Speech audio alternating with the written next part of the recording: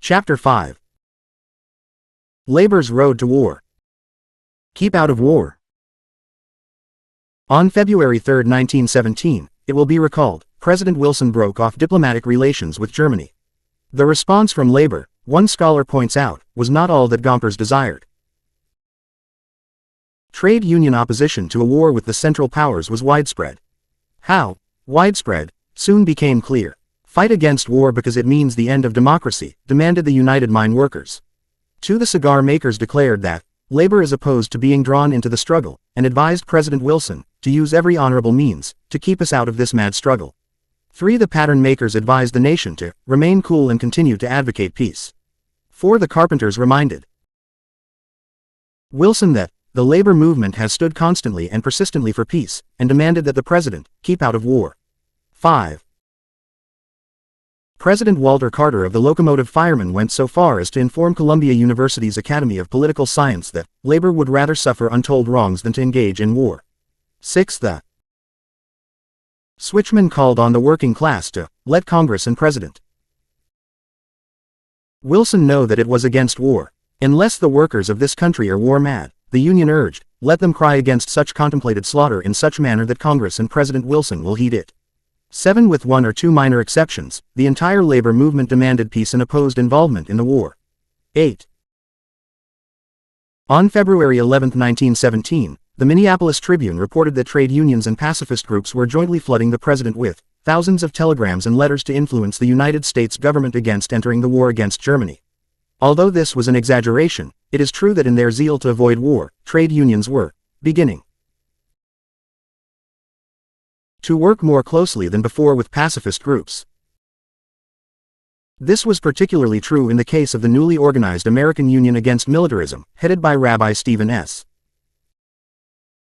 Wise, Lillian Wald, Oswald Garrison, Villard, and Rev.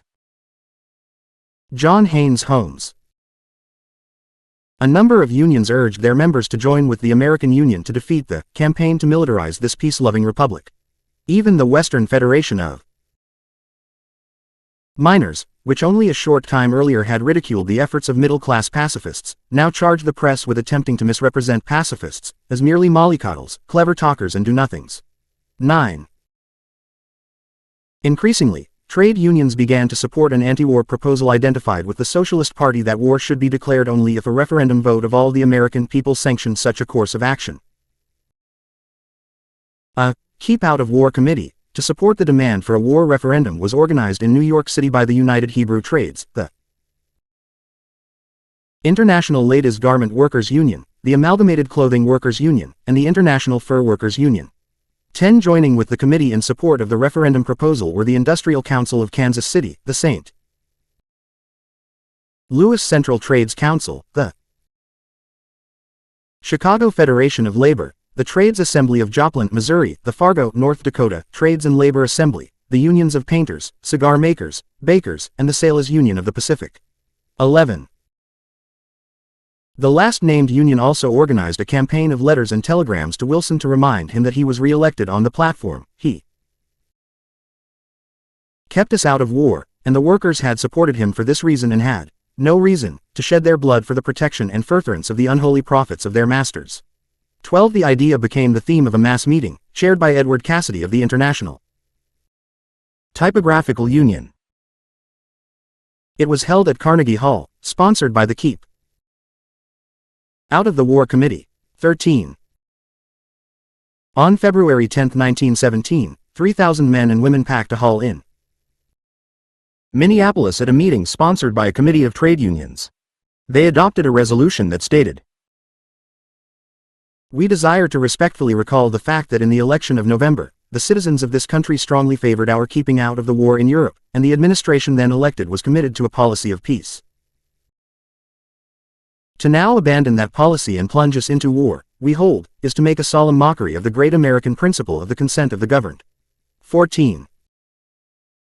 On February 4, 1917, the day after the United States broke off diplomatic relations with Germany, Gompers, with the approval of President Wilson, cabled Karl Lejeune, leader of the German trade unions in Berlin, asking IFHE could prevail upon German government to avoid break with United States and thereby prevent universal conflict. Legion cabled that German labor was opposed to extension of conflict, that the resumption of submarine warfare was provoked by the Allies' rejection of Germany's sincere offer of immediate peace negotiations, and by the continuation of cruel starvation war on our women, children, and aged. The reply continued. No intervention with government on my part has any chance of success unless America prevails upon England to discontinue starvation war as being contrary to law of nations. I appeal to American labor not to allow themselves to be made catspaws of the warmonger by sailing war zone and thus contribute extending conflict. International labor must unflinchingly work for immediate peace. 15. Gompers reported that his colleagues of the Executive Council have formally and officially endorsed my action in sending the cablegram, and that in addition from many quarters in the ranks of labor and of the public generally there has been hearty commendation of the spirit which prompted the sending of the cablegram and the purposes it hoped to achieve. 16. What he did not report, however, was that along with approval of his cable to Legion, he received letters and telegrams from trade unions, city labor councils, and state federations of labor urging him to take immediate steps, in the name of the American Federation of Labor, to prevail upon the President and Congress to keep the country out of war with Germany. A number of letters urged that he act to ensure that Congress not plunge us into war without some sort of referendum to the people. 11. In evaluating organized labor's reaction to the mounting war crisis, the New Republic, which was friendly to Wilson's policies, pointed to the position adopted by the Central Federated Union of New York as typical of the feeling of Union men and women. That body had praised Gompers for his cablegram to Legion but had unanimously called upon President Wilson to resist the selfish and sinister influences that would plunge our country into the world cauldron of murder. The CFU also urged Gompers to inform Wilson that it was the belief of American workers that the honor of the United States and its international rights could be upheld and maintained without making war upon Germany, and that our government shall. President Wilson's assistant secretary called Gompers and told him that the president had read the cable, that he not only approves it but thinks it is a splendid service and the president is very gratified. Gompers to Executive Council, American Federation of Labor, Personal and Confidential, Feb. 4, 1917, AFL Archives, State Historical Society of Wisconsin. Before engaging in war against any of the present belligerent nations or against any other nation, refer such question for decision to the people of the United States, in a popular election. 18. Gompers moves toward war. Nothing was further from Gompers' thoughts than to carry out the mission suggested by the Central Federated Union, even though it was evident that it reflected the feeling of Union men and women. On the contrary, on February 10, 1917, in a letter to Champ Clark, Speaker of the House of Representatives, Gompers noted that there need be no apprehension entertained by the government that in the event of American participation in the war, the working people will fail in the performance of duty and give service for integrity and ideals of our country. 19. Ralph M. Easley of the National Civic Federation endorsed Gompers' statement. He assured the nation's business community that the great labor bodies, such as the American Federation of Labor and the Railroad Brotherhoods, representing 3 million wage earners, are ready to give their loyal support to the President in any action deemed necessary to maintain the honor of the country. As for Gompers, he should not be judged by his former, pacifist views. It is evident that the attitude of Mr. Gompers is that of an actively patriotic citizen. If proof were needed, there was the fact that Mr. Gompers is working night and day in Washington with the Council of National Defense, of which he is a member. 20. The Council of National Defense was created in accordance with Section 120 of the National Defense Act of June 3, 1916, and Section 2 of the Army Appropriation Act of August 29, 1916. Gompers had called for its creation as early as December 1915, and on October 1, 1916 he was appointed by President Wilson as a member of its advisory commission. Soon after, he was chosen to be chairman of its Committee on Labor. 21. In a letter to the AFL Executive Council on February 28, 1917, Gompers pointed out that his position on the Council of National Defense had given him the opportunity to see more clearly than ever before that the United States was bound to enter the war, and he had, as a result, arrived at two conclusions. One, that American labor, especially organized labor, should let it be known that it would support the government and its policies when war came, and 2. That labor should be prepared with its own program for wartime cooperation, otherwise American trade unionism could suffer a dilution of standards and conditions, with a resultant loss of prestige and importance. 22. The problem, however, was that organized labor still showed every sign of continuing to be deeply hostile to military preparedness and war. Hence, it was far from certain that when the United States inevitably entered the war, the labor movement would rally behind the government. Gompers pledged to the Advisory Commission of the Council of National Defense that he would do everything necessary to convince the labor movement to share his conviction that war to suppress crime is justifiable. He put it quaintly, he would induce my boys to follow me. 23. To carry out this pledge, Gompers called a series of conferences of leaders of organized labor to obtain general agreement regarding their attitudes toward U.S. participation in the war, and the labor problems that would follow its entrance.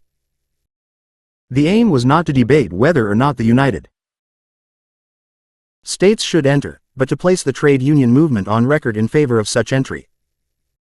In short, to line the labor movement up for war. The first such meeting took place on February 27, 1917, with delegates of the metal trades unions of the APL Railway Employees Department who had gathered in Washington to confer with the railroads regarding wages, standards, and schedules. Gompers asked them to meet with him that evening.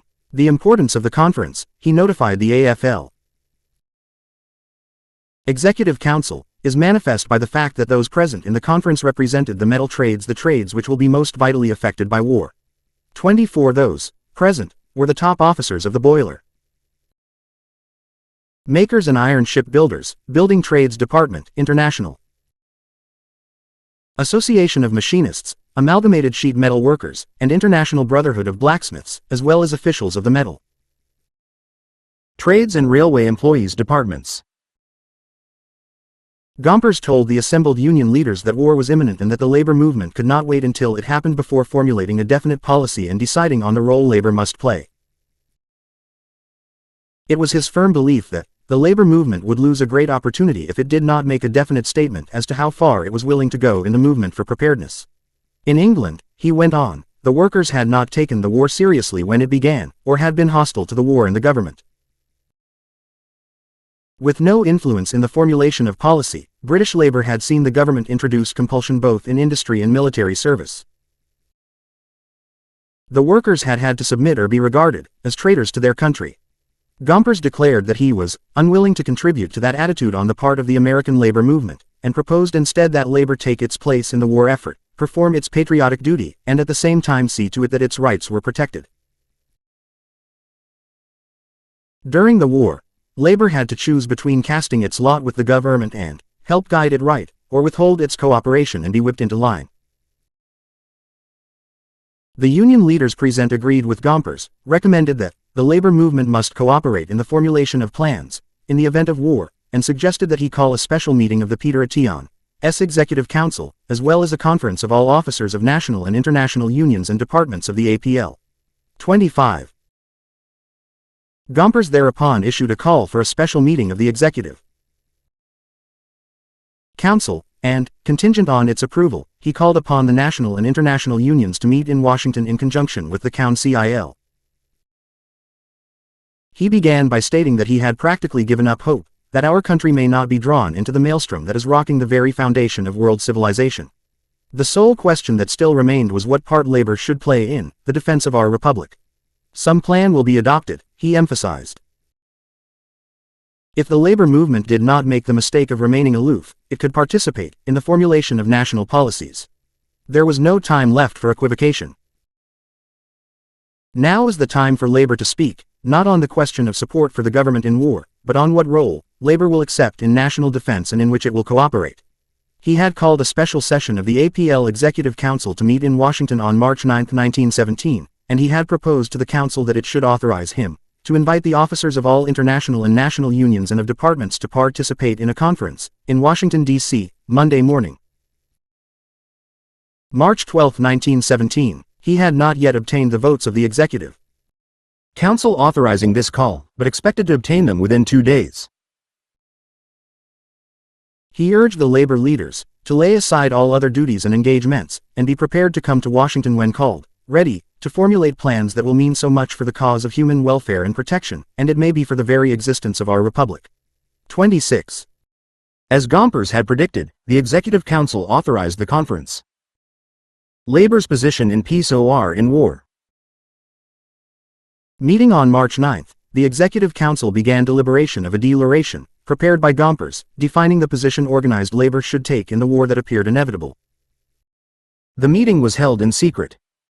No notes as to the discussion were ever released.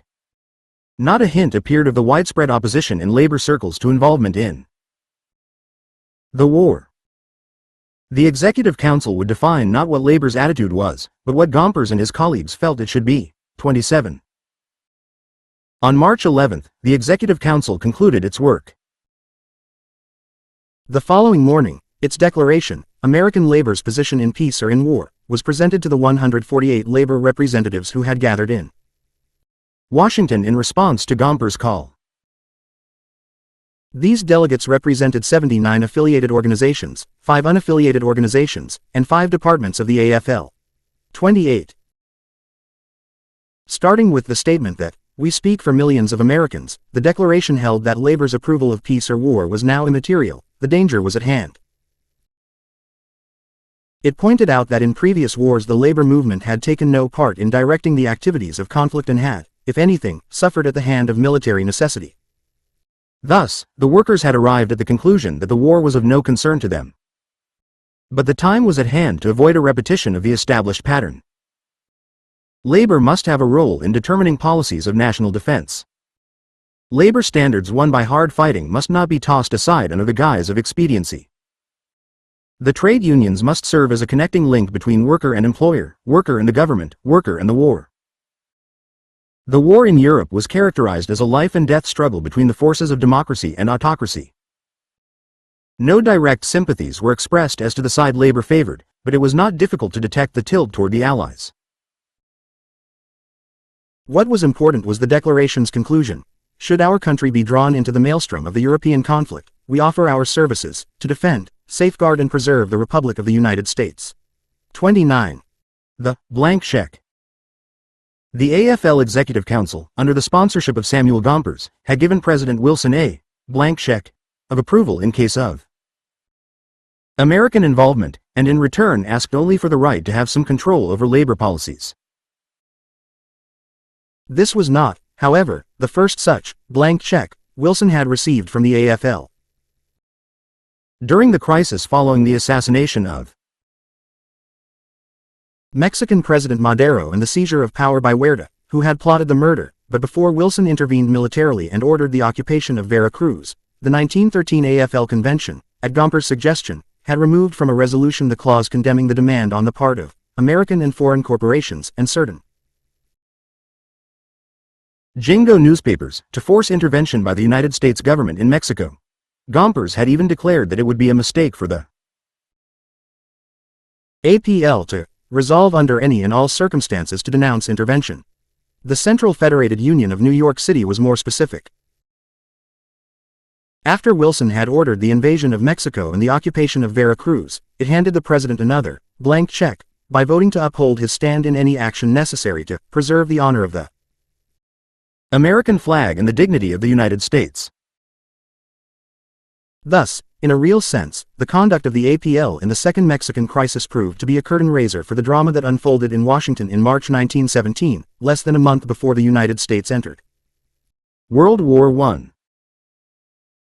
The delegates in Washington devoted exactly one day to discussing the declaration that Gompers and the APL Executive Council had placed ready-made before them. 30 Finally, without a dissenting vote, they adopted it, exactly as it had been submitted to them. 31 Thus, when President Wilson appeared before Congress less than a month later, on April 2, and asked for a declaration of war against Germany, he was already assured of the support of organized labor. 32. The real nature of the Washington Labor Conference. A closer examination of the situation, however, indicates that there is more to this story. For one thing, it has been generally accepted that the conference in Washington was called upon Gompers' initiative, but the New York Times reported that the meeting was held at the suggestion of the Council of National Defense. 33 This was subsequently confirmed by Lawrence Todd, a labor journalist close to APL headquarters in Washington, D.C. Gompers actually inquired as to the feasibility of the government's paying the expense of calling so many labor officials to Washington. 34. All of these factors led Simeon Larson to conclude that the conference was the result of a collusive arrangement between leaders of the APL and elements of the Wilson administration for the specific purposes of stemming the growing tide of opposition to a foreign policy that might involve the United States in the European conflict and, at the same time, solidly aligning labor with any policy pursued by the administration in Washington. 35 Indeed, Gomper's correspondence reveals how closely he worked with the Wilson administration in planning and carrying through the Washington Conference. 36. Although Gompers had wanted the conference to be a meeting, truly representative of organized labor in the United States, it was actually far from that. The Socialist Party and the IWW, for obvious reasons, did not attend. Also absent were representatives from such important AFL unions as the United Mine Workers, the International Ladies Garment Workers Union, the International Union of Mine, Mill and Smelter Workers, the International Typographical Union, the United Cloth Hat and Cap Makers, the Steam Engineers Union, the Journeyman Barbers International Union, the United Brotherhood of Papermakers, the International Photo Engravers Union of North America, the Pulp, Sulfite, and Paper Mill Workers, the Theatrical Stage Employees Alliance, and the Railway Carmen Brotherhood. 37. Marsden G. Scott, president of the International Typographical Union, refused to attend. In a letter to Gompers, Scott said that he would not serve. Gompers' purpose, having no confidence whatever in your integrity. 38. John P. White, president of the United Mine Workers, wrote that he would not support a move obviously intended to support U.S. entrance into the war. I see no humanitarian issues in the present war. I believe that it is distinctly a commercial war. In my broad travels I find little sentiment among the working people in favor of this terrible war. The United Mine Workers of America has gone on record in a very prominent manner against compulsory military training, and we believe that the great masses of the people should determine whether or not they should engage in this unjust and uncalled for war. Therefore, recognizing the sentiments of the people that I represent and expressing my own views, personally, I would most respectfully beg to be excused from participating in the matter referred to in your letter. 39. Advance, the official organ of the Amalgamated Clothing Workers of America, which was ostracized by the AFL and not even invited to the conference, questioned the authority of the conference to speak for organized labor, since the majority of the unions represented at the conference were actually small unions. The Labor Journal pointed out that the 148 delegates to the conference, who, according to Gompers, spoke for millions of Americans, represented, at best, their membership only, and were not representative of the labor organizations affiliated with the American Federation of Labor, as Gompers claimed. Then again, the rank and file were not consulted prior to the meeting, and thus the conference spoke for the background of the dispute between the AFL leadership and the Amalgamated Clothing Workers. See Philip S. Foner, History of the Labor Movement in the United States 5, New York, 1980, 260-64. Without any real authority. Furthermore, since no officer of a labor organization can commit his constituents to war without their consent, particularly if such constituents are expected to man the guns and stake their lives, the officers who did so usurped a power that was not theirs. Concluding on this note, Advance contended that the Washington Conference could at best act in an advisory capacity. 40. Even more damaging to the claim that the conference spoke for organized labor was the information furnished by one who had attended the gathering. Daniel J. Tobin, president of the International Brotherhood of Teamsters, Chauffeurs, Stablemen and Helpers of America, wrote to Gompers that after the conference in Washington he would have nothing further to do with any movement sponsored by the AFL president, because of the fact that things will have to run as you want them to run or they cannot run at all.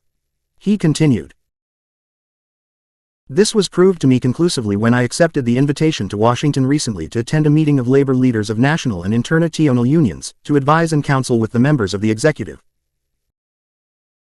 Council of the American Federation of Labor, so that we might arrive at a safe conclusion.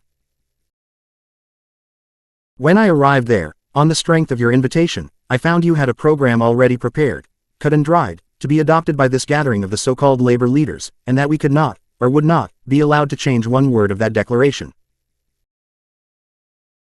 I endeavored to have an amendment adopted postponing definite action for 3 or 4 days, but this was objected to and voted down by nearly every member of the Council, although we were brought there for a definite purpose, and although we had no power from our international or national unions to act on the proposition submitted. 41. In an article in the International Teamster, the union's official journal, Tobin added some details. He noted that he had asked for a postponement on the vote so that the delegates who were present could ascertain the position of their memberships on the crucial issue of peace or war. This, however, was voted down by nearly every member of the Executive Council, as was Tobin's other proposal to defer voting on the declaration until the following morning. Finally, Tobin revealed, the conference was asked to adopt the declaration, just as it was read, and it was rammed down the throats of the 148 delegates who were not allowed to change a word. Tobin concluded that there was really no need for calling the representatives of labor to Washington, when there was a cut and dried program already prepared which might have been mailed to the international officers. 42. Since the proceedings of the conference were secret, Tobin's disclosures were significant in challenging the picture drawn by Gompers of a gathering of labor leaders who spoke freely for organized labor in support of war. What Tobin did not explain or even discuss, however, was why he refrained from voting against the declaration despite his bitterness over the way it was rammed down the throats of the delegates.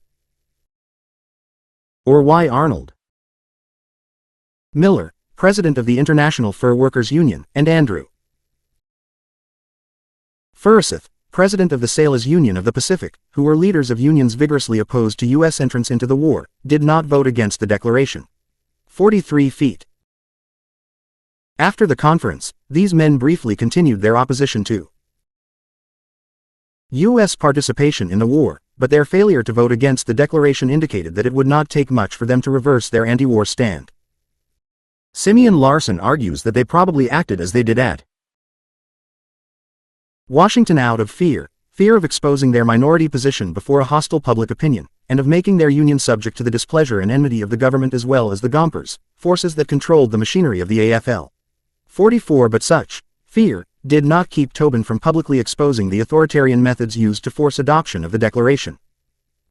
In truth, these union leaders were behaving consistently. They usually talked militantly, but acted conservatively. 45. Labor's response to the declaration, American labor's position in peace or in war, was far from enthusiastic. To be sure, the tailor, official organ of the Journeymen's Tailors Union of America, viewed the declaration as being like the Ten Commandments, and warned that a change would only spoil it. 46 But this was a distinctly minority position. More typical was the indignation voiced by the International Association of Machinists of Cleveland, who wrote to Gompers complaining of the high-handed action of pledging the members of the AFL to unlimited support in time of war. We demand to know by whom such authority to pledge the workers of the nation to a bloody war in the interest of the steel and ammunition manufacturers was given. Those who drew up and approved the declaration, the Cleveland Machinists declared, were guilty of endorsing capital, throwing labor to the dogs, and destroying the highest interest of the nation. 47 feet. According to the New LBRK Times, Furseth was among the chief opponents of the declaration, and Aft-Ards characterized it as a virtual declaration of war. March 13, 1917. Furseth encountered the bitter anger of his membership when he returned to San Francisco for his failure to vote against the declaration. Hyman Weintraub, Andrew Furseth, emancipator of the Cement Berkeley, CA, 1959 p. 143. Similarly, the fur workers angrily denounced Miller for having voted for the declaration. Philip S. Foner, The Fur and Leather Workers' Union, Newark, New Jersey, 1950, page 50. Louis Lorwin concludes that within the trade unions, the declaration was met with lukewarm endorsement or unorganized opposition. In any case, Since few labor bodies were given an opportunity to express themselves on this declaration, the acceptance of the Declaration of March 12 by the labor movement was to a large measure passive. 48. In an editorial, Patriotic Organized Labor, the New York Times reminded its readers that it was at the suggestion of the Council of National Defense that a conference of the American trade unions, national and international, was held in Washington. It dismissed the Declaration of Rights and Wrongs and Duties, the demands, conditions and guarantees laid down by the conference, as largely theoretical, a sop to the radical elements, and contended that the common resolve to defend the country is the prime and essential part of the statement. 49. Evidently Gompers agreed. In reporting on the conference to the Council of National Defense, Gompers did not bother to mention the demands for recognition, protection of rights, and equality of sacrifice. He spoke only of the comprehensive declaration of loyalty, which the gathering had produced, and proudly boasted that the declaration smoothed the way for America's entrance into the war. 50. Gompers later explained this statement with the observation that the only thing standing in the way of a declaration of war at the time of the conference was that the President and Congress were not sure of the position that would be taken by the masses of the working people, and that labor's declaration giving the administration a blank check also gave it the necessary assurance and encouragement it had sought. 51. It also gave the AFL leaders and the Wilson administration a weapon with which to isolate the anti-war forces in the labor movement, and cast them in the villainous role of being traitors to the unions and the workers if they continued in their anti-war crusade. And it made it easier for labor leaders to abandon the peace ship. 52. Despite tremendous pressure to support whatever steps the administration took, many unions were not yet prepared to abandon their opposition to American intervention. Some voiced this in telegrams to Gompers, such as that sent by the Schenectady Trades Assembly notifying him that the Central Labor Union had unanimously voted tonight, March 29, to request you to use every influence you can bring to bear to prevent declaration of war. 53 others expressed this opposition in telegrams to Congress. On. Workers advised their members to protest to their congressmen against the nation's participation in the European capitalistic conflict. 55 in Seattle. The Central Labor Council informed Congress that it had voted unanimously, 250-0, on April 4, to oppose American entry into the war. 56. Labor's response to the declaration of war. When Congress declared war on April 6, 1917, not much of this anti-war sentiment was evident at first, as pledges of support for the government came from union after union, state federations of labor, and city central labor councils. As expected, the AFL leadership responded eagerly, never veering from the super-patriotic course it had already adopted. The attitude of many unions and labor leaders who had previously opposed entrance into the war changed dramatically as they literally wrapped themselves in the flag. The Central Federated Union of New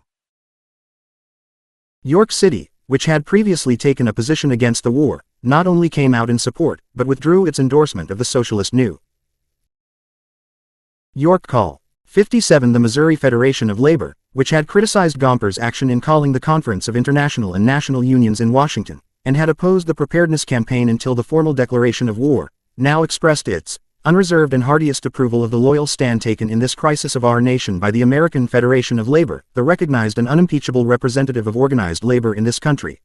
58. Andrew Forsyth, who had often declared he did not believe in our entry in the war, now took the position that it was the duty of seamen to aid to the best of their ability the nation which had given them freedom. 59. Daniel J. Tobin also reversed himself and backed the war to the hilt. If Forsyth was repeating the position he had taken 16 years before on the war with Spain. At first he had written strong anti-war editorials in the Coast Seaman's Journal. But once the United States declared war against Spain on April 25, 1898, he pledged labor's allegiance to the nation in its war effort.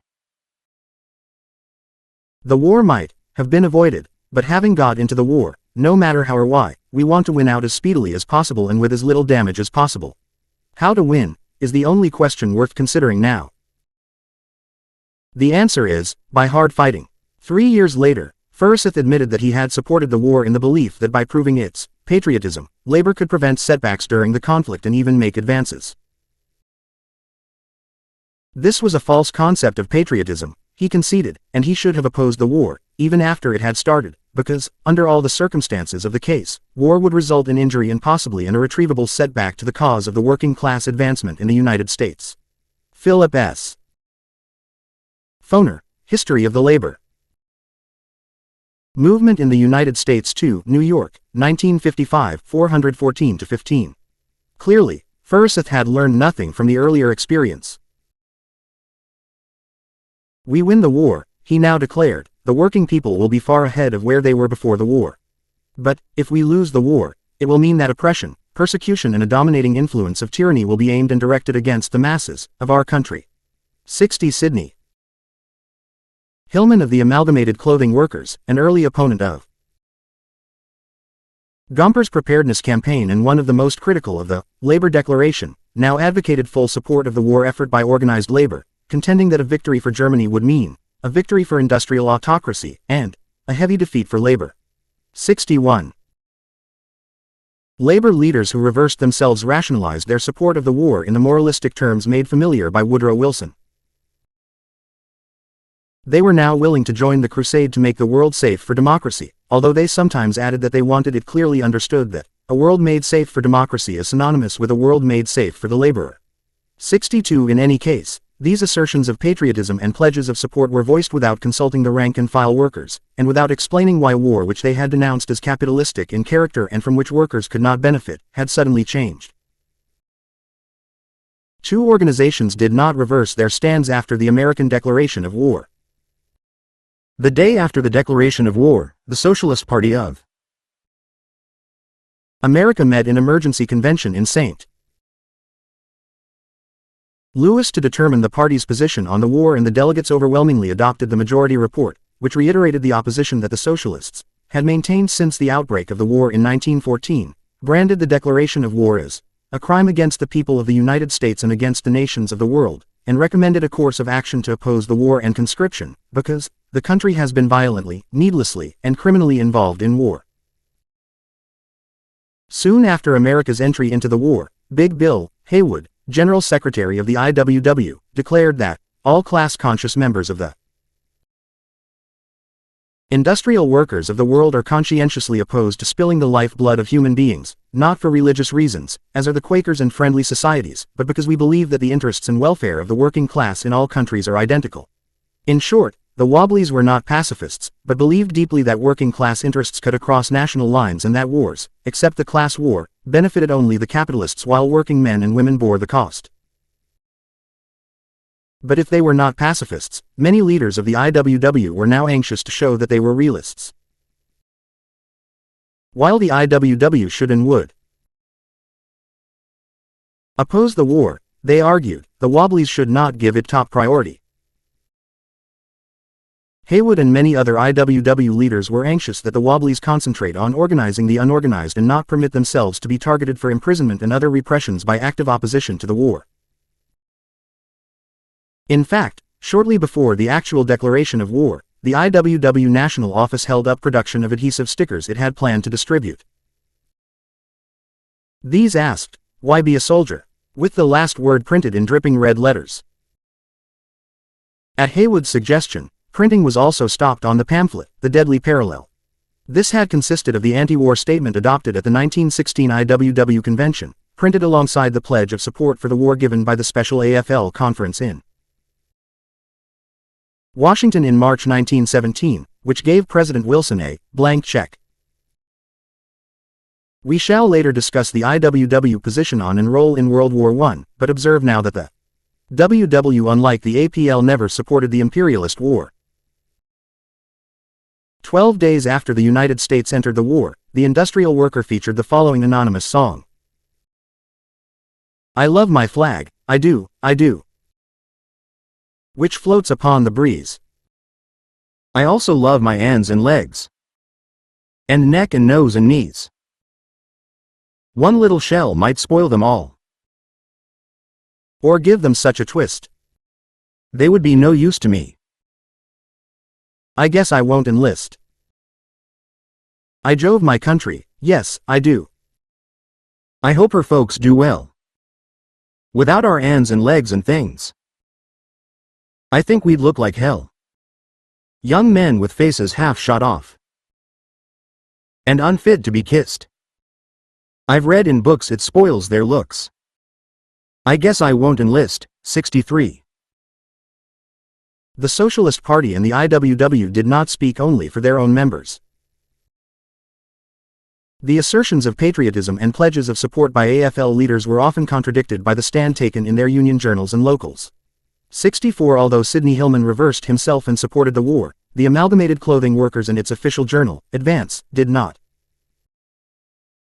After Congress had declared war and Hillman had voiced his support, the Amalgamated declared, "Today we have the additional duty of protesting against war by our own country, against saddling the yoke of militarism upon the working class at home.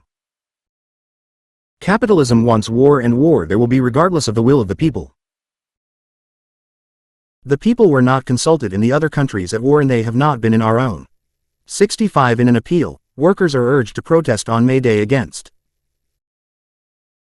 all wars. The Amalgamated called on its members and other workers to participate in the approaching May Day parades as part of a workers' protest against the war. 66. 2 weeks after the United States entered the war, the Amalgamated Clothing Workers hailed the Socialist Party's Street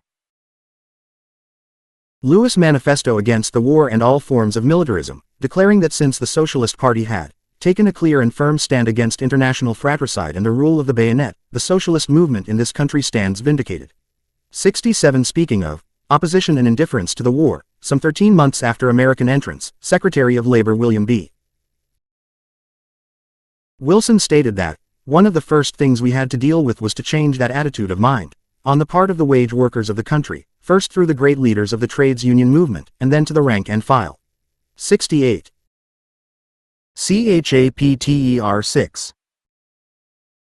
The People's Council and the American Alliance for Labor and Democracy. Organizing the People's Council. Shortly after America's entry into World War I, the Bolsheviks in Russia made public their demands for a peace based on no annexations, no indemnities, and self-determination for all peoples. These dramatic new peace proposals gave U.S. socialists and pacifists a program around which to advance a campaign for world peace. On May 2, 1917, the Emergency Peace Federation, the American Union Against Militarism, and the Women's Peace Party met to coordinate their programs and to lay plans for a giant peace rally. A number of socialists, led by Morris Hillquit, joined the planning sessions. 1. An organizing committee was also established to form a new peace society based on the workingmen's councils of the Bolsheviks in Russia. Morris Hillquit was chosen chairman and Louis P. Lochner, of the Emergency Peace Federation, secretary. The American councils, notes Frank Grubbs Jr., were to appeal primarily to the working classes and to those who were unconnected with the capitalist class. 2. On May 10, 1917, Lochner sent Samuel Gompers a telegram announcing that a strong group representing labor, socialism, peace, religion, politics plans First American Conference for Democracy in terms of peace. The meeting was scheduled for New York City's Madison Square Garden on May 30. Those invited were to accept, in principle, speedy and universal peace, no indemnities, no forcible annexations, and a number of other demands, including opposition to conscription, defense of free speech and press, opposition to lowering industrial standards, and heavy taxation of war industries and incomes. Gompers was asked, "May we use your name in call for conference?" The AFL president replied that same day, telegram received. "I prefer not to ally myself with the conscious or unconscious agents of the Kaiser in America." 3. Although Gompers was not listed, the call for the First American Conference for Democracy in terms of peace included the names of officials from some of the leading trade unions in the country, particularly those centered in New York City with large memberships in the garment trades. They included Benjamin Schlesinger, president, and Abraham Baroff, secretary of the International Ladies Garment Workers Union, Joseph Schlossberg, secretary of the Amalgamated Clothing Workers of America. James H. Maurer, President of the Pennsylvania State Federation of Labor. Max Pine, Secretary-Treasurer of the United Hebrew Trades of New York. Rose Schneiderman of the Women's Trade Union League and an ILGWU organizer. Alexander Trachtenberg, Research Director of the ILGWU and editor of the American Labor-AR book, and Joseph D. Cannon, organizer for the International Mine, Mill and Smelter Workers Union. Also endorsing the call were Judge Jacob Penkin, Rabbi Judah Magnus of New York's Lower East Side, and Morris Hillquit of the Socialist Party. 4. For 2 days, beginning on the morning of May 30th, dozens of pacifist and socialist speakers addressed 400 delegates, emphasizing the need for opposing both the war policies of President Wilson and the labor program of Samuel Gompers. The conference then adopted a number of resolutions endorsing the creation of an international organization dedicated to world peace, the preservation and extension of democracy at home, the repeal of conscription laws, the safeguarding of labor standards, and the demand upon the United States government that it state concretely the terms upon which it is willing to make peace. Finally, the conference established a permanent organization, the People's Council for Democracy and Terms of Peace. The newly formed organization immediately issued a call to a national gathering in Minneapolis during the first week of September. 5. When the People's Council was formed, it had the firm backing of the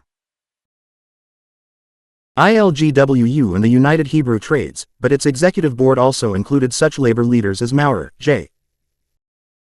Malin Barnes, president of the International Cigar Makers Union, and James Bagley, president of the Brooklyn Central Labor Union. Other permanent officers were Lochner as executive secretary, Rebecca Shelley as financial secretary, and Elizabeth Freeman as legislative secretary. Hillquit, Rabbi Magnus, Judge Penkin, and the young Presbyterian minister Norman Thomas were also executive board members. 6. During the late summer of 1917, the leaders of the People's Council undertook an expansion program into other areas of the country. Maurer went on a nationwide tour, addressing mass meetings of trade unions and calling upon labor to organize the anti-war movement. 7 local conferences were held in Philadelphia, Los Angeles, San Francisco, Seattle, Salt Lake City, Chicago, and many smaller cities and towns. Local branches were established in 18 states extending from New York and Massachusetts in the east to California and Oregon in the west. 8. To facilitate activities among trade unionists, the People's Council organized a separate unit known as the Workmen's Council of America. It was explained that it is the failure of the official leadership of the American Federation of Labor to meet the exigencies created by war, and to stand up for the preservation of labor's rights that caused the creation of the Workmen's Council of America. 9. In New York City, the Workmen's Council included the United Hebrew Trades and about 65 local unions. Among the latter were fur workers, ladies' garment workers, painters, jewelry workers, and bakers. By mid-August 1917, it had grown to 284 branches of the People's Council in New York City, including chapters in 93 unions, representing over 900,000 workers. 10. By this time, the council was claiming that a new local union of the AFL was joining it each day, and it envisioned a membership of 2 million by September, made up largely of AFL members. 11 But several months before this, Gompers had already termed the situation dangerous, and had swung into action to undermine the People's Council. 2. Formation of American Alliance for Labor and Democracy. Gompers did not take the new labor pacifist movement seriously at first, even though one of the People's Council's objectives was to oust him from the AFL presidency. 13 But others in or close to the AFL were becoming seriously alarmed lest the socialists take over the leadership of the labor movement, especially in New York City. Chief among these was Robert Maisel, director of the National Labor Publicity Organization, which operated as a clearinghouse for most labor publications in New York City. Maisel had formerly been associated with the New York Call, and even though he resigned from the socialist newspaper after America's entry into the war, which he fully supported, he maintained contacts with his former socialist friends and was thus able to obtain inside information about the growing influence of the People's Council. He soon began to supply Gompers with confidential information concerning the council's organizing work. He was able to convince the AFL president that if nothing was done to counteract them, the socialists would soon capture the leadership of the Central Federated Union in New York and put that important labor body on record as opposing the war and urging a speedy peace. From there, Maisel predicted, the movement would infiltrate organized labor with propaganda that would cause interference with the war effort. 14. Now thoroughly alarmed, Gompers made plans to visit New York and personally urge the Central Federated Union to establish an organization of loyal labor forces designed to counter the People's Council and fully support the Wilson wartime program. 15. He was supported in this by the New York NMES, which attacked the People's Council as a German-financed socialist plot for a German peace. At a meeting of the CFU on June 29, Gompers echoed the Times' characterization of the People's Council and urged all loyal trade unionists to avoid such treasonable elements, who, he said, were attempting to destroy the true American labor movement. 16. Out of the conferences between Gompers and the General Executive Committee of the Central Federated Union emerged the American Alliance for Labor and Democracy, the organization that was to be the AFL's answer to the People's Council. It was originally established in July 1917, to combat the specific situation in New York City. 11. But when John Spargo, the pro-war socialist, learned of Gompers' action in New York City, he conferred with President Wilson and was told that the president was distressed and troubled by the conditions in certain parts of the country with respect to the war, and especially by the very sullen resentment. Spargo promised to approach Gompers and suggest that the pro-war socialists link up with picked men from the AFL to form a national pro-war labor organization. Gompers agreed, and the American Alliance for Labor and Democracy expanded from a local to a national organization. Wilson was delighted and urged Spargo to proceed and not to worry about money for the organization, since he had a fund that Congress had voted that is to be spent at my discretion. 18. At this point, Ralph M. Easley of the National Civic Federation suggested to Gompers that he approach George Creel of the Committee on Public Information and request that he furnish the funds for both the publicity and organization work of the Alliance. A few months later, Easley informed Vincent Astor that the American Alliance for Labor and Democracy was financed by the Creel Bureau, the money coming out of the President's $100 million fund. The Committee on Public Information had agreed to pay for rent and salaries, as well as for the Alliance's published propaganda. 19. The Committee on Public Information had been established by Wilson on April 13, 1917 for the sole purpose of keeping Americans loyal to the war effort. The American Alliance would actually function as a labor subsidiary of the administration's Propaganda Bureau, and drum up support for a pro-war policy among workers. In fact, Creel regarded the American Alliance as our most important body, and he informed the League for National Unity that the government is behind it to the limit of its power. Although Gompers was the chairman and Maisel the director, Creel made most of the Alliance's basic decisions, determining which pamphlets and statements the Alliance should publish. 20. Although the Alliance operated as organized labor's adjunct to the Wilson administration's war propaganda machine, the general public was led to believe that the AALD was an independent, self-sustaining organization. When James H. Maurer addressed an open letter to Gompers, asking who was financing the alliance, the AFL president indignantly refused to answer. 21. The list of top officers of the American Alliance reflected the cooperation between AFL leaders and pro-war socialists. On the advisory council were such AFL men as Ernest Boehm and Hugh Frame, along with three of the leading pro-war socialists, John Spargo, Charles Edward Russell and William English Walling. 22. In mid-August, Gompers sent a circular to all international and local AFL unions informing them of the AALD's existence and asking all AFL branches to establish local AALD chapters. Minutes count and the pro-German cause gains by every minute of American delay, Gompers emphasized as he urged the signing up of members in the alliance. 23. All prospective members were required to take the following pledge of loyalty. The undersigned hereby affirms that it is the duty of all the people of the United States, without regard to class, nationality, politics or religion, faithfully and loyally to support the government of the United States in carrying on the present war for justice, freedom and democracy to a triumphant conclusion, and gives this pledge to uphold every honorable effort for the accomplishment of that purpose, and to support the AFL as well as the Declaration of Organized Labor's Representatives made March 12, 1917, at Washington, D.C. as to labor's position in peace or in war. 24. Port of the government's war policies, but also to affirm their loyalty to the APL and its policies. Alliance propaganda. With the Creel Committee on Public Information providing the funds for renting office space in New York City and hiring a staff to carry on its publicity campaign, the Alliance established a weekly news service and published leaflets and pamphlets on such topics as labor in the war, socialism, Bolshevism, government regulation, profiteering, reconstruction and general industrial adjustment. In addition, it began to supply the labor press with loyalty material.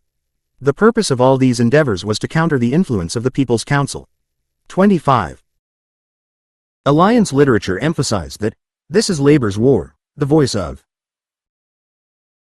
Uncle Sam is calling every worker to show his colors. A widely distributed Alliance publication centered around Gomper's statement opposing the Stockholm Peace Conference, which all anti-war socialists supported. This is no time for the working people of the Allies to gather in a peace conference, Gompers declared, the action of which might hamper the efficiency of the nation's fighting forces. 26. The Alliance made no pretense of involving the workers whom it addressed in any decisions concerning peace. All they were asked to do was to support the position of the Wilson administration and that of the APL leadership, which endorsed it uncritically.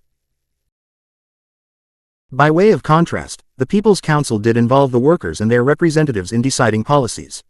In every city where a local People's Council has been formed, declared the locomotive firemen, labor has participated and in most cases dominated the councils. 21. 2 national conventions. Although the People's Council had chapters in most urban centers by late summer of 1917, it encountered great difficulty in finding a place for its first national convention. The meeting was scheduled for September 1st in Minneapolis, but all the halls and auditoriums were closed to it. When the council tried to hold the convention in a large tent, it discovered that no one would rent the land on which to erect the tent. Nevertheless, the council officials persisted and issued a call for the convention which asked. The People's Council had elected delegates to attend the Stockholm Peace Conference, but the delegates never received passports from the United States government. New York Call. August 14, 1917. Shall we stand with the high-sounding American Alliance for Labor and Democracy and Gompers, or the People's Council for Labor and Democracy of James Maurer? Samuel Gompers, despite his noble duty of earlier days, no longer speaks for American labor. Come to Minneapolis, 28. But Minnesota Governor J. A. Burnquist placed that state totally off limits to the convention on the ground that it would give aid and comfort to the enemies of the United States. 29. After the People's Council had received rebuffs from several other localities, Chicago Mayor William Hale Thompson extended an invitation to it to meet in his city and under his personal protection. However, Illinois Governor Frank Loudon forbade Thompson to allow the People's Council to convene in Chicago. While Thompson and Loudon were battling, the delegates were able to rent an auditorium in Chicago and begin their deliberations on September 1st, 30. Before the police were able to interrupt the proceedings, the delegates approved a constitution calling on all anti-war radicals to support the Bolshevik peace proposals and build a social democracy similar to that of Socialist Russia. They also set up a National Administrative Council consisting of a General Committee of 50, an Executive Committee of 15, and numerous subcommittees based on national districts. The delegates adjourned just before the arrival of 3 companies of National Guard troops who had been ordered to Chicago by Governor Loudon to close down the convention. By the time the troops reached the auditorium, the delegates had left and had been replaced by the guests attending a Polish wedding. 31. Directly after the Chicago Convention, the People's Council announced that Scott Nearing, the educator and pacifist, had accepted the chairmanship of its executive committee. He would make his headquarters in New York City and devote all of his time to the affairs of the council. Lochner was to continue as executive secretary, and the executive committee included Hillquit, Penkin, Schlossberg, Shelley, Magnus and Maurer. The People's Council movement is now upon a strong, permanent basis, declared Maurer confidently. We represent some 2,500,000 people and our members are being increased daily. 32. As soon as Gompers learned that the People's Council was planning to hold its first national convention in Minneapolis, he called the National Convention of the American Alliance for Labor and Democracy for the same city to begin on September 5, 1917 and continue for 3 days. This, he declared, would give the alliance a great opportunity to refute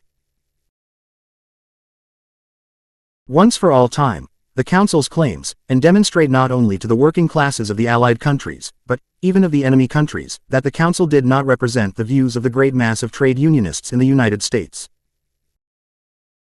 The fact that the Minnesota authorities did not permit the People's Council to hold its convention in Minneapolis did not deter Gompers from scheduling the AALD convention in that city. A call was sent to every Central Union body and AFL affiliate urging them to participate. J. Phelps Stokes, the millionaire pro-war socialist, and Frank P. Walsh, the former head of the Commission on Industrial Relations, sought to recruit participants. George Creel himself worked out the details of the Minneapolis meeting with the alliance leaders. He informed Walsh that he had explained fully my ideas and wishes with regard to Resolution S. Thus, the main resolution should concern itself with the war and declare it a war of self-defense, and put the alliance back of the president squarely. 33 subsidiary resolutions should go on record in favor of free speech and the right of peaceful assembly, urge that the burden of the war be borne by the wealthy, call for a tax on profits, and support government operation of the railroads and all business in which a federal role was necessary to maintain munitions production. These resolutions, Creel felt, would give the alliance a program that would appeal even to radicals, while not detracting from the support of the war effort. But even the proposed resolutions were to be limited in their scope. Thus, even though the convention would go on record in favor of free speech, it would not condemn Minnesota's governor for refusing to allow the People's Council to meet in Minneapolis. 34. After notifying AFL organizers to pay special attention to recruiting labor representatives to attend the AALD convention, Gompers arranged to charter a special train, the Red, White and Blue Special, to carry delegates from New York to Minneapolis. Despite the intensive recruitment campaign, only 170 delegates attended. Governor Burnquist, who had earlier driven the People's Council from the city, welcomed the alliance delegates with great fanfare and a bodyguard of troops. 35. In his keynote address, Gompers declared that the aim of the alliance was to bring together the AFL and pro-war socialists into a working organization for the immediate purpose of winning the war. To illustrate the administration's support for the alliance, Gompers read a message from President Wilson endorsing the organization in its crusade against labor disloyalty. In his message, Wilson conceded that too often military necessities have been an excuse for the destruction of laboriously erected industrial and social standards, but he stressed that fears that this would occur under his administration were groundless. Labor loyalty, he insisted, would be rewarded by the government's full support in gaining for the toiler a new dignity and new sense of social and economic security. The pro-war socialists at the convention bitterly attacked the leaders of the anti-war forces in the Socialist Party as tools of Germany, and appealed to all socialists in the United States, both organized and unorganized, to put all their energy and strength, all their ardor and enthusiasm at the disposal of our government, so that the war may be carried to a rapid and victorious conclusion. Socialists of America, the appeal concluded, join your local branches of the American Alliance for Labor and Democracy. And finally, the pro-war socialists made the demagogic statement that in supporting the alliance, socialists would be following in the footsteps of Karl Liebknecht and Rosa Luxemburg in Germany, W. In adopting a declaration and resolutions, the AALD Convention followed Creel's directives. The declaration, which served as the principal resolution, pledged support to the government of the United States and its allies until complete military victory was achieved. It attacked those enemies of the Republic who, falsely assuming to speak in the name of labor and democracy, are now ceaselessly striving to obstruct the operations of the government. It concluded with the assertion that the Great War must be fought to a decisive result, and that until autocracy is defeated, there can be no hope of an honorable peace. 37. As Creel suggested, resolutions were also passed urging protection of labor's high living standards, conscription of wealth, the end of profiteering, labor representation on all government boards and at the official peace conference, and equal suffrage for both sexes. A number of these demands were stated vaguely, and little was added to spell out a specific program to accomplish them. 38 inches. It was a very successful conference, Gompers told the press, emphasizing that the delegates represented the real voice of organized labor. 39. But the facts did not sustain this conclusion.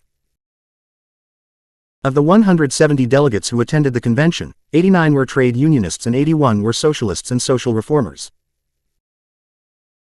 But most of the trade union delegates were from small federal labor unions or were officials of the AFL itself.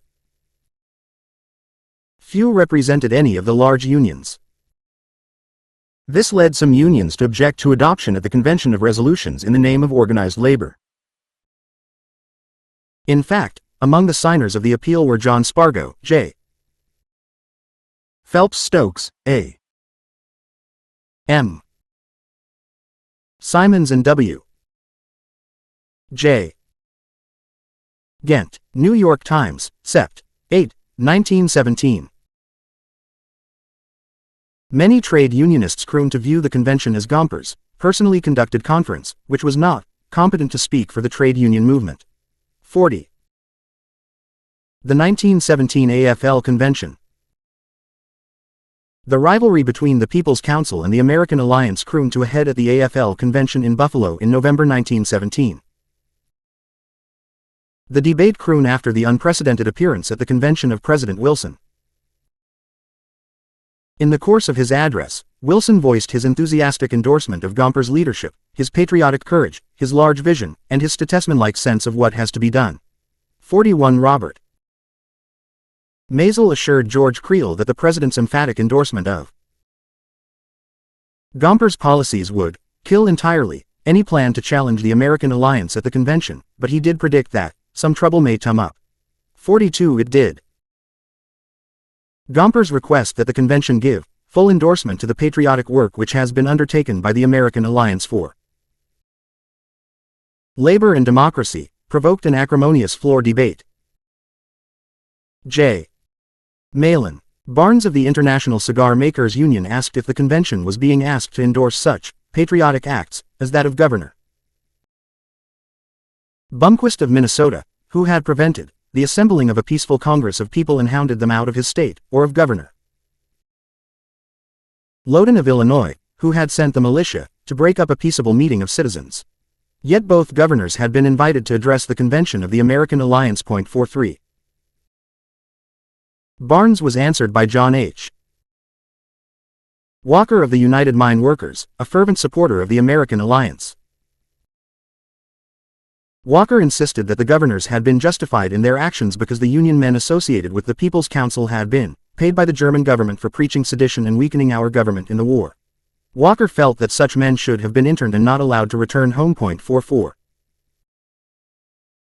After further discussion, an arraignment was introduced stating that the activities of the American Alliance are of no concern to this body, and that no action be taken on the matter. 4s. The arraignment was seconded, and after a discussion that indicated the proposal was gaining support. Matthew Wall warned the delegates that a rejection of the alliance would be a repudiation of the entire AFL leadership, as well as a signal to Germany that American labor was not ready to support the government in the war. He urged the delegates to remember that the President of the Federation is also the President of the American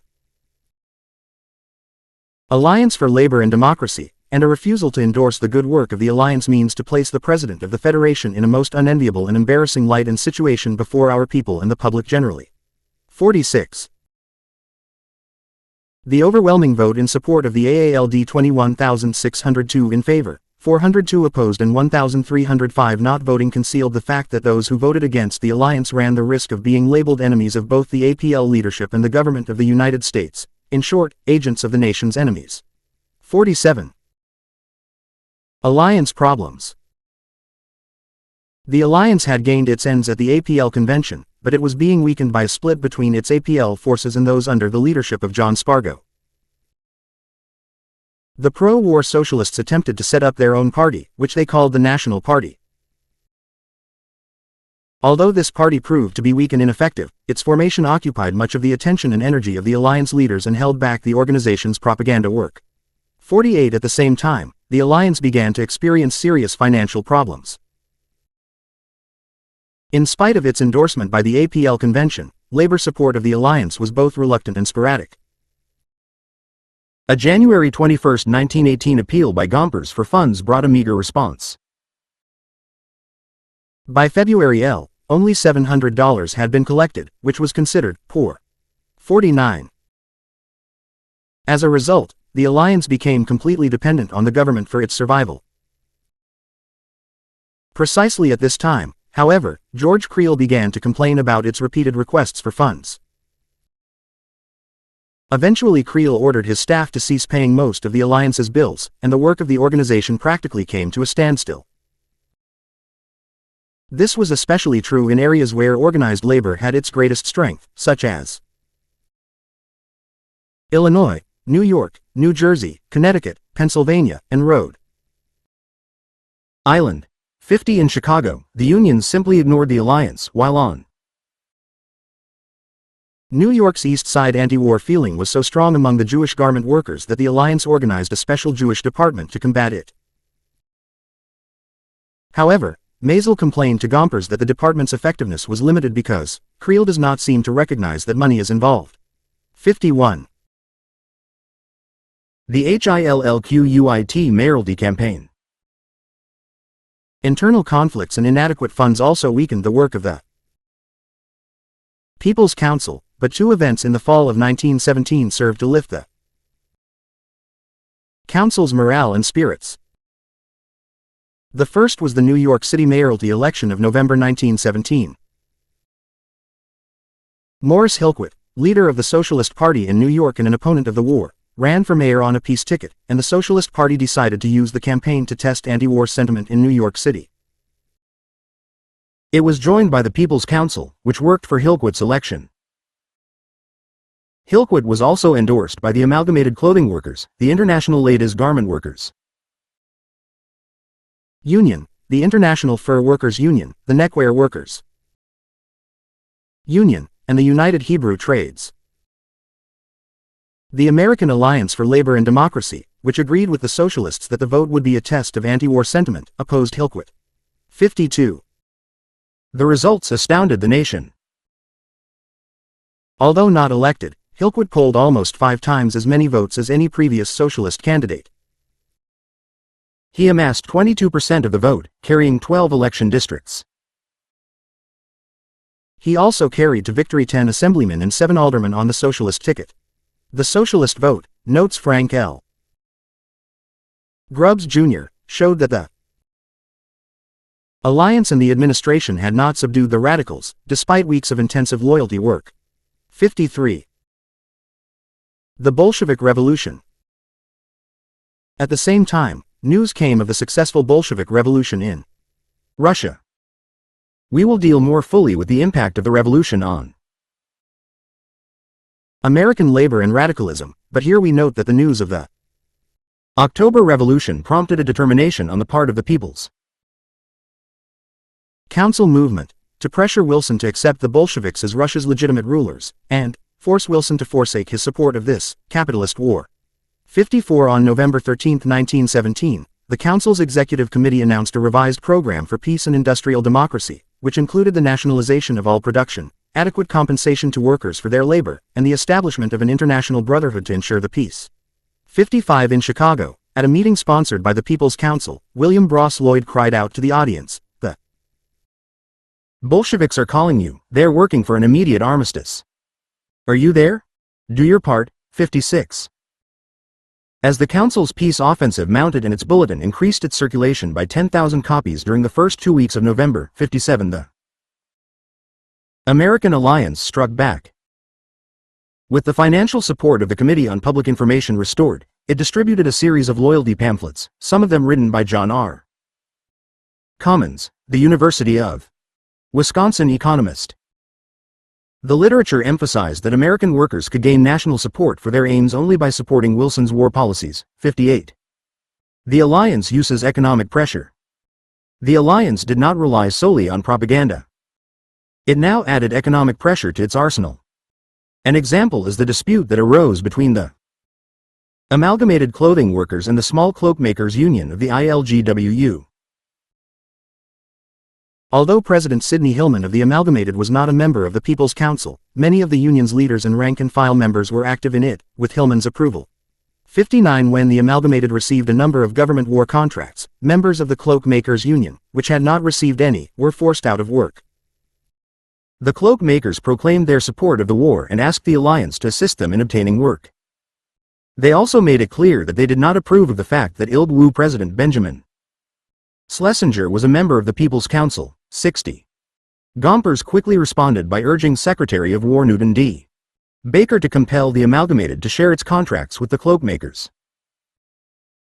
Not only was this done, but President Wilson also urged Baker to withdraw contracts from any union associated with the People's Council. 61. Faced with the loss of government contracts, the Amalgamated and ILGWU officials informed the alliance that they would cease work on behalf of the People's Council. With Wilson's backing, Gompers then turned his pressure on the United Hebrew Trades to support the alliance's loyalty work on New York's East Side. Although the UHT refused to make a definite commitment, the fear that the garment workers, who made up the bulk of its membership, would lose government contracts if they continued to support the People's Council's peace offensive led the organization to cease its participation in the Council's work. 62 Maisel reported jubilantly in February 1918 that the Jewish press in New York City was more or less friendly to us now. I can say that all of the Jewish papers, with the exception of the socialist ones, are now loyal to the government. 63 feet. In the same report, Maisel announced that the alliance had 136 locals in 39 states, that 150 dailies regularly printed alliance material, and that dozens of magazines accepted its propaganda. By this time, moreover, 1,500,000 propaganda pamphlets had been distributed by the alliance. A month later, even some of the socialist ones shifted their positions. In March 1918, the German offensive against Russia led to Russia's capitulation and to the Brest-Litovsk Treaty, which Germany forced on the weak Soviet government. The harsh treaty provisions pushed many anti-war unionists who had been re-evaluating their attitude toward American participation in the war, over into the administration camp. Thus, the United Hebrew Trades officially reversed its earlier anti-war position. Then, as we shall see, when President Wilson announced his 14 points, even anti-war socialists began to waver and finally supported Wilson. 64. Decline of the People's Council.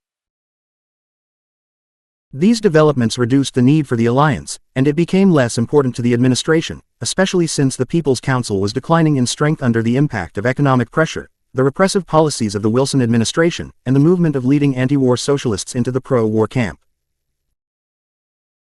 Its main strength had been in New York City, particularly among the Jewish workers, but repression and capitulation had taken its toll. Scott Nearing, who, with Louis P. Lochner, remained with the People's Council to the end, observed, the People's Council was a casualty of the war. Any organization taking the Council's stand was in for a rough time. Patriotic support of the war was widespread and vigilantism was general. There was one difficulty that the alliance could not overcome, and in the end, it was this that rendered much of its activity useless. As Chester Wright, head of the alliance's division of labor publications, noted, intolerable working conditions undermined the work of the alliance, and he warned that any attempt to proceed with loyalty work without an adjudication of industrial conditions would be a pure waste of time. 66. In the following chapters, we will examine to what extent this warning was heeded. Chapter 7. Women and black workers in wartime industry. With the declaration of war by the United States against Germany and its allies on April 6, 1917, U.S. industrial life underwent a profound change. There was a tremendous increase in war orders. The military and industrial demands for labor accelerated rapidly at the very time that immigration from Europe had virtually ceased. Thousands of American workers were being conscripted into the army. In order to fill the gap, employers turned to women and black workers. Women flock into industry. Writing in the American Labor Legislation Review shortly after the armistice, Margaret A. Hobbs commented that the conflict's most essential byproduct was the recognition of the woman worker as an essential factor in industry. While it is true that recognition was slow in coming, and women did not immediately replace men to any great extent, this situation soon changed dramatically. In the fall of 1917, the U.S. Employment Service launched a campaign to replace men with women wherever possible. The first military draft took place on July 20, 1917 and called 1,347,000 men to the colors. Employers tried to fill their places with experienced female workers, and when they were unable to, they turned to recruiting campaigns to mobilize so-called ageless women for war work. The figures on the number of women employed in various categories of industries from before the first draft to after the second tell the story. 3. Women employed per 1,000 wage earners. Before the. After the. Industries. First draft, second draft. Iron and steel and their products 336195. Chemicals and allied products 7998142. Automobile bodies and parts 2144114. In addition, the Women's Bureau of the U.S. Department of Labor conducted a survey of 562 plants engaged in work in metal products other than iron and steel. Before the first draft, the plants employed 14,402 women. After the first draft, there were 19,783 women and 113,061 men employed in 518 firms. After the second draft, there were 23,190 women workers and 106,618 men. The number of firms employing women had risen to 558.4. Female labor that had previously been a valuable industrial and commercial resource became a national necessity after the second draft. As thousands of men left for training camps and for duty overseas, and as the need for war materials reached staggering proportions, armament manufacturers had to rely increasingly on women workers. That more women were now working in industry was not so startling as the fact that they were engaged in so many of what were for them untraditional occupations. In June 1917, World's UBRK had predicted that women's war work will not consist in putting on trousers or an unbecoming uniform and trying to do something that a man can do better. But it soon had to swallow its words. By the winter of 1917-1918, the YWCA reported, avenues of work heretofore unthought of for them women have opened up. Calls are coming in for positions all along lines previously held by men, be it business manager, elevator operator, or errand boy. 5. Yet this was just the beginning. Soon dozens of articles in such magazines as Living Age, Literary Digest, New Republic, Delineator, Scribner's, and Atlantic Monthly were describing girls' and women's labor in, among other places, dirigible factories, machine shops, steel mills, oil refineries, railway repair sheds, and saddleries. Newspapers carried headlines. Girl conductors operating street cars. Steel's mills want women. Women print Liberty bonds in U.S. Bureau of Engraving. All but presswork done by feminine labor. Women make good shingle packers. Women working in Idaho mills. The last of these headlines was followed by a dispatch from Moscow, Idaho, that read, women are being employed in considerable numbers in the lumber mills at Podlick, in this county, where lumbermen are engaged in getting out airplane stock. They wear overalls, do a man's work and receive a man's wages, according to the mill men. Employment of the women is declared due to shortage of help in preparing the white and yellow pine for airplane use. 6. By 1918, overall-clad factory women were toting shells, unloading freight, painting huge steel tanks, breaking up scrap iron, and wielding pickaxes. On the railroads they were handling baggage, repairing tracks, operating bridges, and running the engines. In the cities, they wore the uniforms of elevator operators, streetcar conductors, and postal workers. Girls and women who had never worked before and those who had previously worked in non-war trades went into aircraft and munitions plants, shipbuilding yards, and steel mills, and began operating lathes, drill presses, milling machines, and other machinery and hand tools. In addition, women continued as part of the labor force in their usual jobs in textile, clothing, food, and others. By the time the armistice was signed, almost 10 million U.S. women had entered into gainful employment. At least 3 million were in factories, and over 1 million of these were directly concerned with war equipment, while 100,000 operated long-distance and intracity transport. 250,000 worked in textile manufacturing, from tents to uniforms, and at least 10,000 were forging metal products. Further, female hands were to play an essential role in providing sufficient food, clothing, and housing to equip the 4 million men in service at domestic installations and on overseas battlefields. 7. Performance of women workers. Women performed ably during the war, and industrial commentators generally stressed their reliability and efficiency as workers.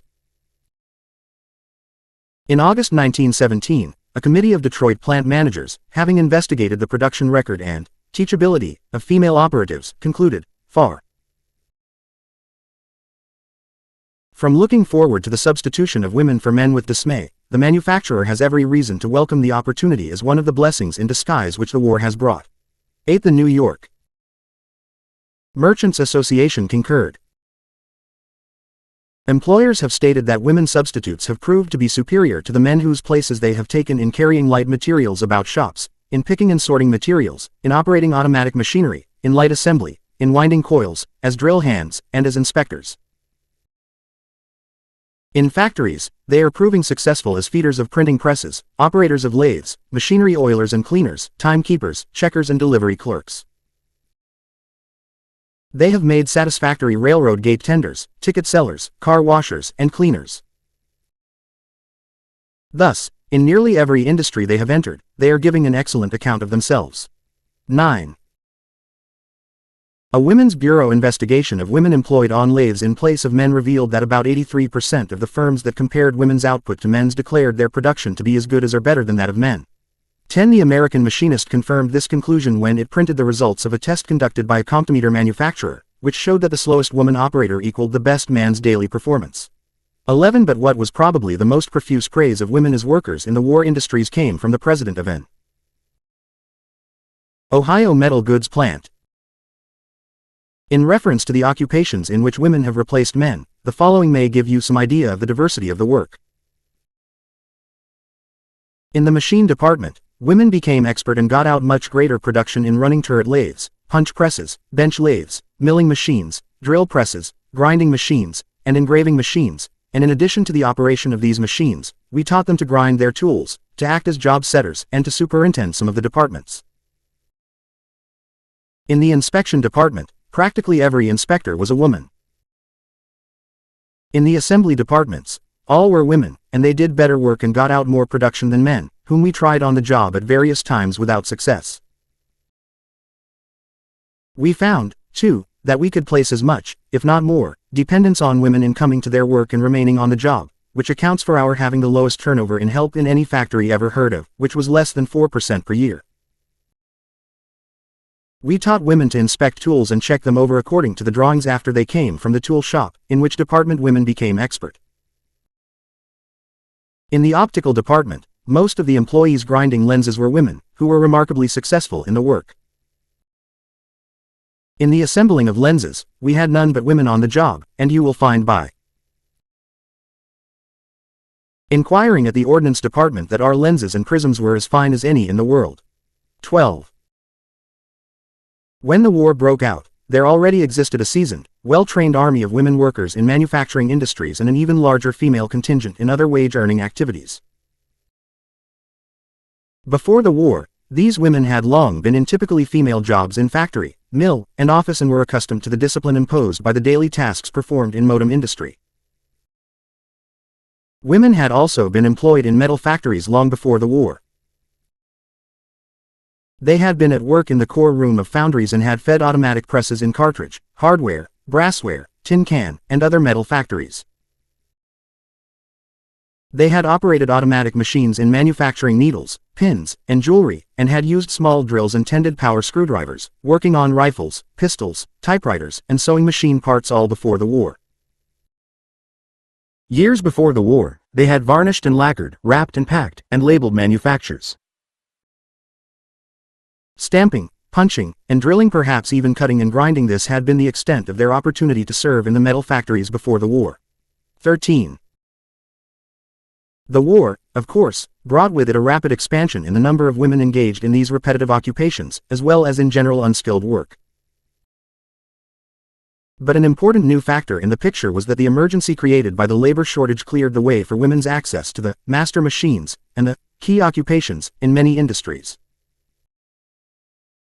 In the iron and steel and other metal industries, for example, it opened the machine shop and the tool rooms to them and introduced them, in limited numbers, into the steel works and rolling mills. Moreover, the war emergency forced the experiment of teaching women workers to read blueprints, to adjust their machines, to set up and to measure and mark their own work, and to be responsible for its quality and quantity. Factors impeding women's work. Having said all that, it is necessary to add that a number of important factors, stemming from the traditional prejudices concerning women's, of 12 women welders at the Mt.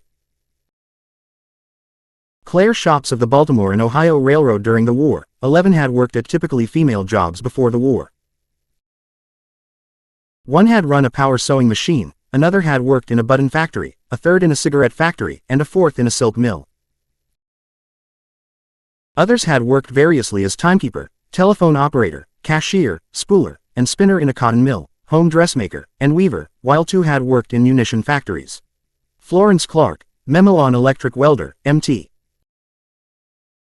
Clare Shops, Baltimore and Ohio Railroad, Baltimore, the 31st of October 1918, RO 14 WSS File 66B, National Archives. Appropriate work roles impeded the full development of those tendencies. Another impeding factor was that although the emerging labor shortage opened up jobs to women as skilled operators on machines, the private and public training institutions of the country had trained an insignificant number of women for these tasks. The plans that did get underway for training women were either inadequate or were started too late to produce many material results before the armistice. 14. As hundreds of thousands of women entered the industry during the war years, the hostility of men in their trades magnified and expanded. While strong friendships developed between some male and female workers, in many plants male workers openly expressed their antagonism toward the women and refused to help or even to work alongside them. As we shall see, many men in union shops also vented their displeasure by opposing women for union membership. A serious problem in both union and non-union shops was the inadequate toilet facilities, a problem compounded by the rudeness of male employees when using the toilets. Another aspect of this problem stemmed from the custom of changing clothes in the factory. Workers changed to old clothes or to uniforms where required, before starting to work. Foremen often deliberately set up inadequate shelters so that the men could watch the women change. One young woman complained that, "The brazen fellers stood round and stared, they wanted to see how I put the clothes on." The men often stripped off their clothes where they worked, regardless of the embarrassment of their female co-workers. One woman voiced a common complaint when she stated, "You have to walk through the room with your eyes shut." 15 men often left doors to toilets open when they used them in order to embarrass the women. All too often, inspectors for the Women's Bureau of the Department of Labor found that women, afraid of exposure to male employees, or because of the inadequate separation between the women's toilets and the men's workrooms, simply avoided using the toilet for the entire 8-hour shift. 16. Women working on night shifts reported that men harassed them by shouting obscenities at them as they traveled to and from work. At the Philadelphia Navy Yard night shift. The situation became so bad that police and Navy Yard orderlies had to escort women workers home. 11. Some of the brutality displayed by the men may have been due to thoughtlessness, but it is clear that the entrance of women into factories in large numbers was by and large bitterly resented by the male workers. Some of the hostility stemmed from the charge that women were not working on an equality with the men, while demanding the same pay, or that they were being given the more desirable jobs that men had been waiting years to secure. Some of it was rooted in pre-war work experience when women had on occasion been hired at lower wages and used as strikebreakers. Many men feared that large numbers of women would lead to lowering of the existing wage and other labor standards and, eventually, to the discharge of men. It did nothing to reduce antagonism to the presence of women workers when men read that, in one factory 150 men were discharged, not one of whom had been drafted, and women put in their places, giving them from $3 to $4 a week less than the men. Men particularly resented what came to be known in England as the Sister Susie menace. Sister Susie was the type of woman worker described as possessed by the peculiarly infantile form of patriotism which prompts her to volunteer her services or underbid the self-supporting and family-supporting man and woman. 18. As in England, there were many employers in the United States ready to oblige the Sister Susies. Women's contribution to the nation's industrial productivity during the war was also limited by the difficulties that prejudice created. This was especially true in the training of women. In some shops, experienced machinists were instructed to train women right at the machines, and in a few, such as the Brown and Sharp Manufacturing Company of Providence, R.I., employers placed the newly employed women among the men, who were told to instruct them. In some larger factories, so-called vestibule schools usually set up in corridors or vestibules of the factory provided special training. Public or private schools also opened a few training courses for women workers. 19. The vast majority of the new women workers, however, were trained by foremen, many of whom resented the introduction of women into the factory. In not a few instances, foremen made quite clear their belief that women were not mechanically minded and never would be able to match the skill of male mechanics. Foremen would use mechanical terms that, this was listed as the reason for objections by male postal workers to the introduction of women carriers and clerks. They drew up a statement declaring that, they want it thoroughly understood that they are not prejudiced against women because they are women, but they want them to work on exactly the same equality as the men and not to be given the desirable jobs which take years for a post office employee to get. Men, who have become flat-footed and are suffering with varicose veins and the like as a result of carrying mail, have in the past been given easier routes. Since the women have been employed, these routes have been taken away from the men who have acquired them by seniority and given to the women. Post office officials, in an effort not to have women clerks working until midnight, have shifted around some of the men to the swing shift, from 3 o'clock to midnight, regardless of the fact that these men have spent years in working up to the day work. Seattle Union Record. August 7, 1918. Were unknown to the average new woman worker, and then point to her lack of understanding as proof that women were unable to do the work. Foremen also neglected to correct women workers' mistakes so that the women, unaware that their work was unsatisfactory, continued to make the same mistakes. The foreman could then point to the poor work as further proof of the incapability of women to perform well in the industrial workplace. 20. Here and there were foremen who were able to instruct women beginners successfully and to maintain satisfactory production. But all too often, the deeply ingrained prejudice against women workers came quickly to the surface, impeding both the productivity of the women workers and their contribution to the war effort. 21. The Ladies' Home Journal saw one virtue in the situation. Too much training would spoil those characteristics of women that endeared them to men, and at least the current practice guaranteed that those, who take to war work like ducks to water, would remain womanly, cheerful and abounding in gay spirits. 22. Discrimination against women workers. Women entering traditionally masculine occupations rarely received the same pay as men for the same work. Some women felt this custom was warranted because men often did heavier work and supported families, but many expressed justifiable anger over the discriminatory job classifications and wage differentials. Most women hired during the war were classified as helpers, even when they performed the same work as men. A Women's Bureau investigation of the Philadelphia Navy Yard's sail loft disclosed a fairly typical situation.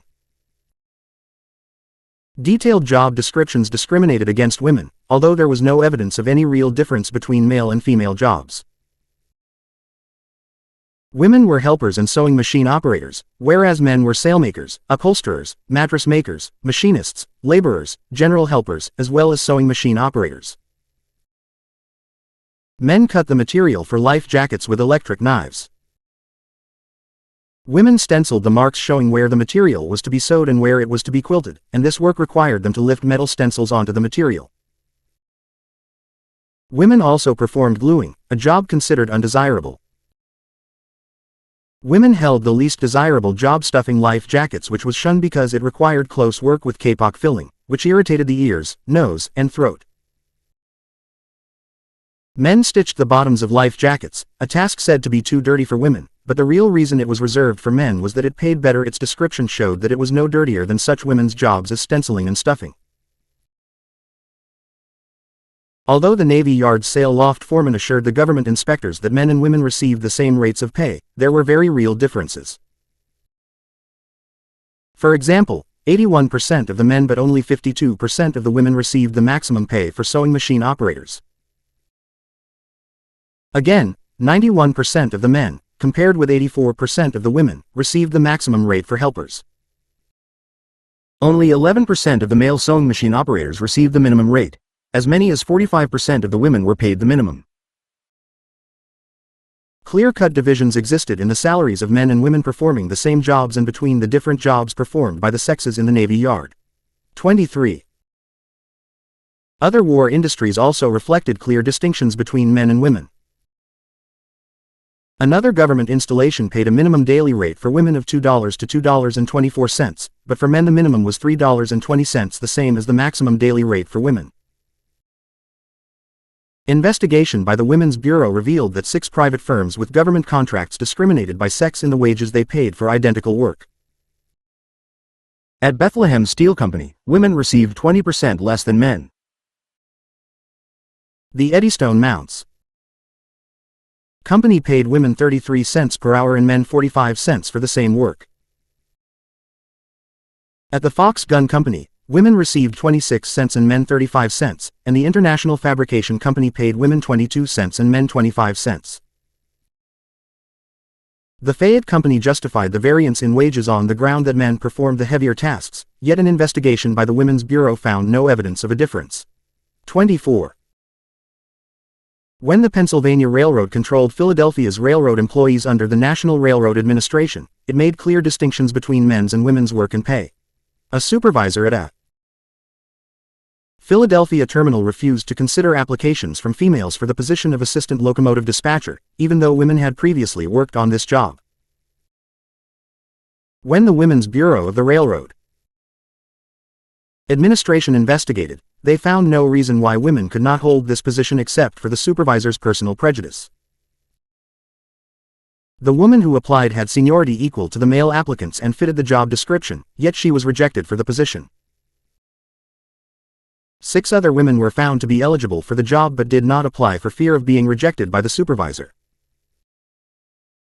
There were other instances of discrimination on the Pennsylvania. Women coach cleaners made 22 cents an hour while men made 25 cents. After a raise in September 1918, women received 34. The federal government assumed direct control over the private railroads from 1918 until 1920. The takeover was intended to establish an economically and militarily efficient, rationalized continental rail system. Cents and men 37 cents. The rationale given by the railroad for this situation was that the men carried buckets, cleaned toilets, and put up scaffolds for women when they cleaned outside the train. Yet observation of the jobs found no difference between the tasks performed by men and women. Women worked at jobs traditionally assigned specifically to men.is. Early in 1918, an automobile supply company in Chicago whose men earned $20 a week paid female replacements only $12. An airplane factory on Long Island in New York hired women for 2/3 of a man's wages. In the electrical trades, employers customarily paid a woman a boy's salary. 26. Inequality in wages was only one of the grievances of women workers. Housing for women workers during the war was scandalous. Whether the state, the city or the employer is going to advance the enterprise of housing war workers, a study of the situation in 1918 insisted, the federal government ought to adopt a standard of housing for women to which all building projects should conform. 27. No such standard existed. In paying tribute to the contributions of women workers in the munitions industry, Benedict Kroll, director of munitions, declared with enthusiasm, 50% of the number of employees in our explosive plants were women who braved the dangers connected with this line of work and to which they have been entirely unaccustomed but whose perils were not unknown to them. They were not unknown to the employers either. Just before the United States entered the war, an explosion destroyed the Canadian Car and Foundry Company plant in Kingsland, New Jersey, killing many workers. But the industrialists still took no precautions against accidents or disease. In 1917, after a survey of conditions in metal plants throughout the country, Alice Hamilton, the nation's leading expert on industrial hygiene, reported that the managers of the arms factories hardly ever screened machines, provided any safeguards against explosions, or protected workers from the ill effects of mercury, lead, and trinitrotoluene (TNT). Lead poisoning presented particular dangers for women, since it could permanently damage their reproductive organs. 28. The Ladies' Home Journal confirmed that the report of the hazards for women in the munitions industry was accurate, but it concluded ruefully that it was all for the good of the cause. Women workers must be willing here, as in England, to accept positions which, in ordinary times, they would not even consider if the war's demands are to be met. 29. Impact of the war on women workers. Traditional reports have stressed that women workers during World War I were able, by their contributions to the war effort and by the capability they displayed, to break down the barriers that had previously kept them out of industry and to lay the foundation for more specialized jobs, increased wages, better working conditions, and a more competitive status in the labor market. In sum, they managed to drastically change the existing sex-segregated patterns of work and the prejudices concerning women's appropriate work roles. Thus Mary Van Cleek wrote that, industry, not feminism, opened the way for women to enter new areas of the work experience, and that, the war appears to have released the power of women's industrial processes more effectively than all the preaching of economic independence during the past 50 years.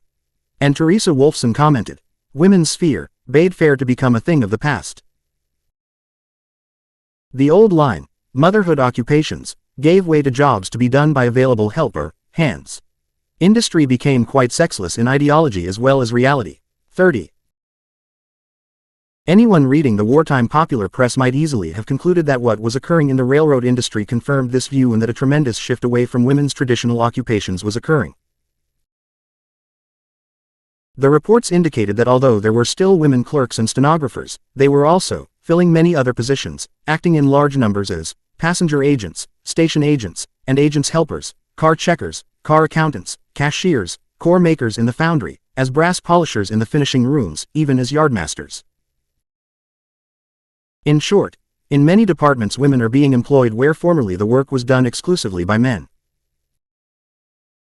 Some of the new employees have had experience, but most are new in railroad work, but are proving efficient. 31. So many women were depicted as working in so many phases of the railroad industry that it came as no surprise when H.F. Anderson, manager of the Missouri, Kansas and Texas Railroad, predicted that if the war lasted 3 years, many railroads in this country will be operated largely by women. 32. The number of women employees rose continually until by October 1918, when a total of 101,785 women were engaged in railroad work. This represented a gain of approximately 321% over the 1917 employment level of 31,400 women. 33. But most of the women railway workers performed clerical or semi-clerical tasks. Of the 101,785 women employed on October 1918, 72% or 73,620 worked as clerks of all kinds: stenographers, typists, comptometer operators, accountants, ticket sellers, and information agents. Only the last two positions were totally new to women. 34. Generally, Maureen Weiner Greenwald notes in her study of women workers in the railroad industry, women performed routine, unskilled, or semi-skilled office work of the variety they had performed before the war. While a few women obtained supervisory positions during the war through apprenticeship in routine office work, women expert in low-level secretarial skills tended to remain in such positions. 3s. The second largest group of women wartime railway workers were the 5,600 women, 5% of the total, who toiled in the traditional female occupation of cleaning. Women worked as common laborers in stations, offices, coaches, and Pullman cars. During the war, the scope of this occupation widened somewhat to include work on scrap docks and in freight transfer stations and supply departments. As relatively heavy labor, the latter positions paid correspondingly higher wages. 36. Personal service workers in dining rooms and kitchens as matrons, janittresses, laundresses, and hospital nurses were the third most numerous group of female railway employees. However, only 2.8%, 2,830, of the railroad women were working in these traditional female roles.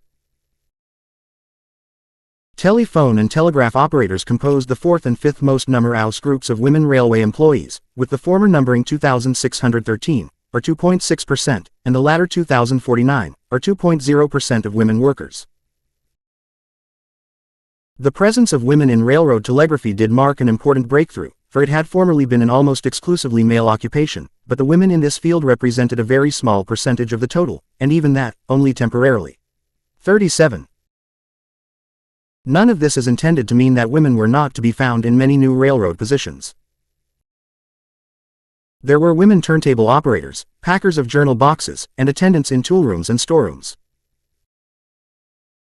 Women worked as level adjusters in signal towers, as checkers in freight houses, as car clerks, as operators of bolt threading and nut and car bearing machines, of turret lathes, of angle-tilde-ock grinders, of hammers, and of cranes. Other women became air brake cleaners, repairers, and testers, in addition to electrical welders, oxyacetylene cutters and welders, and core makers. 38. But the actual number employed in such positions was small. Of the 5,000 women in wartime shop work, 4,500 were common laborers. These women, it has been pointed out, had gained access to a new workplace, but the type of work they performed there was mostly unskilled. 39 feet. This is part of a larger study, Women, Meir, and Merck, the impact of World War I on women. Workers in the United States. Westport, Con. 1980. The larger work also corrects some of the information and conclusions in the earlier one. The same was true in the case of the munitions and related industries. In 1910, there were approximately 3,500 women engaged in the munitions industry. By January 1918, there were 100,000. But a survey by the National League for Women's Service, the first systematic effort to determine the capabilities of women workers in all regions of the country, revealed that the vast majority of women were confined to performing the simpler and lighter processes and work of a repetitive, deadening nature.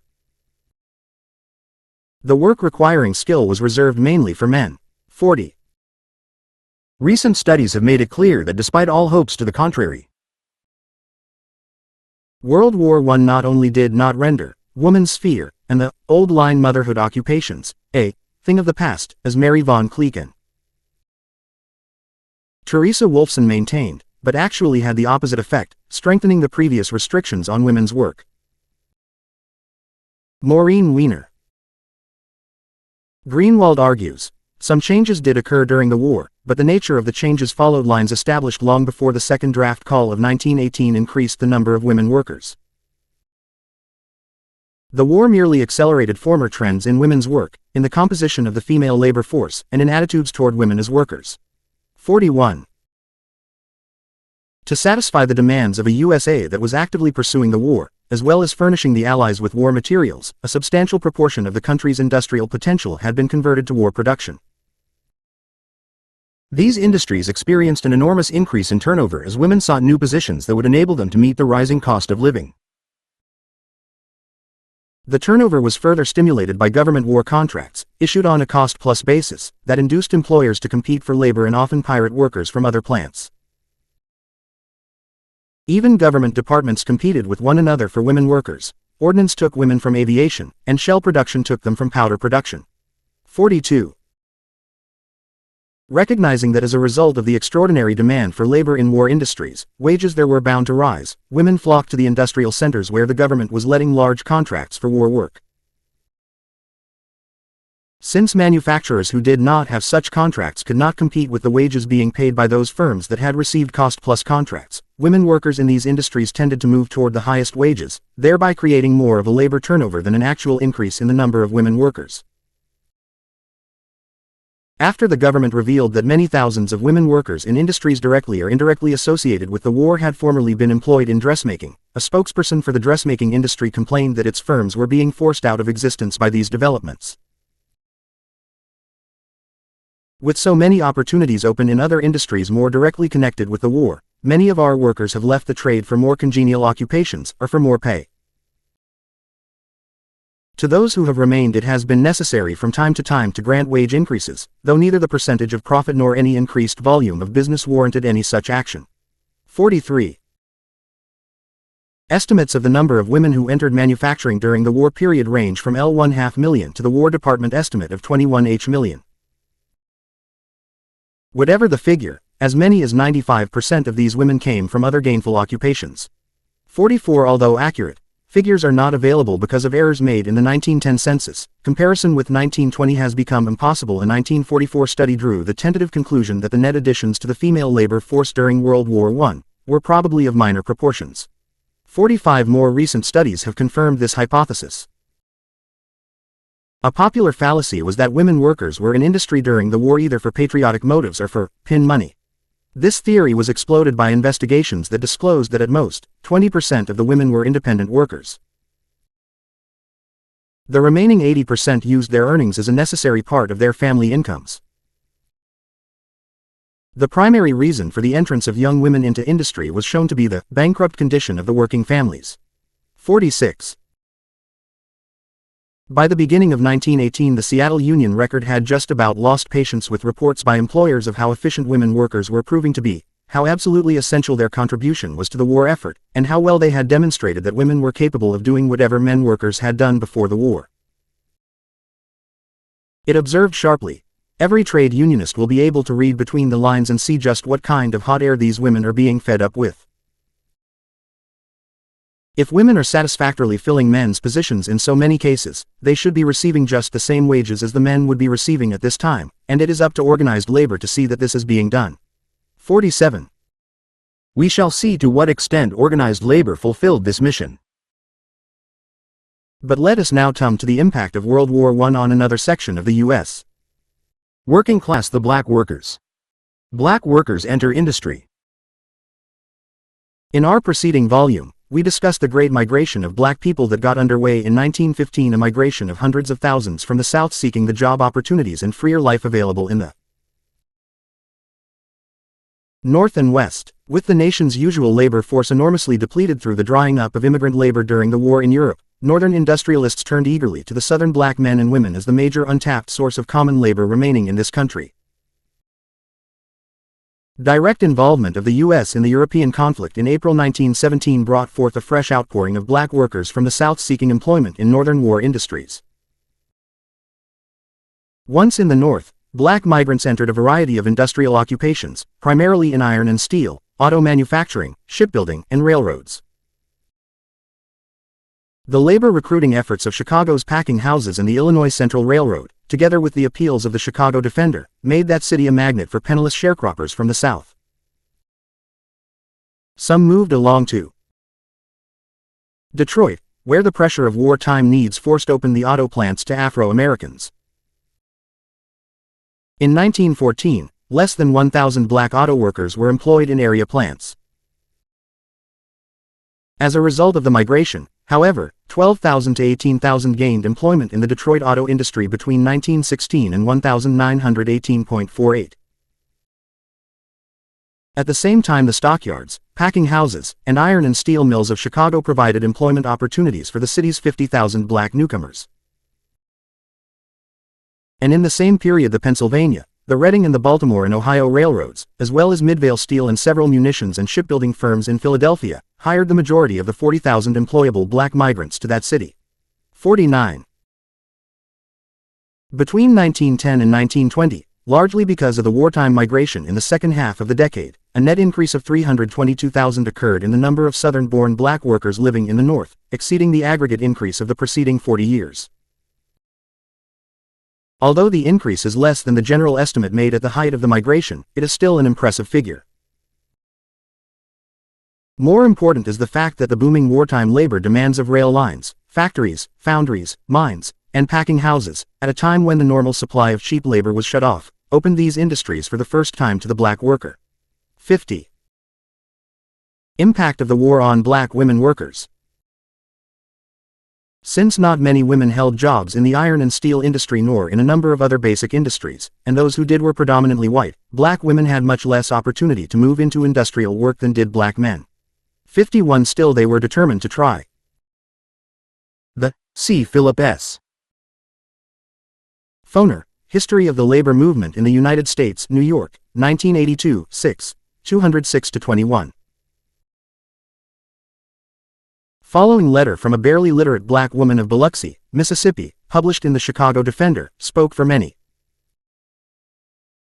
From a willin' workin' woman, I hope that you will help me as I want to get out of this land of suffering. I know there is something that I can do here. There is nothing for me to do. I may be able to get in some firm where I don't have to stand on my feet all day. I don't know just why, but I hope the Lord will find a place. Now let me hear from you all at once. 52.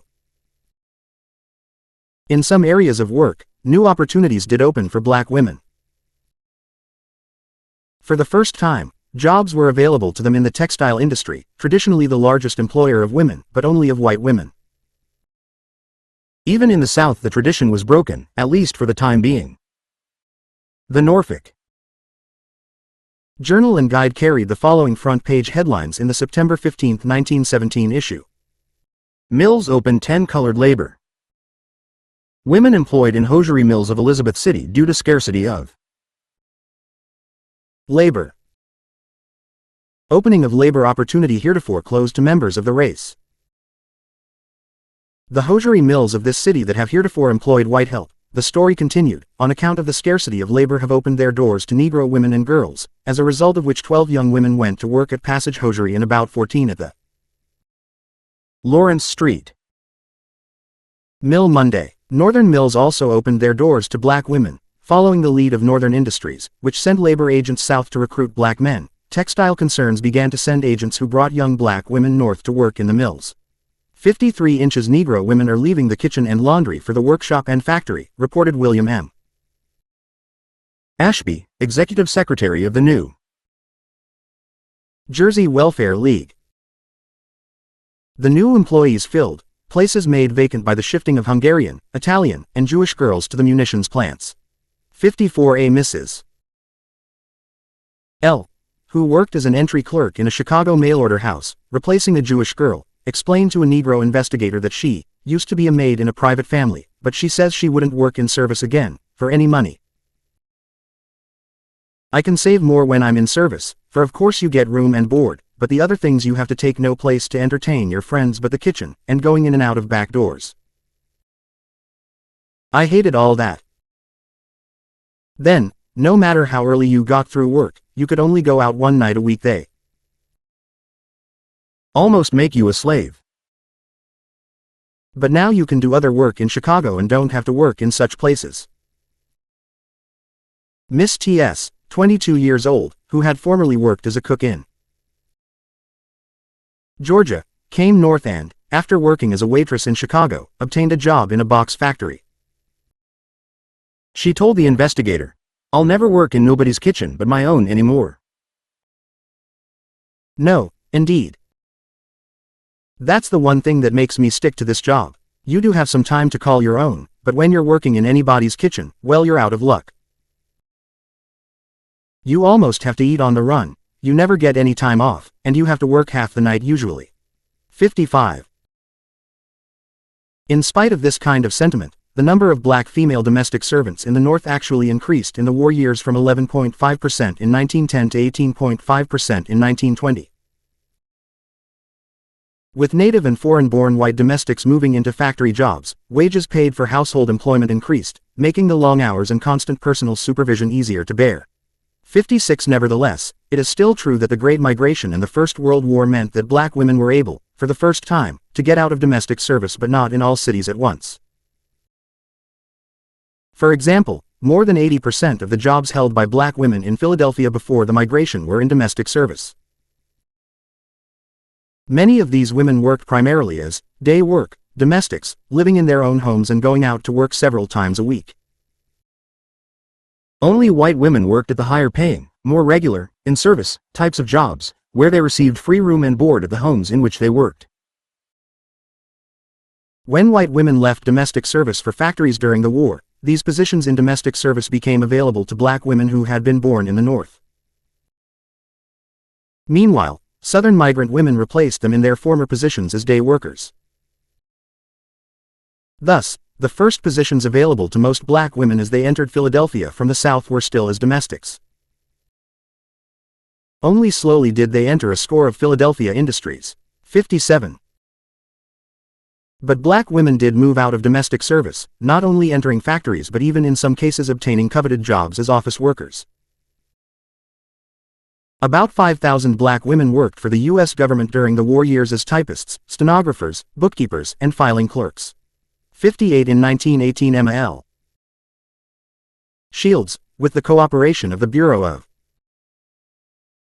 Labor Statistics and the Division of Negro Economics, conducted another factor may have been that blatant discrimination in Chicago barred black women from many factory jobs which were open to them in other economically diversified cities.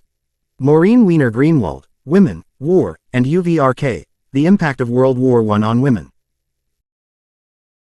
Workers in the United States, Westport, Con. 1980, p. 24. Investigation for the Women's Bureau of the conditions under which black women worked. 150 plants, distributed over the states of New York, Pennsylvania, Ohio, Illinois, Michigan, Indiana, Virginia, West Virginia, and North Carolina were visited. Of the 28,520 workers employed in these plants, 11,812 were black women, or more than 40% of all the women workers. 59. More than half the black women surveyed were engaged in the tobacco industry, doing the same tedious work of stemming, stripping, and twisting of tobacco they had been doing for years. But many were in occupations that had been closed to them before, and in a number of instances they were still holding their own. They had acquired confidence in themselves and a footing, however insecure, in the U.S. economy outside of domestic service. They were employed in metal industries, where they worked at drilling, polishing, punch presses, molding, welding, soldering, and filing parts of automobiles, stoves, hardware, and enamel products. They were employed in the textile industry not only, as in the past, scrubbing floors and cleaning lint and cotton from machines but also as operators. In the large meat packing plants, black women had taken the place of men in cutting hogs' ears, and were also trimming, sorting, grading, and stamping various portions of the carcasses, separating and cleaning the viscera, and preparing meats for curing and canning. As general laborers, they washed cans or fruit, sorted rags in rag and paper factories, picked nuts, and pressed clothes. In laundries, most of them did the hot and heavy work, but some were doing more skilled work, and black women were also beginning to sort, mark, and hand iron as well as machine iron. In the garment industry, some factories employed only black women, and a few were beginning to admit them to any position they were able to fill. For the first time in U.S. history, black women were found in considerable numbers operating machinery of various kinds. Many of these jobs involved only simple operations or repetitive movement, but some required a degree of skill. And as we have seen, black women were also working as stenographers, typists, clerks, and bookkeepers. 60. Black women suffer racism and sexism. But there was another side to the story. Investigations made it clear that the more highly skilled jobs, when available to women at all, went in practically all instances to white women. In the stockyards, black women were the ones who had to work on wet, slippery floors in rooms where the air was overpoweringly odorous and where there were marked variations in temperature and humidity. In the peanut industry, theirs was the job of dragging heavy cumbersome bags. In the tobacco industry, black women did the lowest paying and most numbing and monotonous factory work. In the laundries, black women worked at the dampest and least desirable positions. They worked at mangles, a damp, dangerous job pressing materials between two heated rollers as they stood in puddles of water or on leaky wooden platforms. In the textile factories, they labored for the lowest wages in the mills that made the cheapest types of goods, like midi blouses, overalls, and house dresses. 61. The fiction that black workers could endure heat better than whites was employed to keep black women in the hottest jobs in candy and glass factories and bakeries. Essentially, black women performed the hot and heavy tasks that were now being refused by white women. Indeed, they were often able to obtain work only after white women had rejected certain jobs. They substituted for white boys in the glass factories, where they opened and closed molds for hot glass and carried the hot glass after it had been blown in ovens. They replaced white men in bakeries cleaning, greasing, and lifting hot, heavy pots and pans and at the dangerous work of dyeing furs. Wherever they worked they were assigned to the oldest and most difficult machines, the darkest and worst ventilated sections of the factory, and the smallest and dirtiest of the available rest rooms. 62. The wage discrimination from which white women generally suffered applied to an even greater degree to black women. In plants where white women were paid the same wages as men if they were able to do the job, black women were paid less. In many factories, black women's pay regularly started at least $1 per week less simply because they were black. Invariably, too, black women replacing white women, even if they worked as well as their predecessors, would receive from $2.50 to $3 less per week, $7 instead of $10, or $10 instead of $12.50. Where piecework provided black women with a chance to increase their wages, employers forced them to accept a lower piece rate than the one for white women. 63. Not only did black women start nearly all jobs at a lower wage, but, as government investigators found, in many cases where white women received wage increases after a short period, their black co-workers remained at the starting salaries even after months of satisfactory performance.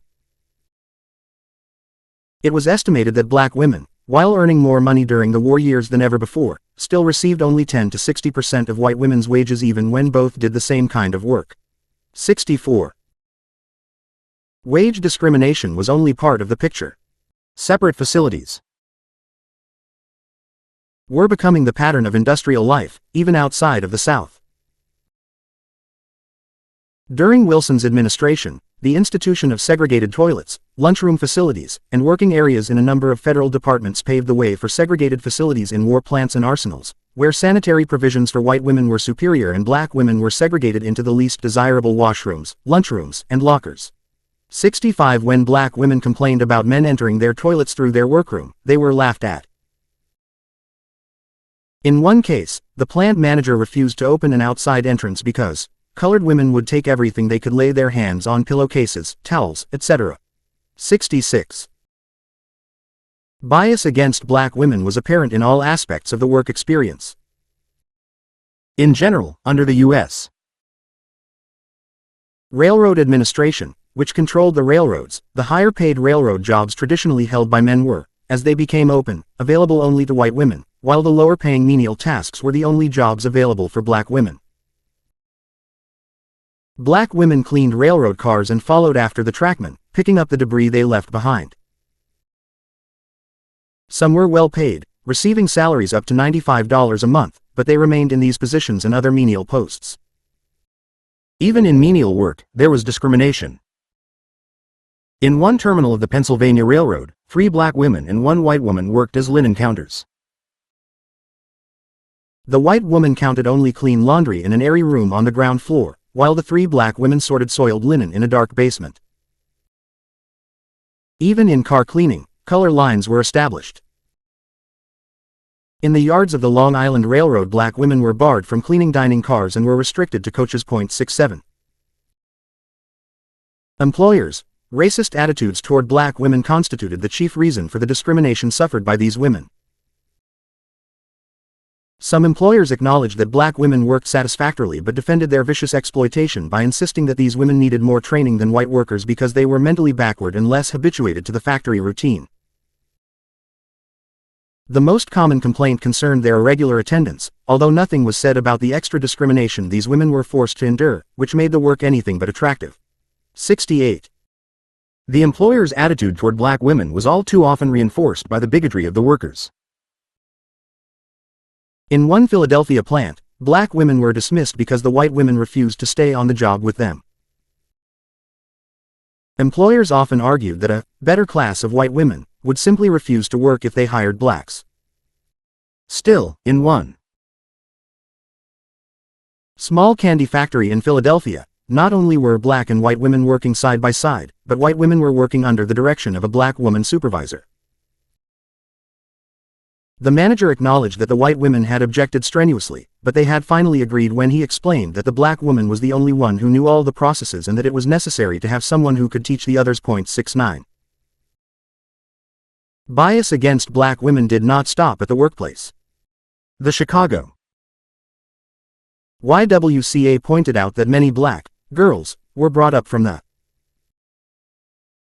South to work in industry, without any preparation having been made to house them or give them amusements or recreations, and that often they had to live in boxcars. 10 feet. Restricted nature of black employment.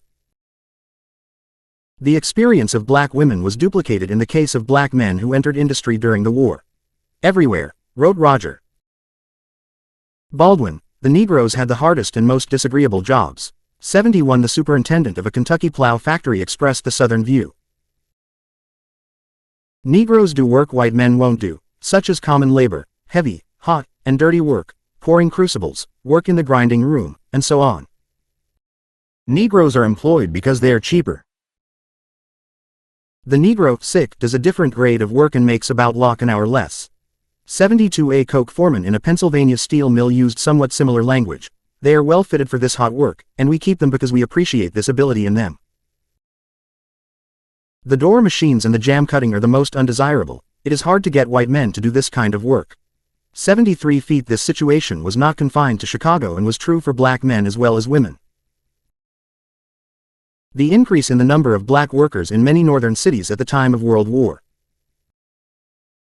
I coincided with a developing housing shortage, and placed an additional strain on the already overcrowded housing available.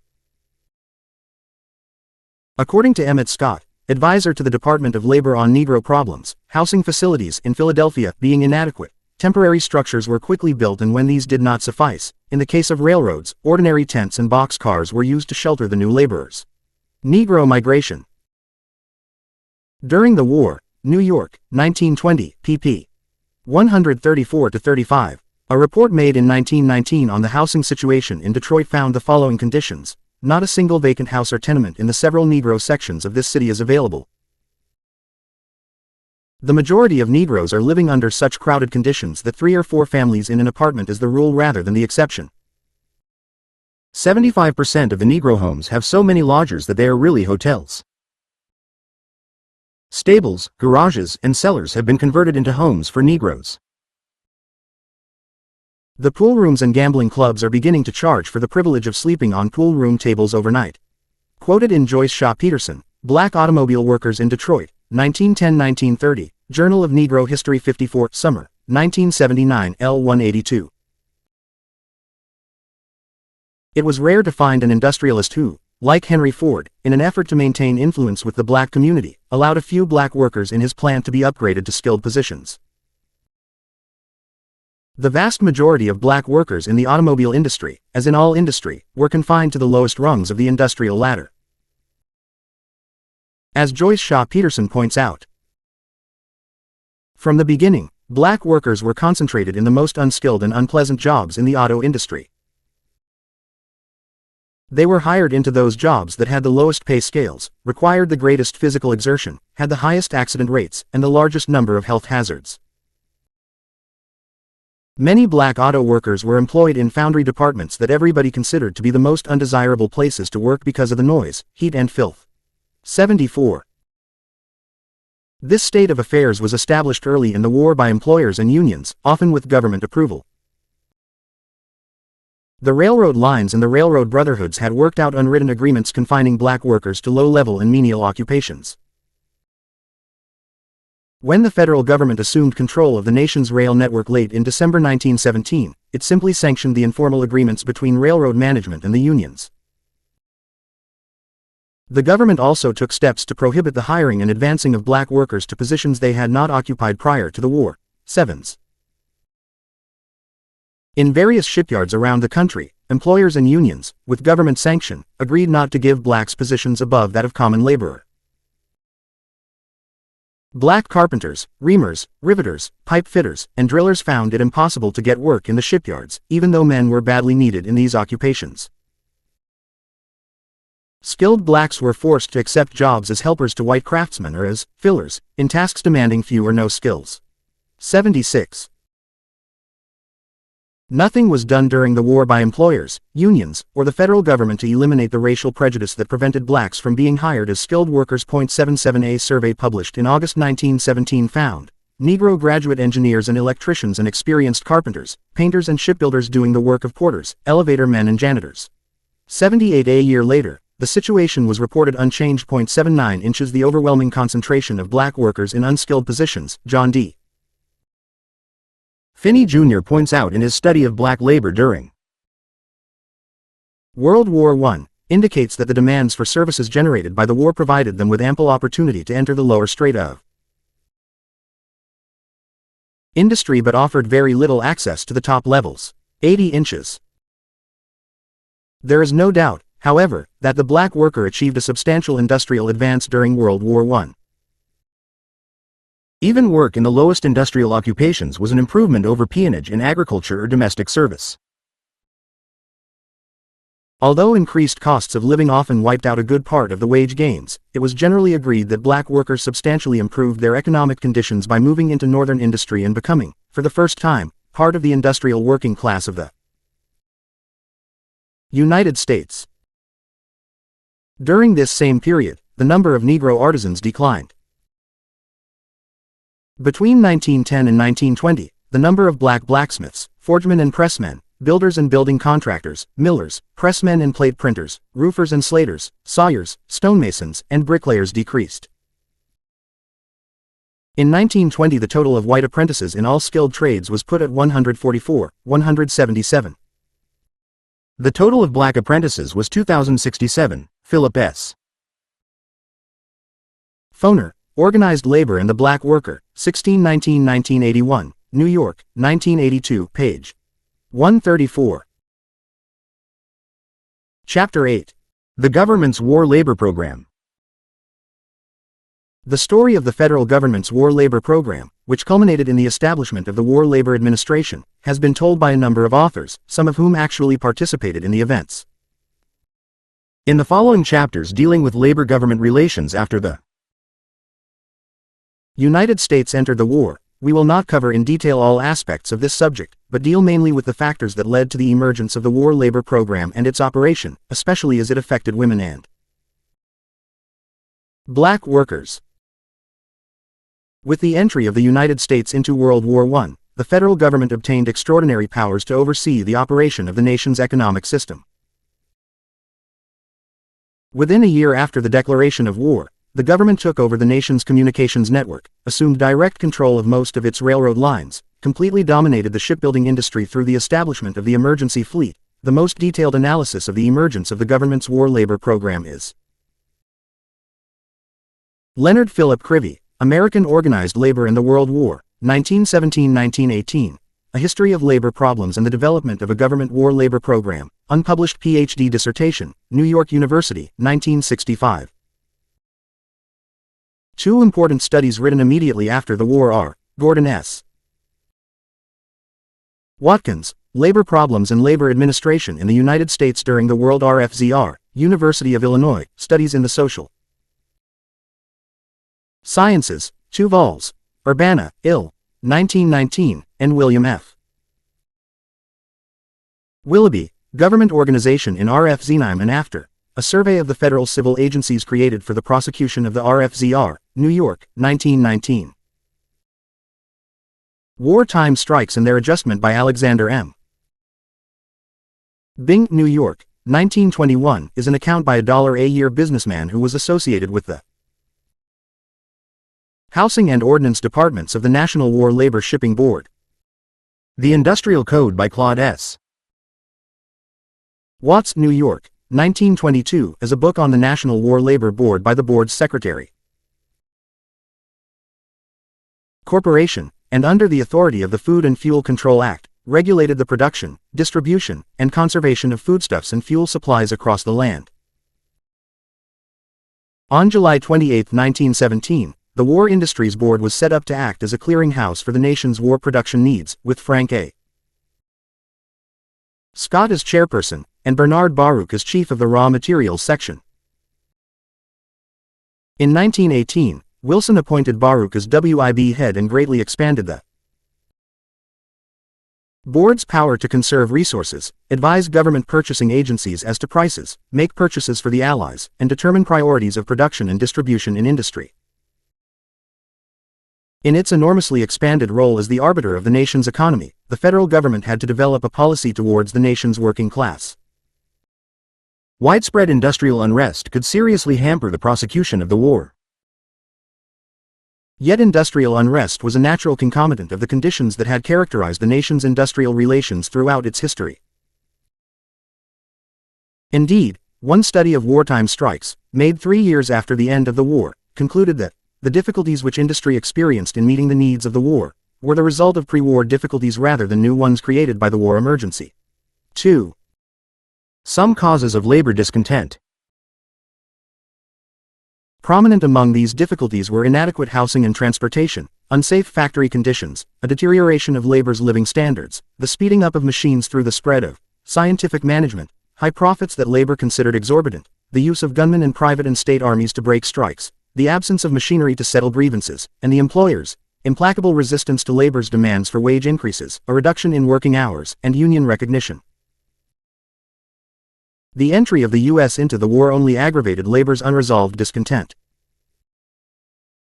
The housing problem, for example, was worsened by an extremely abnormal distribution of the labor supply. 3. Attracted by higher wages, resulting from war work, to places where there were no industries or only minor ones before, or to cities already congested and lacking adequate housing facilities, workers grew increasingly discontented. Many moved from job to job, thereby creating a huge labor turnover and a resulting decrease in labor productivity. 4. In his study, Industrial Housing Problems, produced during the war, Lewis H. Allen noted, "In years gone by wages were lost and the cost of labor turnover was hardly considered, for there was always a long line of new men waiting for a job, and because of this excess supply of men over demand, a man was not so ready to throw up his job to seek another. He would put up with poor housing conditions for the sake of having any job at all. But in the present labor situation, with demand far exceeding supply, the worker will no longer be content with the disgraceful housing conditions he has to put up with." 5. Unsanitary conditions of employment was another cause of wartime labor discontent. This was particularly evident in the oil, lumber, and mining camps of the southwestern and northwestern states, in the shipyards along the Atlantic and Pacific coasts, and in the factories that produced munitions, food, and clothing for the military services, especially in the Northeast. The lumber camps, for example, were often situated in isolated and inaccessible communities. There, the employers generally furnished both lodging and board, and conditions were especially bad. In many of these camps, bunk houses were dangerously overcrowded, were constructed in an unsanitary manner, and often lacked any source of ventilation except the door. Toilet facilities were few, and usually unsanitary as well. 6. Conditions among the shipyard and Gannett workers were equally poor. Working with deficient material and in temperatures sometimes as low as 24 degrees below zero, the carpenters at the Hog Island shipbuilding plant complained of inadequate hospital facilities, defective garbage disposal, and spoiled food. Reporting on the causes of labor dissatisfaction at Hog Island, Rear Admiral Bowles stated that poor food was one of the chief conditions responsible, and he reported that workers often suffered from a mild form of food poisoning.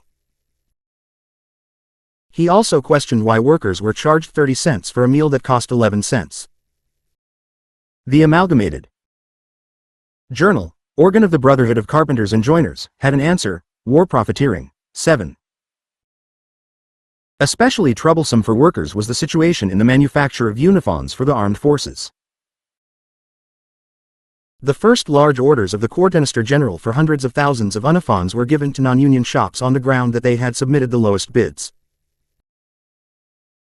These Finns, ill-equipped to do the work, subcontracted it, with the result that much of it was done by non-union workers in tenement houses or in small shops under unsafe and unhealthy conditions despite any prohibitions against giving out work to sweaters. Speaking for the clothing workers, Sidney Hillman, president of the Amalgamated Clothing Workers, repeatedly pointed to the glaring contradiction between the government's stated foreign policy of waging a war for democracy and its domestic actions that encouraged sweatshops. Hillman insisted that army clothing was being manufactured under extremely unsanitary conditions and in places where contagious diseases were rampant. He suggested that soldiers and sailors were being exposed to tuberculosis germs, while the garment workers who produced their uniforms were being driven back to home work, child labor, long hours, and low wages. 8. Writing in The Fur Worker in September 1917, George A. Hall, secretary of the New York Child Labor Committee, reported, "A return to sweatshop labor." Both disease and dirt were present in a number of the homes in which our investigators found army goods. In one flat, overcoats were piled all around on the bed, in the dark bedroom, and in heaps on the very dirty kitchen floor. A pale-faced boy about 10 years old helped the worn-out mother to finish these uniforms, they earning together $3 to $4 a week. In another tenement, on a pile of army coats on the kitchen floor, was seated a little child dropping grease crumbs, at the same time wiping on the uniforms the filth of the street which had collected on the tiny bare feet. To get away from the stifling heat of the little rooms in one tenement, the woman had taken army pants to finish on the fire escape. The main pile filled the few kitchen chairs. Nearby was a sick baby, while 5 other children crowded about the visitor. One of these was suffering from a skin disease, with ugly open sores nearly ready to fester. 9. In effect, within a few weeks after the nation's entry into the war, many of the protective labor safeguards and standards that the clothing workers had secured after years of bitter struggle were threatened with destruction. Indeed, the question of maintaining existing labor safeguards and standards confronted the labor movement from the very moment of the U.S. entry into the war. Employers complained that they were being deprived of millions of workers by military conscription and by the decrease in immigration which, in normal times, furnished 500,000 workers per year. In their desire to reduce their labor costs to a minimum while amassing maximum wartime profits, they called for reductions in labor standards. Labor retorted that the problem lay not in a shortage of labor, but rather in a shortage of wages, and in the existence of intolerable working and living conditions. But although the Wilson administration expressed opposition to the reduction of labor standards and safeguards, attempts to whittle away at labor's gains intensified. 10. In the United States, as in England, employers attacked the laws limiting the working hours of women, the child labor laws, and almost all other forms of labor legislation, on the ground that the need for maximum industrial production and the disturbance of the labor supply resulting from the war necessitated the repeal of every restriction on the complete utilization of the country's labor power. 11. The attempt to modify legislatively enacted labor protection was defeated in New York, but in several states employers were more successful. New Hampshire, Connecticut, Massachusetts, Vermont, Kansas, and California all authorized their governors to suspend labor laws, especially those affecting women and child workers. 12. No national industrial conscription law was enacted during the war even though many industrialists and government officials advocated a program of labor conscription and the appointment of a labor dictator to restrict the movement of labor. 13 feet but 12 states enacted compulsory work laws requiring all able-bodied men not in military service to be gainfully employed. In the South, work or fight ordinances were applied by local planters and employers to non-working black women not, however, to white women, and these women were often illegally forced into employment under conditions set only by the employers. 14. The most important cause of industrial unrest during the war was the contrast between the rewards received by employers and by workers. Profits increased with production, especially since the increase in demand enabled firms in the United States to put higher prices on their products. While profits soared and the cry of profiteering was heard everywhere, wages lagged markedly behind the rising cost of living. Millions of workers whose pre-war wages were insufficient to support what was considered a fair standard of life found their earnings every day more and more inadequate because of the increase in the cost of food, clothing, and shelter. In fact, from the standpoint of real wages, average workers considered themselves worse off in 1918 than in 1914. The California State Federation of Labor at its 19th annual convention adopted a resolution which stated that the high cost of living has now become the high. The President of the United States Chamber of Commerce insisted that if workers could not be induced to work from patriotism, they certainly should be commandeered and forced to work. Others argued that unless conscription of labor was enacted, the United States would go down to defeat in the war and our boasted liberty would amount to nothing. John Lombardi, Mobilizing Labor in 1917 and 1918, Los Angeles, 1942, page .7, Chicago Tribune. April 12, 1918, Crivey, Op. Cit. pp. 57-58. In opposing industrial conscription, organized labor was able to demonstrate that there was no general shortage of labor during the war, even though shortages did exist for particular industries and localities, and that if housing and working conditions were improved where a shortage of labor was reported, that problem would also be quickly solved. Shortage of labor is a camouflage for profiteers, a headline in the Miners magazine read, and one in the United Mine Workers Journal read, Labor Shortage Scare Only Where 1914 Living. Standards Prevail. Miners Magazine 19, May 1918, 4. United Mine Workers Journal 28, November 8, 1917, 7.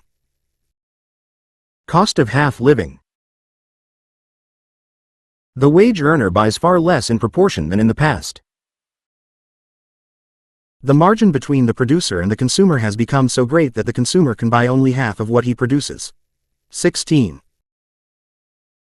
The cost of living rose steadily after the outbreak of war in Europe in 1914, until, by the end of 1918, it stood nearly 75% higher than at the beginning of the war. 11 feet wages also advanced during the period between 1914 and 1918, but increased monetary earnings did not necessarily result in an improved standard of living or even increased purchasing power.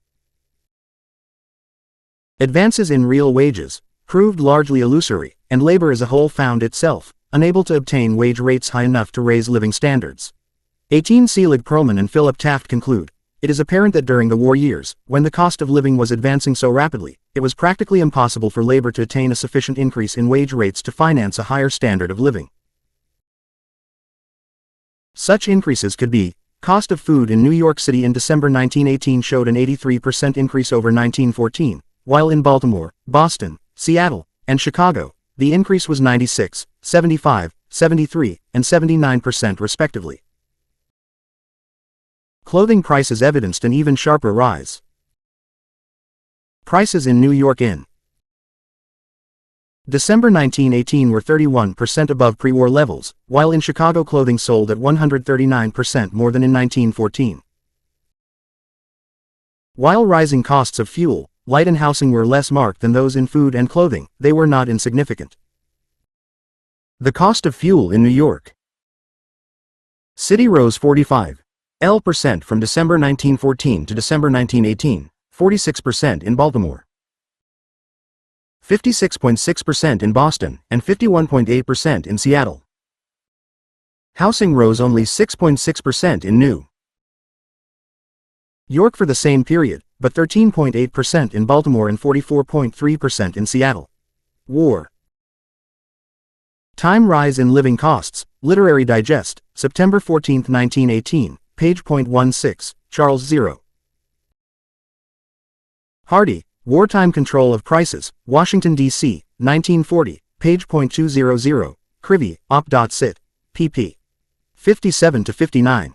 In all trades, taken collectively, weekly wage rates May 15, 1918 increased over May 15, 1917 by 22% and over 1914 by 20%. But wage increases were uneven. Commenting in 1918 in the study, Usages in the War, Hugh S. Hanna and Jet W. Locke stated, In some trades there have been wage advances that a little while ago would have appeared wildly incredible. In others, the advances have been very moderate, little if any greater, than had occurred during a period of equal length in the preceding years of peace. Cleveland, 1918, page .32. Wages of iron, steel, shipbuilding and munitions workers rose as much as 50% during the war years, and large wage increases were also registered for railroad workers under government control. But wages of workers in non-essential industries showed a much smaller advance. In the shoe industry, a 30% increase in annual earnings was recorded between 1917 and 1918, while in newspaper printing and book and job printing, employees' hourly wages showed a rise of only 6.4% and 10% respectively.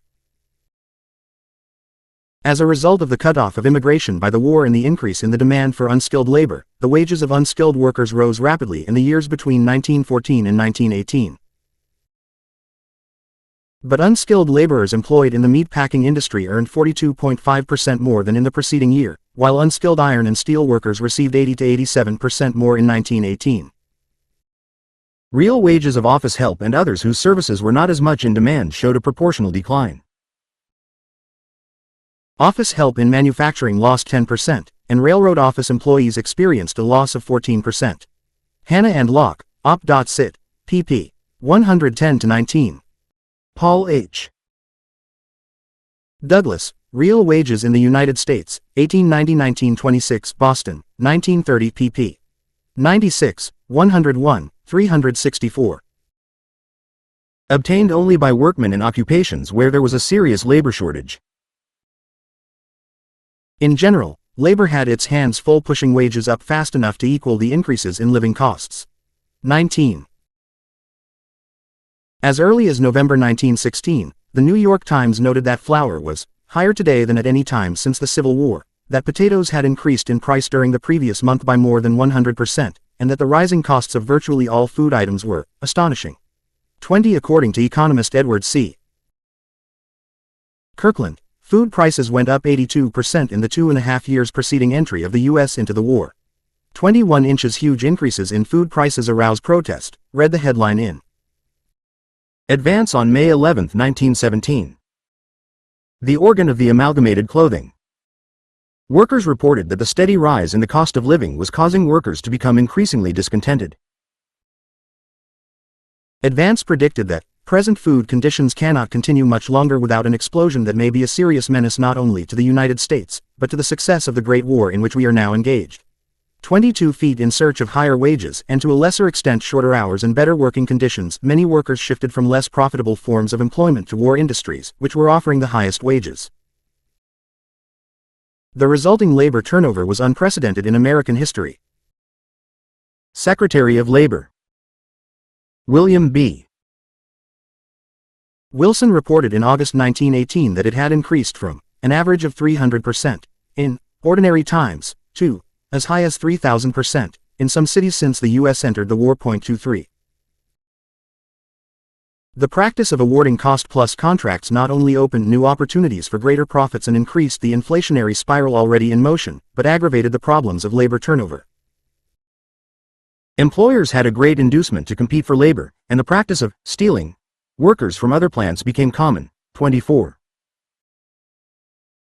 The awarding of government contracts exacerbated the problem of labor turnover in still another way. In the letting of contracts for war work, the government tended to concentrate on firms situated only in areas of the such an explosion had already occurred. Beginning on February 19, 1917 in the Brownsville section of Brooklyn, New York, food riots involving thousands of women broke out in working-class neighborhoods in several cities. The women protested against skyrocketing food prices and hunger. The police were unable to quell the rioters. The New York Evening Journal reported on February 21, 1917, again and again the women charged upon the police. Uniforms were ripped, faces of the patrolmen scratched and buttons torn from their clothing. Socialist Congressman Meyer London, representing New York City's East Side, introduced a bill calling for the nationalization of the nation's food industry, but it failed to pass. William Friedberger, War, Prosperity and Hunger, The New York Food Riots of 1917, Labor History 25, Spring 1984, 217-39. country where there were labor shortages.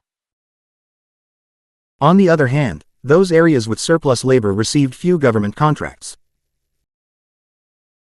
In general, the concentration of war contracts in the eastern section of the nation while the Midwest was neglected helped considerably to create acute shortages of both labor and housing. Except for shipping board contracts, one-half of government contracts were granted to firms in New York, Ohio, and Pennsylvania. 25. Critical of the industrial confusion created by the lack of national planning, Advance proposed a remedy as early as July 1917. Would not the government be following a wiser course if it called into consultation the representatives of the Manufacturers Association and the union which control 85% of the industry, made preferential arrangements with them for the execution of government work and made them jointly responsible for the maintenance of uninterrupted production? Why should not the same thing be done in all other industries in operation under collective agreements? And where unions exist but are not recognized, why should not the government lend its influence to the creation of collective agreements in the interests of industrial peace and efficiency? 26. The response of most government departments to this argument was typified by the position taken by the Quartermaster Corps, that the government was not concerned with the advancement of organized labor.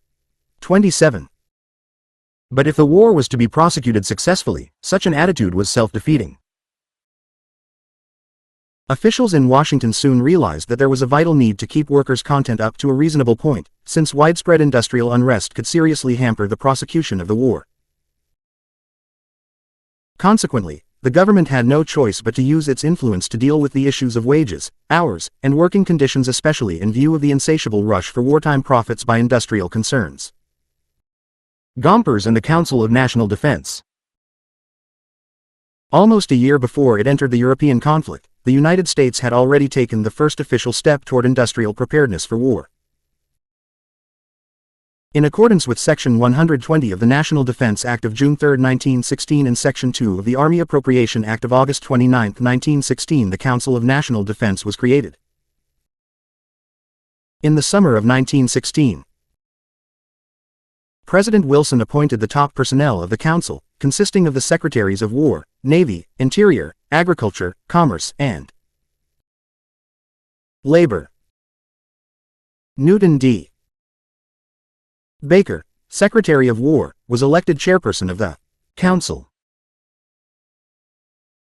The Council of National Defense was charged with the coordination of the industries and resources for the national security and welfare, and the creation of relations which will render possible in time of need the immediate concentration and utilization of the resources of the nation.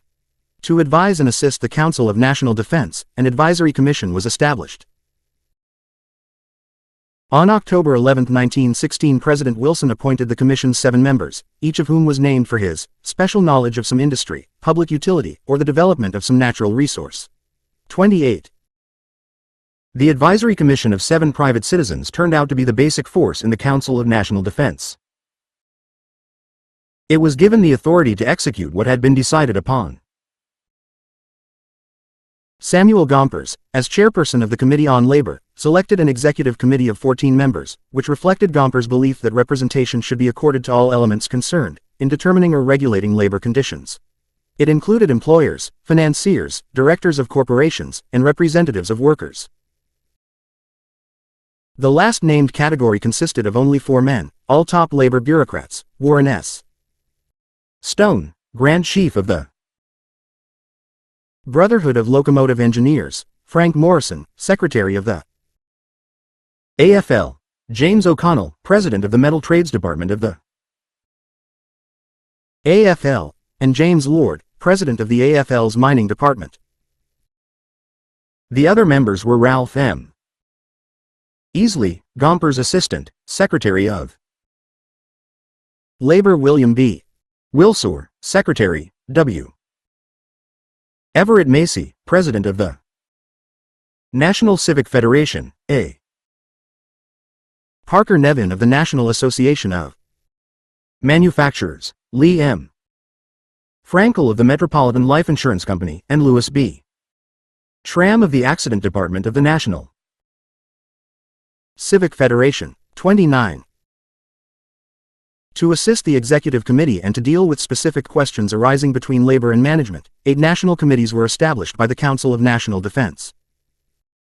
One was the National Committee on Mediation and Conciliation, which was empowered to urge the parties to a labor dispute to select their own arbitrators in cases where mediation and conciliation failed. National committees were also organized on wages and hours, women in industry, welfare work, cost of living and domestic economy, information and statistics, and publicity and press. 30 inches My committee, Gompers informed President Wilson, consists of about 200 men and women representative trade unionists, employers, specialists, publicists, experts in welfare work and other interests. None, however, were black. In fact, the entire Council of National Defense was lily white. Moreover, despite repeated appeals by leaders of the National Women's Trade Union League that he appoint 2 women to the 75-member National Committee on Mediation and Conciliation, Gompers deferred action. It took many requests from the League, some of them harshly worded, before he would agree to a committee on women in industry. It was chaired by the wealthy J. Borden Harriman, and no trade unionists were appointed to the committee until the League protested. Gompers made sure that the board was kept merely advisory, so that the women still had no actual power. No black person was appointed to any of the national, divisional, or sectional subcommittees of the Committee on Labor. 31. Not long after these appointments were made public, labor reporters began to point to workers' rising discontent over the absence of trade union representation on committees associated with the letting of war contracts. It was observed that there was no labor representation on the committees on supplies, transportation and communication or on their subcommittees, the bodies that dealt with every commodity needed for the war, and that they were made up exclusively of bankers, merchants, and industrialists. 32. Only one production committee, in fact, had a trade union representative on it, the Coal Production Committee, and this was the result of an ultimatum by the United Mine Workers that it would not cooperate with the committee as long as it had no labor representative. On June 15, 1917, after this ultimatum was made public by UMW President John P. White, 7 labor men were added to the 13 employer and government officials already on the committee. 33. Under growing pressure from its membership, the APL began to insist that the Council of National Defense grant labor representation, co-equal with all other interests, upon all agencies, boards, committees, and commissions entrusted with war work. This was followed up by a visit to the White House. Gompers, accompanied by the president of the Illinois Federation of Labor and the chief officers of the Chicago Federation of Labor, urged Wilson to grant labor direct representation on all committees associated in one way or another with the Council of National Defense. Gradually, labor achieved its goal, and all of the special commissions that were established, except one, had representatives from organized labor. The exception was the Board of Control of Labor Standards in Army Clothing, and the explanation for this was that the dispute between the Amalgamated Clothing Workers and the United Garment Workers over the right to represent the clothing workers had still not been resolved. 34 feet. In December 1917, President Wilson seized the railroads and placed them under the management of the United States Railroad Administration. In taking over the railroads, the federal government acquired not only some 240,000 miles of track and the equipment to operate on them, but jurisdiction over wages, hours, and working conditions of 2 million railroad workers. W. S.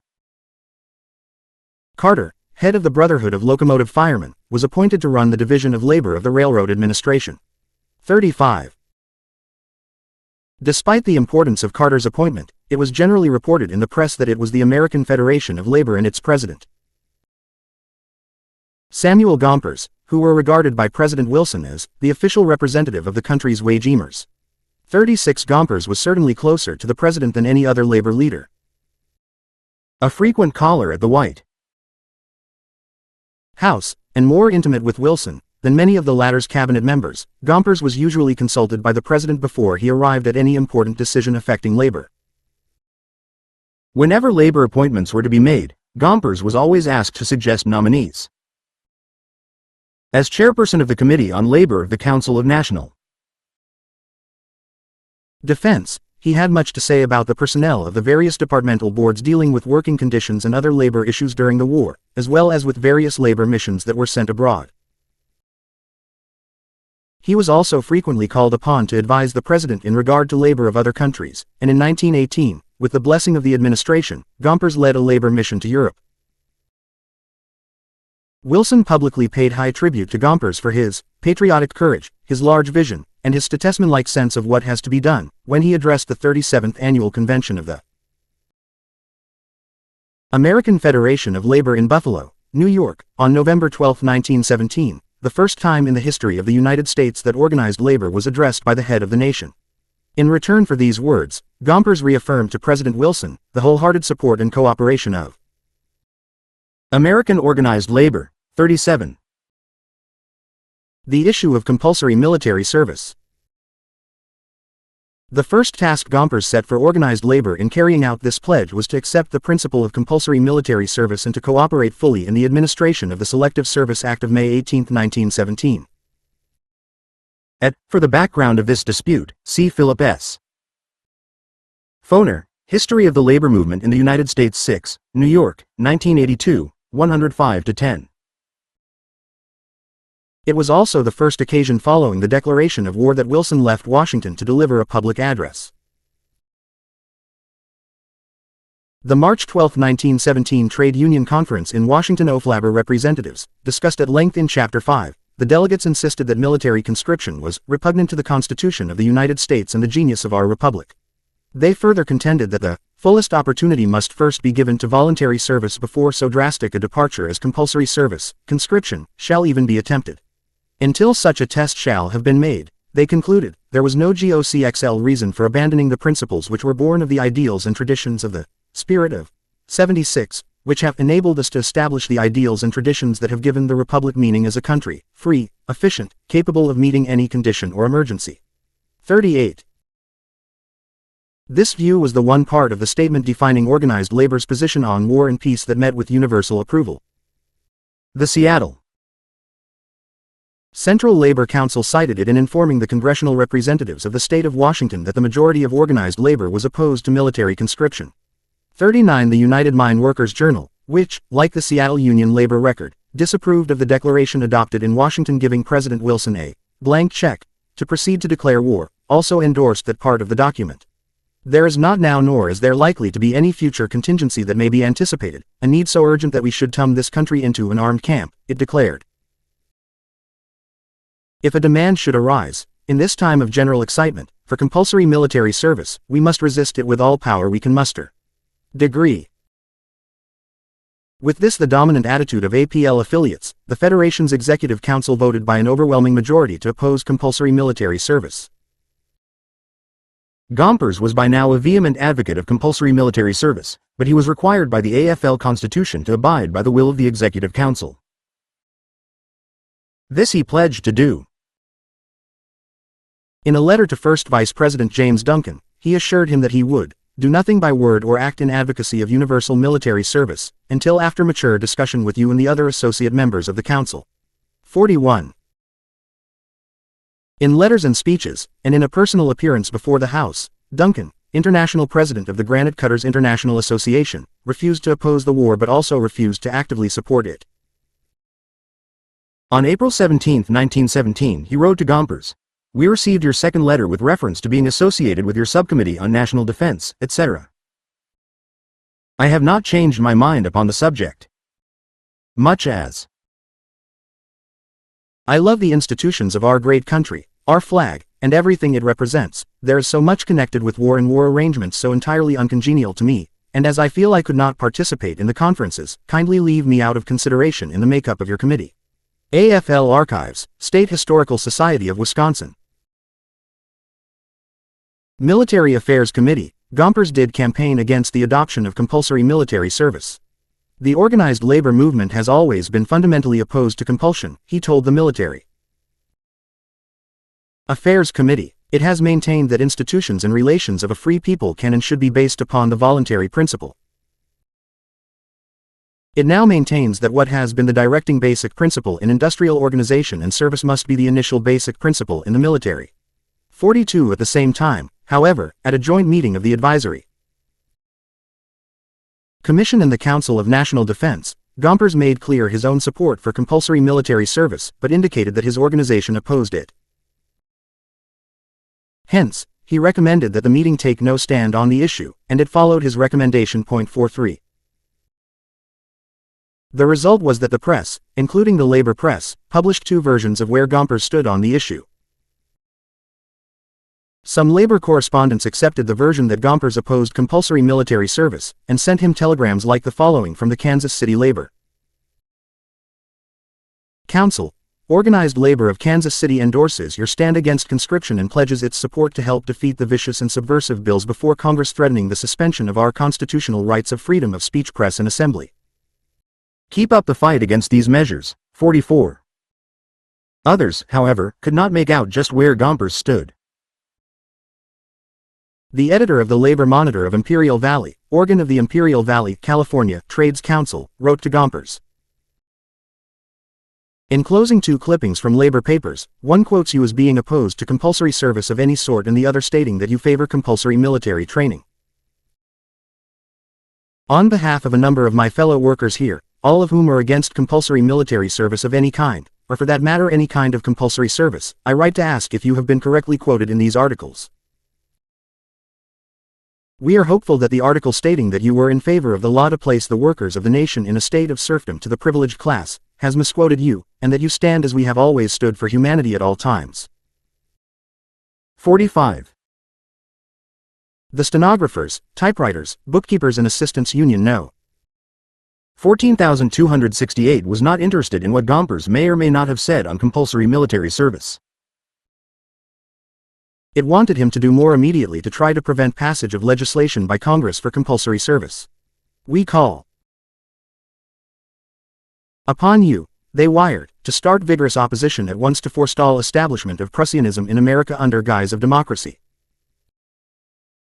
Act at once before too late. 46. But Gompers replied that he had already made his position clear and there was no need for further action. 47. On May 18, 1917, the Selective Service Act became law, requiring the registration of all men between 21 and 30 years old. As chairperson of the Committee on Labor of the Advisory Commission, Gompers presented to the War Department a request that representatives of organized labor be appointed as members of the 5-man district exemption boards that had appellate jurisdiction over all exemption cases, and direct jurisdiction on all individual conscription cases. This, Gompers maintained, would assure a more efficient implantation of the Selective Service Act, and would aid the war effort by preventing men being drafted into military service who are absolutely indispensable to the production of munitions of war and things necessary to maintain the civilian population. 48. The War Department agreed, and by the end of 1917 Union representatives sat on nearly all district and local exemption boards. This action was taken with the consent of the AFL Executive Council. 49. Thus, from originally opposing compulsory military service, the AFL Executive Council offered its cooperation to help implement compulsory service. Gompers had given token support to his pledge to carry out the Executive Council's original opposition to compulsory military service, but by speaking out of both sides of his mouth, he had only confused the labor movement and weakened its opposition to compulsory military service. The issue of strikes. The second task Gompers undertook in his capacity as chairperson of the Committee on Labor was to deal with the question of interruption in industrial production by conflicts between labor and capital. On April 6, 1917, the Council of National Defense released a declaration drafted by the Committee on Labor's Executive Committee and approved by the Advisory Commission. The declaration was designed ostensibly to prevent the enactment of legislation repealing labor laws, which had established standards of health and safety. But its opening statements gave an entirely different impression, declaring, "The defense and safety of the nation must be the first consideration of citizens." To avoid confusion and to facilitate the preparation for national defense, and give a stable basis upon which the representatives of the government may operate during the war, we recommend that the Council of National Defense should issue a statement to employers and employees in our industrial plants and transportation systems, advising that neither employers nor employees shall endeavor to take advantage of the country's necessities to change existing standards. When economic or other emergencies arise requiring changes of standards, the same should be made only after such proposed changes have been investigated and approved by the Council of National Defense. 50. With almost complete unanimity, the press carried headlines such as the following in the Chicago Tribune: Unions pledge loyalty to U.S. Bar all strikes. The subheadline read, Gompers Committee acts with National Defense Council. This was followed by the following from the paper's Washington correspondent: full and loyal support to the government in war against Germany has been pledged by Organized Labor of America. No strikes or labor disputes of any kind during the war is the program. 51. Editorially, the Tribune was full of praise for the APL. American Labor Speaks was the title of the editorial, as it announced the pledge of the representatives of the chief labor organization of the country, the American Federation of Labor, that there will be no strikes during the war. This is wisdom and patriotism combined. It puts the nation on an assured ground from which it can fight the war to a successful conclusion, without fear that any class will exploit the Commonwealth. Americanism is not dead. It is living and will prove itself again to the world. 52. Gompers was immediately deluged with angry telegrams and letters from trade unions, state federations of labor, and city central labor councils from all over the country. Unions proclaimed in these messages that they will not support anybody who offers the rights of the workers for a merely imaginary cause, and that the union has not authorized anybody to give assurance, which may help to bring about a situation where the rights of the workers as well as those of the people may be set aside.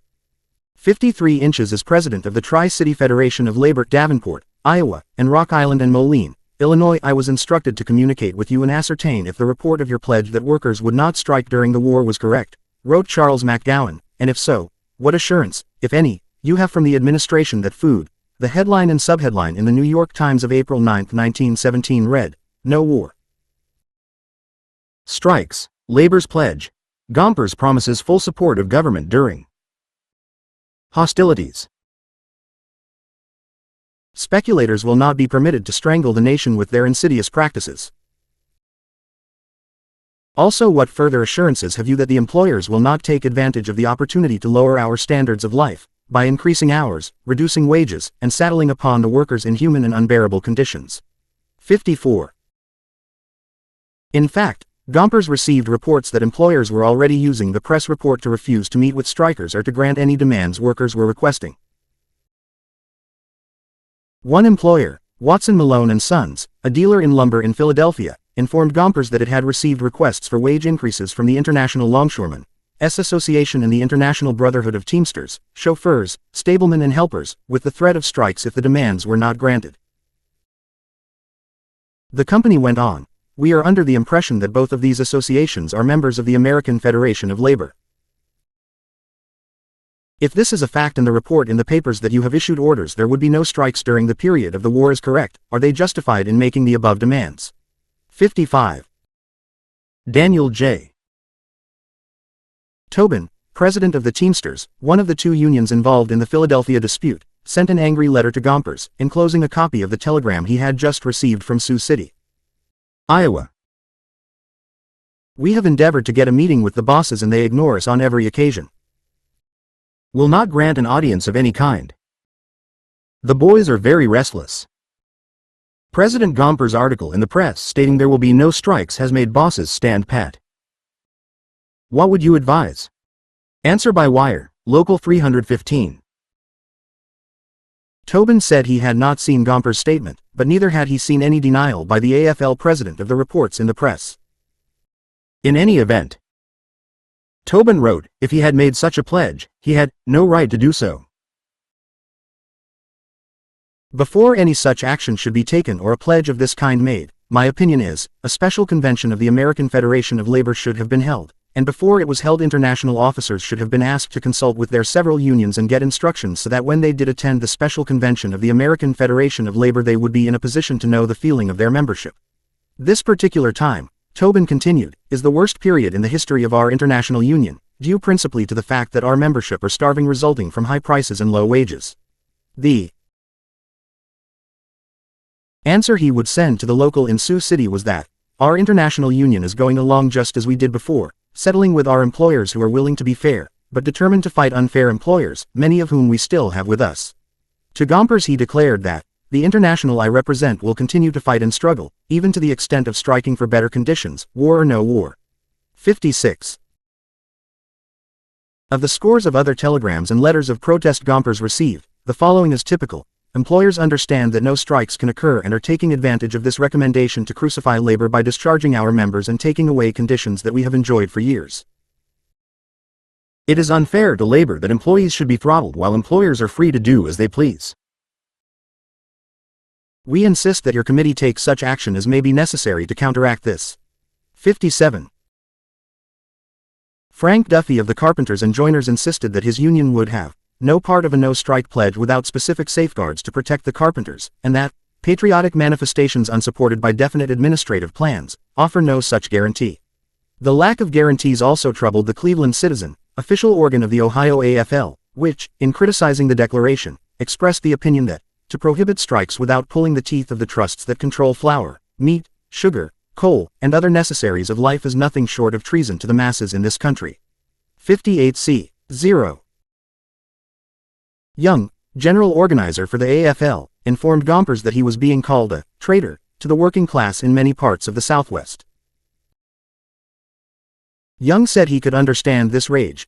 There are many wage increases pending over this entire country at this time, and if the impression is general that there is to be a ban placed upon efforts for betterment of wages and other conditions of labor, it will be a great detriment to organized labor. 59. Since even conservative trade unionists like Frank Duffy and C0 Young sharply criticized his stand, Gompers knew that he had to do a lot of explaining, and quickly. He denied that any promises had ever been made by the Committee on Labor, or that he had ever made any statements or ever agreed that there shall be no strikes of any kind during the war. Insisting that a strike is not resorted to lightly, but as a last resort, he maintained that if the workers met with the same spirit of cooperation that they have manifested, strikes may be averted but they cannot be prohibited. Furthermore, the clause providing for no departure from present standards in no way precluded the effort to obtain necessary improved conditions. Moreover, although he hoped patriotic regard will be had by all citizens to the need of a possible maximum of industrial peace everywhere, he did not mean, nor did the statement mean, that labor was willing to forego any attempts to organize non-union shops. On the contrary, the right to organize and to bargain collectively were integral principles in a war for democracy. 60. A second amplifying statement was adopted by the Executive Committee of the Committee on Labor, approved by the Advisory Commission of the Council of National Defense, and made public. It reinterpreted the phrase, no departure from present standards, to mean, no lowering of present standards. It stated, too, that the Council of National Defense was not averse to having unduly low standards of living raised, even during the war emergency, but it recommended that changes in wages to meet the rising cost of living should be made only after investigation, mediation, or arbitration, and that in no event should there be a stoppage of work until all conciliatory measures had been exhausted. In the precise words of the amplifying declaration, no arbitrary changes in wages should be sought at this time by either employers or employees through the process of strikes or lockouts without at least giving the established agencies, including those of the several states and of the government, and of the Mediation Board in the Transportation Service and the Division of Conciliation of the Department of Labor in other industries, an opportunity to adjust the difficulties without a stoppage of work occurring. 61. Clearly, the Council of National Defense had asserted that while labor was justified in seeking to maintain its standard of living, it would not be justified in striking to advance its standards, no matter how much the cost of living increased, until the long and weary process of trying to settle the dispute by all other means had been exhausted. At the same time, the Council accepted Gompers' interpretation that labor would not forego, during the duration of the war, the right to bargain collectively or the right to organize non-union shops. Reaffirmed, at least in words, this became the labor policy of the Wilson administration. 62. The Baker-Gompers Memorandum. But words and deeds often did not correspond. The letting of contracts for the construction of training camps was put in the hands of Louis B. Welly, who suggested to Secretary of War Newton D. Baker that the open shop should be permitted in construction work in exchange for an agreement that the Adjustment Board, established to decide all disputes and representing the Army, labor, and the public, could use union scales of hours and wages, modified by changes in the cost of living, as a basis for Contract agreements. Baker thought it a very good idea, but doubted that Gompers would go along with the principle of the open shop. But Welly argued for trying, and took the proposal to Gompers' office. After a lengthy discussion, Welly did get Gompers' signature on what became famous as the Baker-Gompers Agreement. it provided that the labor aspects of cantonment barracks construction would be governed by a commission of 3 appointed by the Secretary of War and representing the Army, labor, and the public, with the labor representative nominated by Gompers. The commission was to use the union scale of wages, hours, and conditions in force in each locality, with consideration for subsequent changes in the cost of living. Standards fixed by the board were to be binding on all parties. According to Welly, Gompers agreed orally to the open shop, in exchange for these concessions. But when he asked him to confirm his oral agreement in writing, Gompers wired that the agreement had reference to union hours and wages. The question of union shop was not included. But the unwritten understanding was accepted by both the employers and the government, and the open shop prevailed. 63. The Baker-Gompers Memorandum of June 19, 1917 was the prototype of a number of such agreements, and the first instance of the federal government's entering into a contract with a labor union or group of unions. 64. To many unionists it was evidence that Gompers' loyalty program was starting to look suspiciously like a sellout. 65. Gompers again received many complaints from union presidents, in the form of protesting telegrams and letters, particularly from those in the building trades. There was a good deal of bitterness expressed over the fact that Gompers had agreed to the memorandum without the express authorization of the Executive Council or the National Convention, and it was clearly called in direct violation of the AFL Constitution, which granted absolute autonomy to the national and international unions making up the Federation. 66. But, as was becoming more and more the custom, the protesters did not challenge Gompers to the bitter end, lest they be called disloyal, and they ultimately accepted the written and unwritten terms of the Baker-Gompers Agreement. Only William Hutchinson of the Carpenters spoke out against the agreement and refused to retreat. Hutchinson charged that the agreement did not guarantee the closed shop in areas where it had been a long-standing tradition, and that as interpreted by the War Department it even violated a fundamental AFL principle. For the War Department was asserting that Gompers had agreed that union workers could work with non-union men, and Gompers did nothing to knock down this assertion. Hutchinson therefore refused to recognize the agreement or to serve on the adjustment board that represented the Army, labor, and the public. But he was the only APL leader to take such a standpoint. 6-7 feet. On the question of strikes, Gompers quickly retreated from the position he had taken when he tried to mollify union leaders who accused him of surrendering labor's right to strike. At first he had indignantly denied it, but in a letter to all trade union officers, he practically admitted the charge which he had denied. No strike ought to be inaugurated, he wrote, that cannot be justified to the men facing momentary death. A strike during the war is not justified unless principles are involved equally fundamental as those for which fellow citizens have offered their lives their all. 68. With such a criterion there was hardly a need for a formal no-strike pledge. But it was one thing to advocate that kind of patriotism and another to convince the workers of its fairness. Even Gompers conceded that the increase in the cost of living was creating such widespread worker discontent that he was receiving protests over his statement about strikes. Many similar communications, he wrote to Henry Cabot Lodge, are received at this office, indicating that the reason for this is the distress that exists in this country through the high cost of living, and the necessity for congressional action to relieve these many people.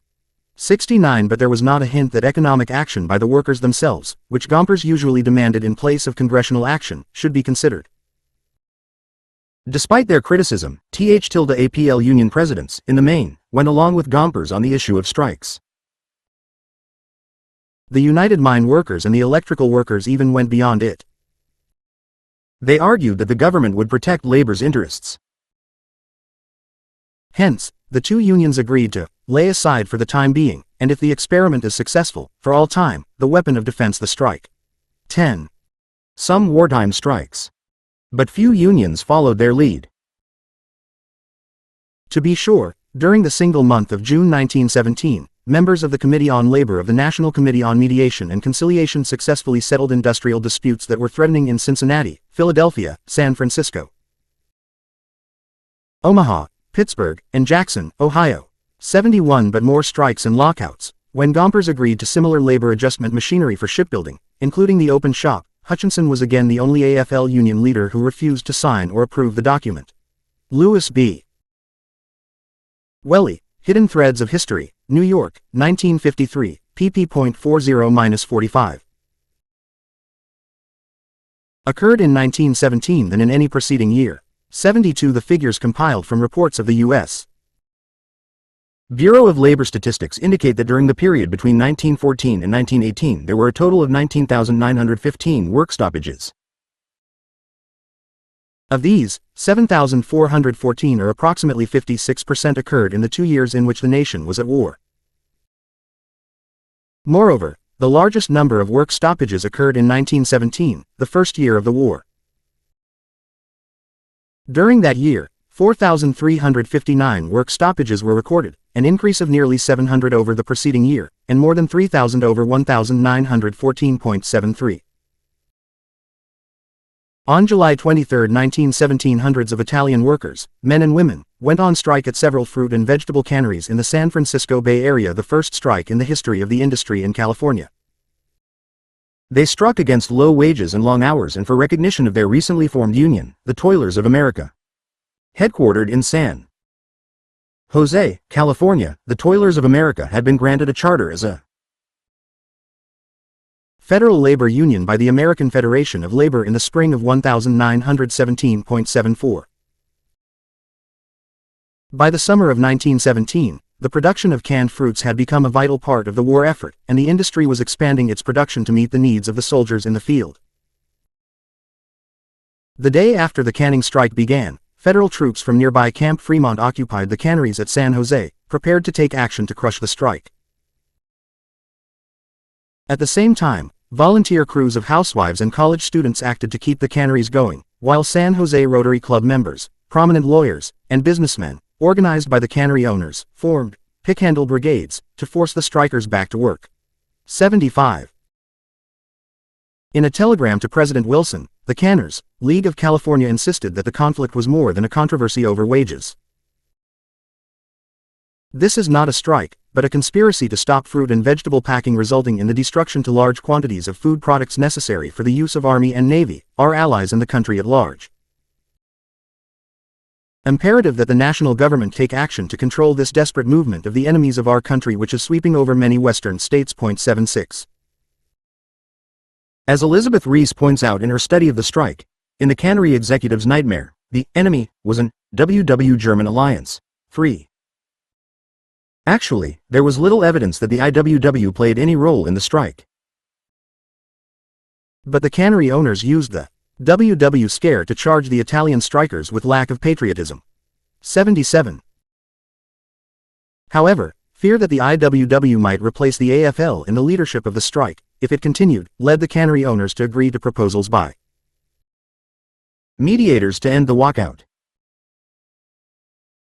On July 31, 11 canning companies in and around San Jose accepted the mediators, terms under which the men would have their wages increased from 25 cents to 30 cents an hour, while women's wages would be increased from 16 cents to 171.5 cents per hour, and the piece rate scale was also raised a few cents. The companies also agreed to re-employ all strikers without discrimination. On this basis the strike ended and the workers returned to the canneries. 18. More general strikes took place in the United States after the nation entered World War I than during any period of American history. In September 1917 a general strike occurred in Springfield, Illinois. It began with a strike by the streetcar workers for union recognition. On Labor Day, September 3, 1917, the parade was organized to support the streetcar strikers.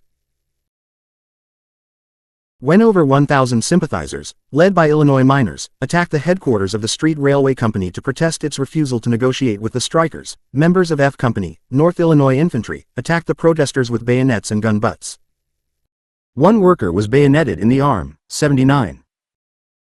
The response of Springfield workers was a general strike.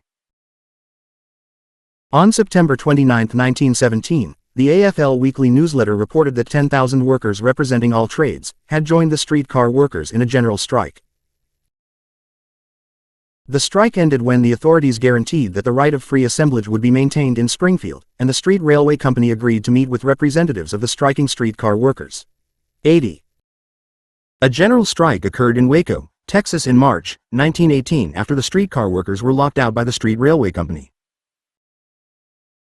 In April 1918, a general lockout of union workers occurred in Billings, Montana.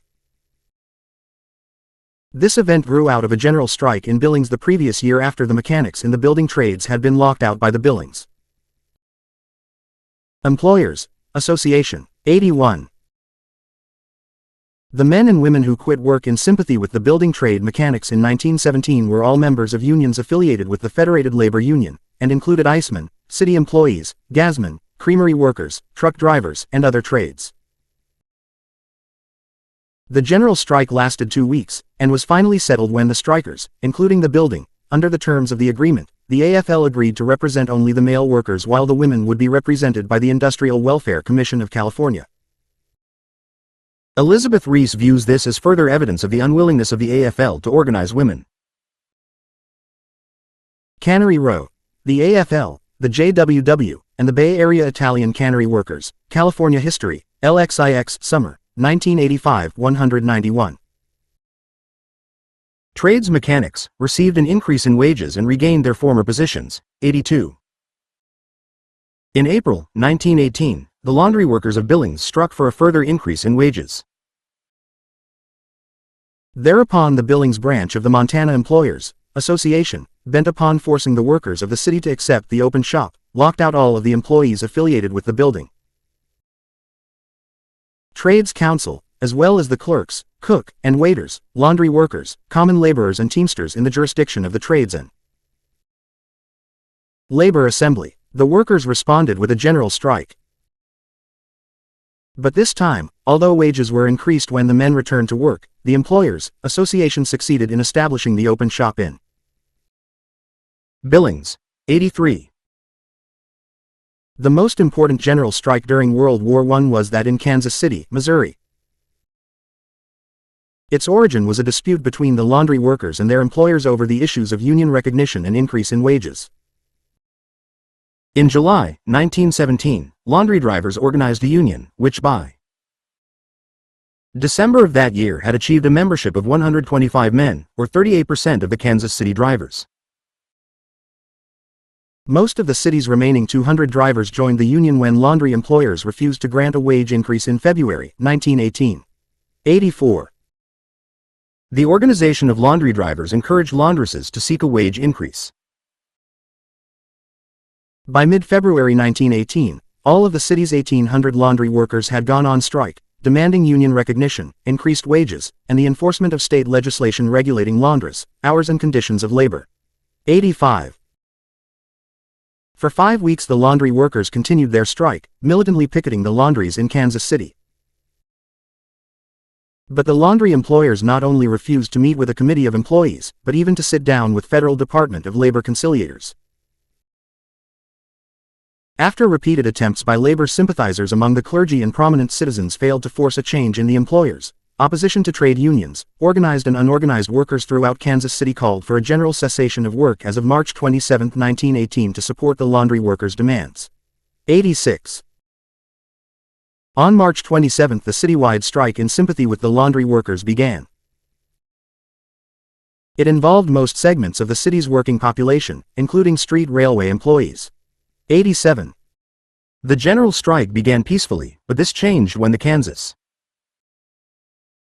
City Railways Company attempted to run the street cars with scab labor. Then rioting broke out, and the city brought in the National Guard to keep the street cars running. On March 30 the Jax County Grand Jury returned indictments charging 20 men and 4 women with unlawful assembly in connection with riots growing out of the general strike in progress here. That same day, the press reported the first death in connection with the general strike. Alonzo A. Millsap, a striking laundry driver, had been shot during a battle with the police protecting scabs at a laundry plant. He died on March 30 at a Kansas City hospital. 88. At this point the mayor requested a conference of laundry owners and employees. Because the laundry owners now agreed to grant the workers the right to organize, the laundry workers voted to return to work under conditions prevailing before the strike. A later agreement between the employers and employees increased by $1 the weekly wages of laundresses. 89. The general strike lasted a full week and revealed a high degree of cooperation between men and women workers in Kansas City. The strike is credited with partial responsibility for the creation of the Kansas Industrial Court. 90. The President's Mediation Commission. We will examine below some of the other work stoppages during the war, but we should note here that the industrial unrest was not confined to any one section of the country or to any single industrial group, but rather it characterized almost every industry in every section of the country. The greatest disturbances, however, were those that occurred in the oil fields of California, Louisiana, and Texas, the telephone systems of the Pacific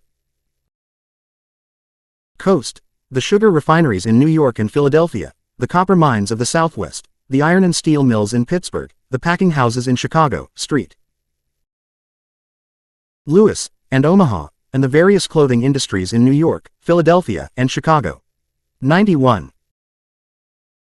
By midsummer of 1917 the problem of industrial unrest had become so acute, especially in the western states, that Gompers urged President Wilson to intervene. He recommended that the moral influence of the United States government should be brought to bear through a federal investigation of the whole Western labor situation. 92. This helped produce a commission that was given the name the President's Mediation Commission. The commission spent several months visiting the copper. The Union, however, made no progress on the issue of enforcement of state statutes concerning women's wages and working conditions. Moreover, the laundry owners later refused to pay the promised wage increases. Maureen Weiner Greenwald, Women, War, and UBRK, The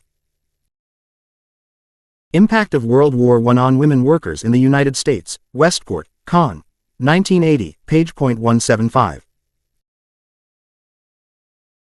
Districts of the Southwest, the oil fields of California, the meatpacking plants of Chicago, the Pacific Northwest timber districts, and other sections where industrial unrest was widespread, with results which we will examine below. 93. The President's Mediation Commission was dissolved in January 1918, after submitting its recommendations to President Wilson. It attributed disruption of production not to any willful disloyalty or un-Americanism on the part of labor, but rather to the existence of uncorrected specific evils and the absence of a healthy spirit between capital and labor. To correct these evils, the Commission offered the following recommendations. 1. The elimination to the utmost practical extent of all excessive profit-taking during the period of the war. 2. The establishment of continuous administrative machinery for the orderly disposition of industrial problems and the avoidance of an atmosphere of conflict and the waste coming from work stoppages. 3. The adoption of the basic 8-hour day, except for cases of emergencies in war industries. 4. A unified labor administration to replace the existing centralized administrative system. 5. The surrender by labor of all practices leading to the withdrawal of maximum efficiency. 6. The constructive education of both parties to the industrial conflict in order to guarantee a national solution of disputes and other serious labor problems. 94. Of special importance was the Commission's recommendation to Wilson that a more centralized labor administration be organized to cope with industrial problems. The haphazard labor policy of the government, based on the often contradictory tenets of the Council of National Defense, had caused considerable confusion along with a pattern of adjustment agencies with overlapping jurisdiction. It was this confusion that led the Mediation Commission to recommend the creation of an agency to centralize the efforts of the various adjustment boards. The need was urgent, the Commission emphasized. The causes of industrial unrest were general and deep-seated, but the nation's existing labor policy was inadequate to correct the evils that were responsible for this condition.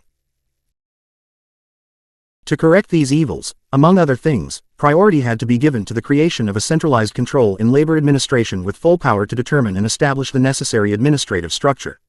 95. As we have noted, at the request of President Wilson, the Commission also investigated and issued findings in a separate report relating to the Mooney-Billings case. The National War Labor Board. Acting upon the Commission's report, Secretary of Labor William B. Wilson, with the support of the President, called together an advisory council in January 1918 to evolve a comprehensive plan that would centralize the machinery of industrial relations. The War Labor Conference. Board, as this council became known, was composed of 5 employer representatives and 5 labor representatives nominated by the AFL, with each group selecting one member to represent the public. As one of its first actions, the War Labor Conference Board adopted the policy that workers may not be denied the right to join trade unions if they so desired. Modeling itself on this policy, on February 21, 1918, the United States Railroad Administration issued General Order No. 8, giving all employees the right to organize into trade unions regardless of their previous status. 96. In March 1918, the War Labor Conference Board recommended that a National War Labor Board be organized, made up of the same type of membership as its own group, functioning with specific powers and observing definite, stipulated principles. This suggestion was accepted by Wilson, and the National War Labor Board was created on April 9, 1918, by presidential proclamation. The membership of the National War Labor Board was to consist of 5 representatives of employers, 5 representatives of organized labor, and 2 representatives of the public. As in the case of the War Labor Conference Board, the 5 employer and 5 labor representatives were to be nominated, respectively, by Magnus W. Alexander, Executive Secretary of the National Industrial Conference Board, and Samuel Gompers, President of the AFL. The 2 representatives of the public, who were to serve also as joint chairmen of the board, were to be selected one each by the employers and by labor. In addition to the aforementioned members, 12 alternates were to be named to act in the event of the absence of regular members. At the suggestion of Secretary Wilson, the membership of the National War Labor Board as constituted at the time of its appointment was as follows: 1 co-chairman and representatives of the public, William Howard, Taft and Frank P. Walsh. 2 representatives of employers, L. F. Laurie, C. Edwin Michael, Loyal A. Osborne, W. H. Van der Voort, and B. L. Worden. 3 representatives off labor, Frank J. Hayes, William L. Hutchinson, Thomas Savage, Victor Orlander, and T. A. Rickert. Except for Worden, the employer representative, the composition of the National War Labor Board was the same as that of the War Labor Conference Board. 97. The National War Labor Board's Code of Principles and Policies, unanimously adopted by the War Labor Conference Board and sanctioned by President Wilson, set forth, as its main objective to govern relations between workers and employers in war industries for the duration of the war, and thereby facilitate unhampered war production. The principles guiding the board in the implementation of its objective were: 1. There should be no strikes or lockouts during the war. 2. The right of workers to organize in trade unions and to bargain collectively through chosen representatives is recognized and affirmed. This right shall not be denied, abridged, or interfered with by the employers in any manner whatsoever. 3. Employers should not discharge workers for membership in trade unions, nor for legitimate trade union activities. 4. The workers, in the exercise of their right to organize, should not use coercive measures of any kind to induce persons to join their organization nor to induce employers to bargain or deal therewith. Other principles were: 1. Existing conditions were frozen where a union shop existed. The union standards were to continue. However, union organizing was not to be denied under this ruling. 2. Women on men's jobs should get equal pay for equal work, but not be allotted tasks disproportionate to their strength. 3. The basic 8-hour day was to continue where existing law required it, and hours of labor must be adjusted with due regard to health standards. 4. Availability of workers was to be filed with the Department of Labor for the purpose of more effective wartime labor mobilization. 5. Prevailing local standards must be taken into consideration in adjustments of hours, wages, and conditions of labor. 6. The right of all workers to a living wage, including common laborers, was hereby declared. In fixing wages, a minimum living wage had to be established that will ensure the subsistence of the worker and his family in health and reasonable comfort. 98. In a resolution adopted shortly after the creation of the National War Labor Board, the National Association of Manufacturers placed itself on record as being in favor of the board's code of principles and policies, and recommended to its members that they cooperate with the said war. Labor Board to the end that the aims and purposes for which it was created may be effectuated. Statements of support also came from the National Industrial Conference Board and other employers' associations, 99. The AFL and the Railroad Brotherhoods also gave the board their immediate endorsement. The Bakers pictured the board as ushering in a new era in the settlement of industrial disputes, while other unions spoke of a New Deal for American labor. 100 feet. No word of dissent came from Daniel J. Tobin, who, it will be recalled, had written to Gompers that, "The international I represent will continue to fight and struggle, even to the extent of striking for better conditions, war or no war."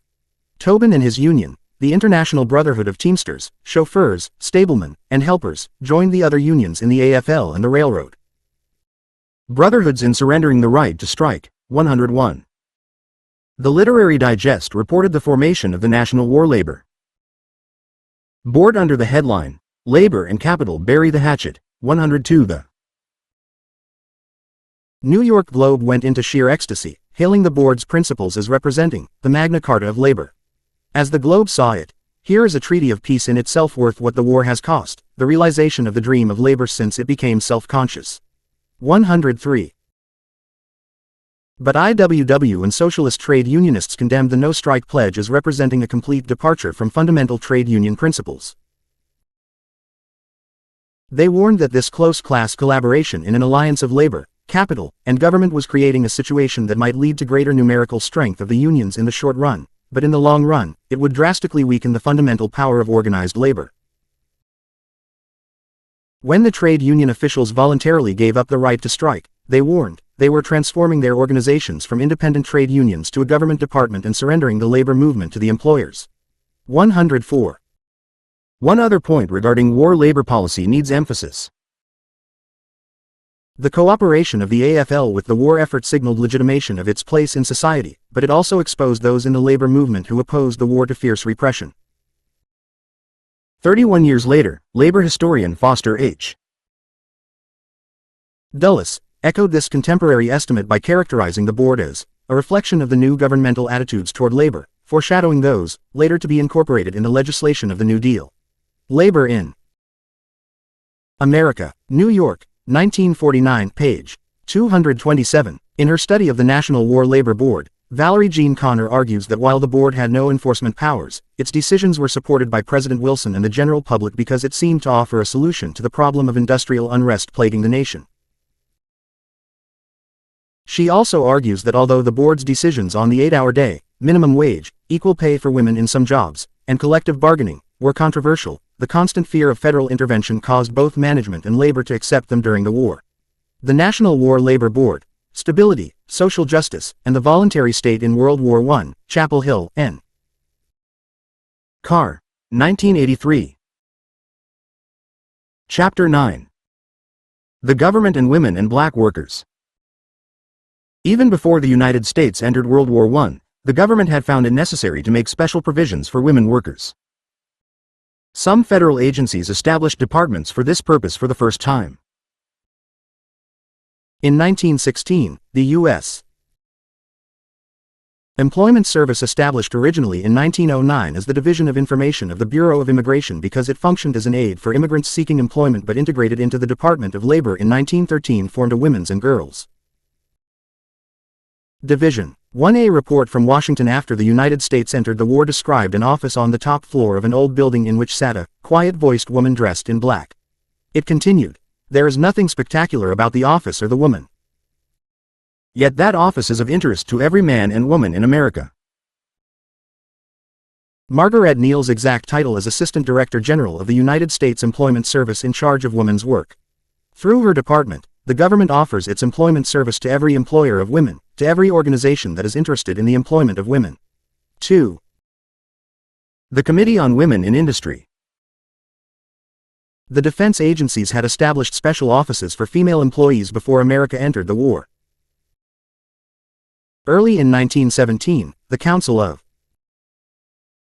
National Defense set up its Committee on Women in Industry, made up of leaders of the Women's Trade Union League and the Consumers League, to advise it on means for safeguarding the health and welfare of women workers during the war. This was supplemented once war was declared by the Board of Labor Standards, established by the Army to prevent sweaters from processing its uniforms. The U.S. Railway Administration set up a women's section to protect female operatives on hazardous jobs, and the Ordnance Department organized a women's branch to supervise the work in the munitions industry. 3. Despite the proliferation of agencies charged with protecting women workers, problems and grievances multiplied.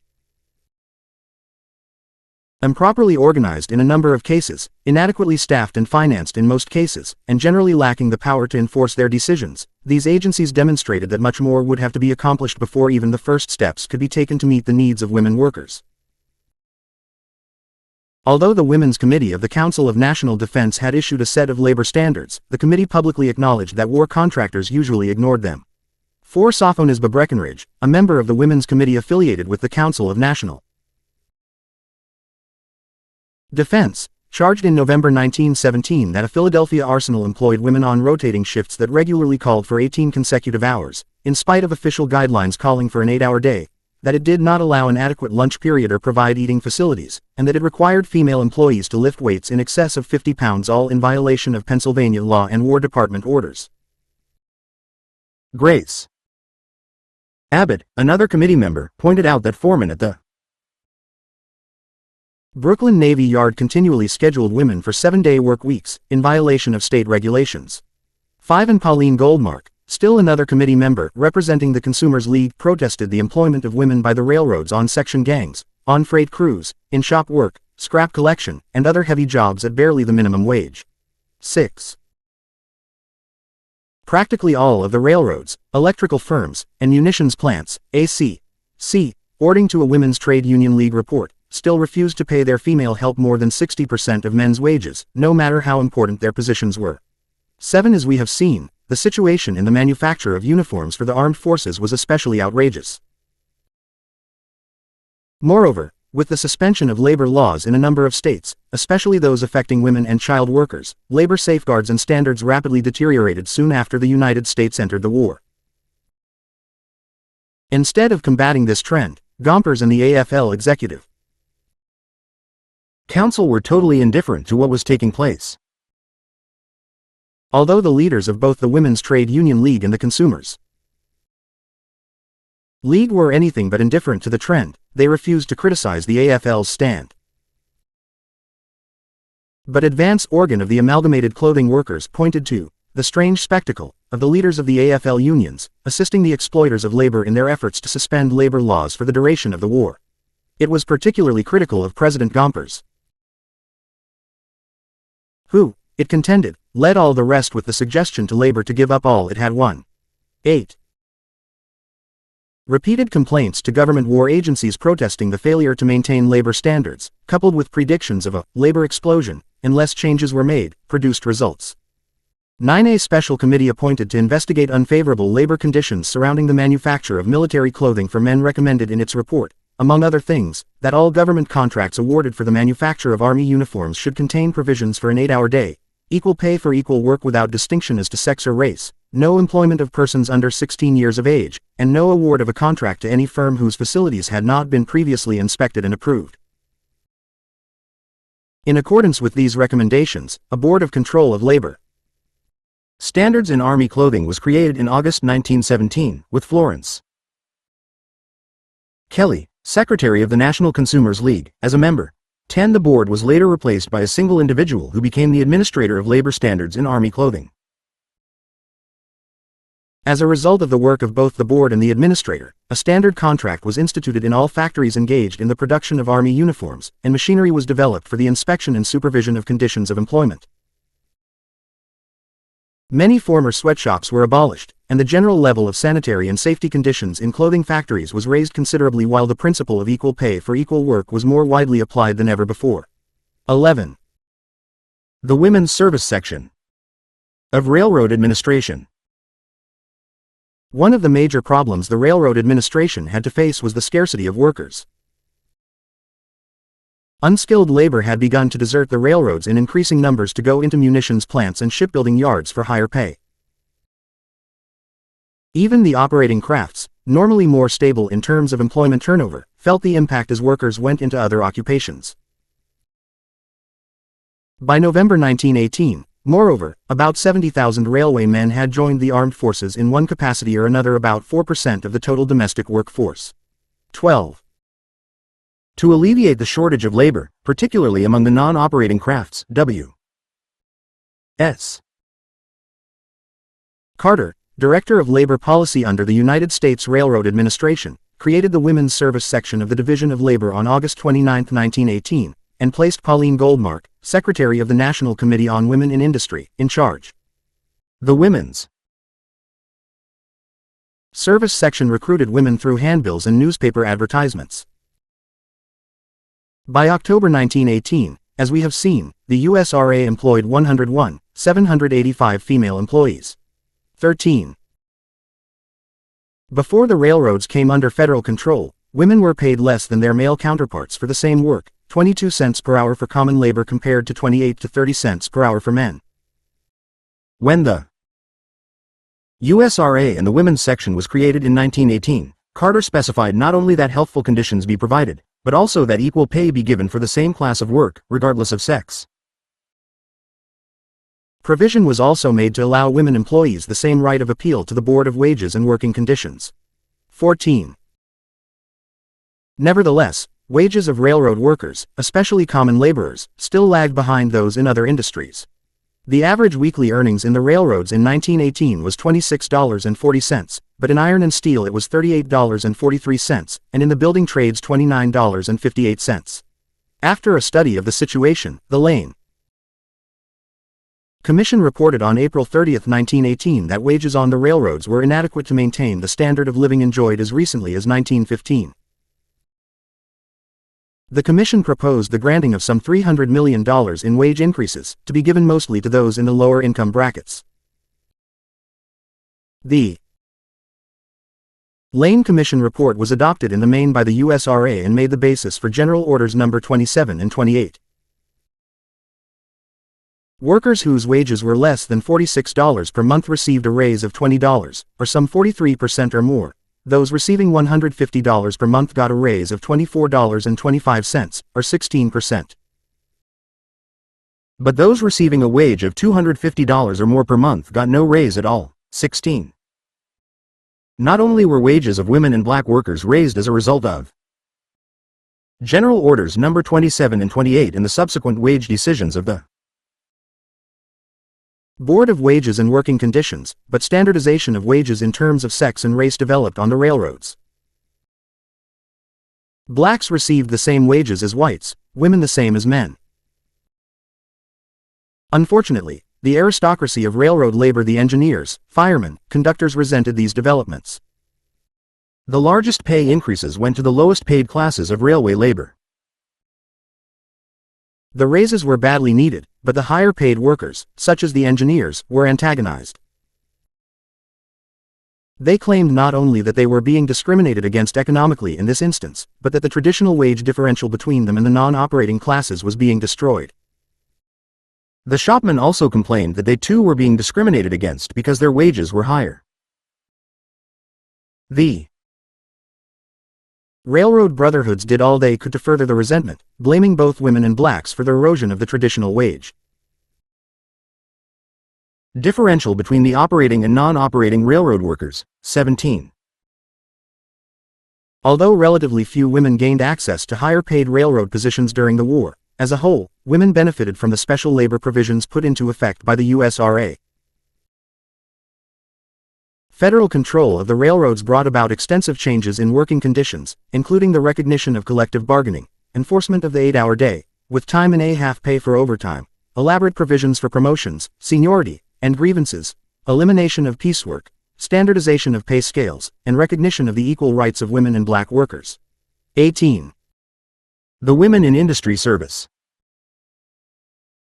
The war emergency also made a reality of what had until then been only a dream of the leaders of the Women's Trade Union League and other social reformers: the creation of an autonomous federal women's bureau, an independent women's division in the Department of Labor, with a guarantee of continuous operation and freedom of action. Previous efforts to achieve this goal had failed, even though by the fall of 1916 the Consumers League had obtained endorsements from at least 100 labor, civic, and women's organizations and had won over a reluctant Secretary of Labor, William B. Wilson. Unfortunately, the League had not won over the AFL, and in the end this proved to be an insuperable obstacle. 9. The war emergency, however, pushed all obstacles aside. The chaotic situation created by having several agencies, the Defense Departments, the Shipping Board, and the Transportation Administrations, each with its own commissions for the determination of standards, produced such wide variations in the enforcement of regulations that the mountain of workers' grievances kept piling higher and higher. In addition, slow operation of the federal bureaucracy was causing workers to express their discontent in widespread strike activity. By the fall of 1917, strikes were reported to be occurring with such dangerous frequency that it was predicted that unless the government did something quickly to ease the workers' grievances, the war effort would be seriously impaired. 20.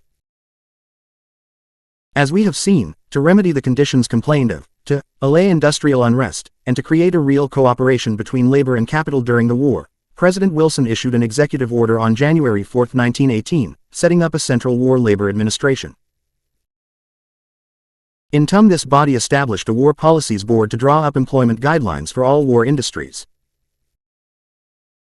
The Women's Trade Union League leaders demanded that the new body provide a special bureau for women workers, equal in size to the entire War Labor Administration. The government, anticipating the extension of the draft to include all men from 18 to 45, did contemplate a new department to protect the increasingly important female labor force. However, it refused to accept the WTUL plan, and for several months heated discussions took place between League representatives and government officials. 21. The difficulty was finally resolved. William B. Wilson, who had been appointed War Labor Administrator to head the new War Labor Board, appointed Agnes Nestor, President of the Chicago Women's Trade Union League, to represent the interests of women workers on his 7-member Advisory Council. Late in June 1918, after meetings with the Advisory Council, Wilson announced an 8-point program under which new service sections of the War Labor Administration would operate. The third point called for a woman in industry service to meet the problems connected with the more rapid introduction of women into industry as a result of war conditions. The purpose of the new organization was set forth: to secure information on all matters relating to women in industry and to put such information into useful form, to develop in the industries of the country such policies and methods as would result in the most effective use of women's service in production for the war and at the same time prevent their employment under injurious conditions, to coordinate work for women in other divisions of the Department of Labor, and in industrial service sections of other departments of the federal government, and cooperate with state departments of labor for bringing about unified action by states in national problems relative to women's work. 22. The Women's Trade Union League greeted the agency, which it had advocated since 1909, with rejoicing that the doors of opportunity and industrial justice are to be thrown open to women. Actually, the new agency, with a staff of only 4 in a one-room office in the Labor Department, appeared to more critical observers to be little more than a glorified information bureau, which would follow the lead set by Gompers in his role on the Council of National Defense, that of being willing to sacrifice the interests of the workers in the name of patriotism. Trade unionists who were critical of Gompers' actions in allowing employers to evade long-established standards and working conditions asked ruefully what guarantee there was that the new women's service would not do likewise. 23. The fact is that only the appointment of Mary Van Cleek as its director prevented the women in industry service from becoming merely a conciliatory device for the government. At the time the War Labor Administration was seeking a director, Van Cleek had been the Ordnance Bureau's supervisor of women's work for 6 months. She was an experienced administrator, a noted social investigator, and a veteran women's rights activist, and had developed close contacts with the labor movement. In fact, at first she opposed a special women's agency because she felt it would hinder united action between men and women in the labor movement. By early 1917, however, she came to favor it as necessary to ensure special counsel for women in the government, continuous attention to their needs, and the opportunity to blaze new trails in practical research. 24. In one respect, Van Cleek's experience in the Ordnance Bureau was destined to put her on a collision course with social reformers. She had learned that protective regulations denying women employment in particular jobs because of physical demands or other factors were not universally approved by many women in war industries. The unusual opportunity to earn relatively high pay in such work weighed heavily in their attitude toward regulations that would have the effect of forbidding their employment. This was especially true of black women, who also suffered from the absence of viable alternatives to the forbidden employment. A young woman employed as a railroad trucker, who had previously been in domestic service, summed up the attitude of many black women when she explained to a field agent the ramifications of a discontinuance order preventing her from working. All the colored women like the work and want to keep it. We are making more money at this than any work we can get, and we do not have to work as hard as at housework, which requires us to be on duty from 6 o'clock in the morning until 9 or 10 at night, with mighty little time often at very poor wages. What the colored women need is an opportunity to make money. As it is, they have to take what employment they can get, jive in old tumble-down houses or resort to streetwalking, and I think a woman ought to think more of her blood than do that. What occupation is open to us where we can make really good wages? We are not employed as clerks, cannot all be schoolteachers, and so we cannot see any use in working our parents to death to get educated. Of course, we should like easier work than this if it were open to us, but this pays well and is no harder than other work open to us. With $3 a day, we can buy bonds. We can dress decently, and not be tempted to find our living on the streets. Please don't take this work away from us. 25. Almost immediately after taking up her new position in July 1918, Van Cleek persuaded the War Policies Board, on which she held a seat, that it should consider each case separately in determining whether or not to allow women to enter hazardous occupations, rather than arbitrarily classifying jobs as unsuitable for women, as was desired by its chairperson, Felix Frankfurter, a professor at Harvard Law School and head of the War Policies Board. Frankfurter echoed the viewpoint of the WTUL and Consumers League leaders. The board's decision, however, forced the government to develop realistic and enforceable guidelines for war work. Accordingly, after innumerable conferences with official agencies, reform groups, trade unions, and employers, the Women in Industry Service formulated a list of standards, including a basic 48-hour week, equal pay for equal work, a 45-minute lunch period, no tenement operations, appropriate sanitary facilities, and safety precautions. The Service and the Policies Board also recommended that employers appoint women supervisors for female operatives and allow the workers a voice in employment policies. In August 1918, the Defense Departments began to insert these guidelines into war contracts. Maintaining close liaison with trade union women through frequent conferences, Van Cleek, her assistant Mary Anderson, a Foner WTUL organizer, and Helen Brooks Irvin, a black WTUL organizer appointed at Anderson's suggestion to advance equality for black women, continued to agitate to make the protections that had been incorporated into government contracts a reality in the workplaces. The decline in the number of complaints reaching Van Cleek during the last months of the war indicated that the service was having some success. 26. In the fall of 1918, the service tackled the application of these new standards to two persistent problems: night work and labor in dangerous trades. Under the guidelines, a contractor who wished to employ women at night had to show not only that he required such labor to maintain adequate production but also that he had exhausted a long list of alternative remedies, ranging from the transfer of male workers from non-essential industries to the extension of plant capacity and more effective management. These stringent requirements, insisted upon by the social reformers, did result in a sharp drop in applications for night work certificates. It is open to question, however, whether or not they pleased the working women, who were thereby deprived of an opportunity to earn higher wages at night.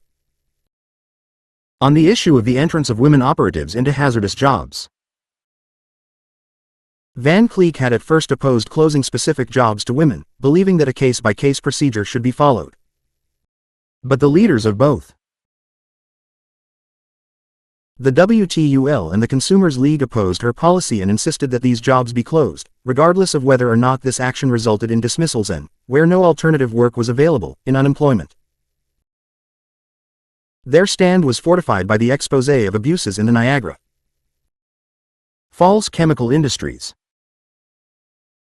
After an extensive investigation, a survey team reported in August 1918 that these industries had not significantly reduced the hazards criticized by the Factory Commission in 1912, including poor control of poisonous fumes and inadequate safeguards against injury. Van Cleek surrendered to the pressure of the social reformers in October 1918, calling on the government to prohibit the employment of women in such industries as abrasive manufacturing and the processing of lead. Her hope was that the restrictions would persuade manufacturers to substitute machinery for manual labor, thus eliminating the hazards for male workers as well.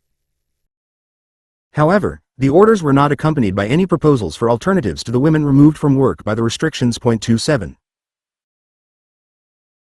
In general, while the woman in industry service had a good deal of success in dealing with such issues as working hours, sanitary facilities, and safety precautions, it was much less successful in achieving wage parity.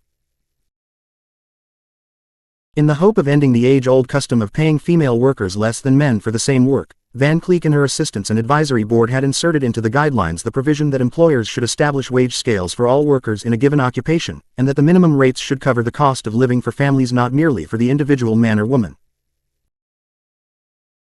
But the service soon discovered that employers evaded the guidelines by making slight changes in the tasks when women assumed them, designating them as new positions and compensating the female workers at lower rates. Nor did it help matters much when the National War Labor Board established by President Wilson in April 1918 to serve as a quasi-court to which disputes between employers and employees could be brought for mediation and conciliation announced a minimum rate for men of 40 to 42 cents an hour while that for women was 30 or 32 cents an hour, despite the fact that its guiding principles had included, if it shall become necessary to employ women on work ordinarily performed by men, they must be allowed equal pay for equal work. It was difficult for the woman in industry service to persuade employers to operate in accordance with the principle of equal pay for equal work, when the War Labor Board did not make this a requirement. 28.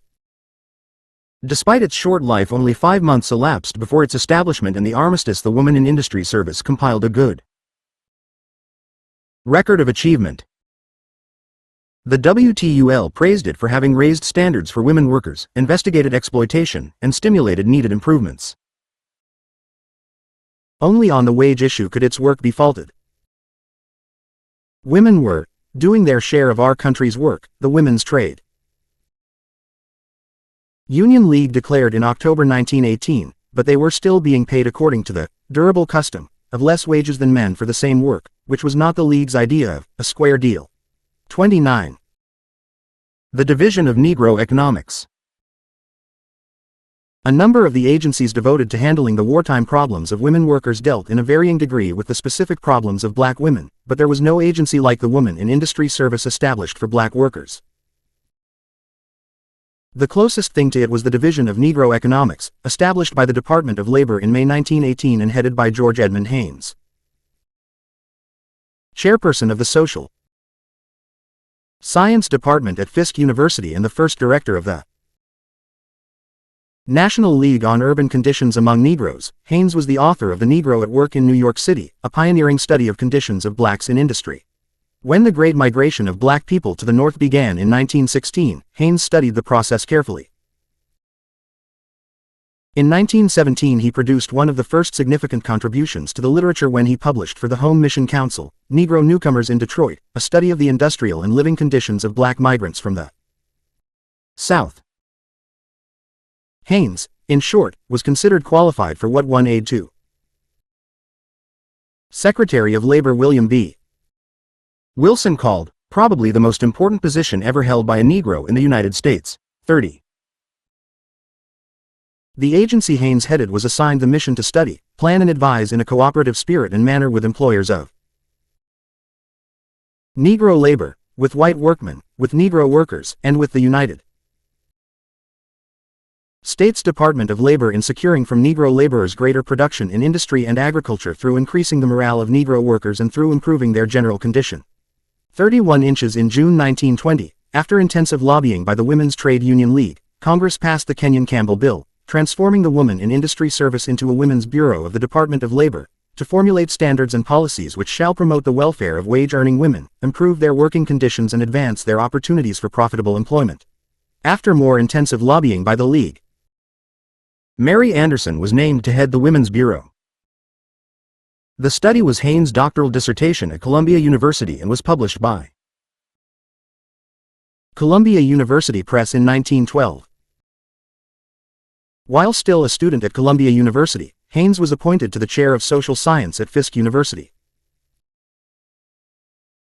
To carry out this mission, the Division of Negro Economics established advisory committees, made up of blacks, in states of both the South and North.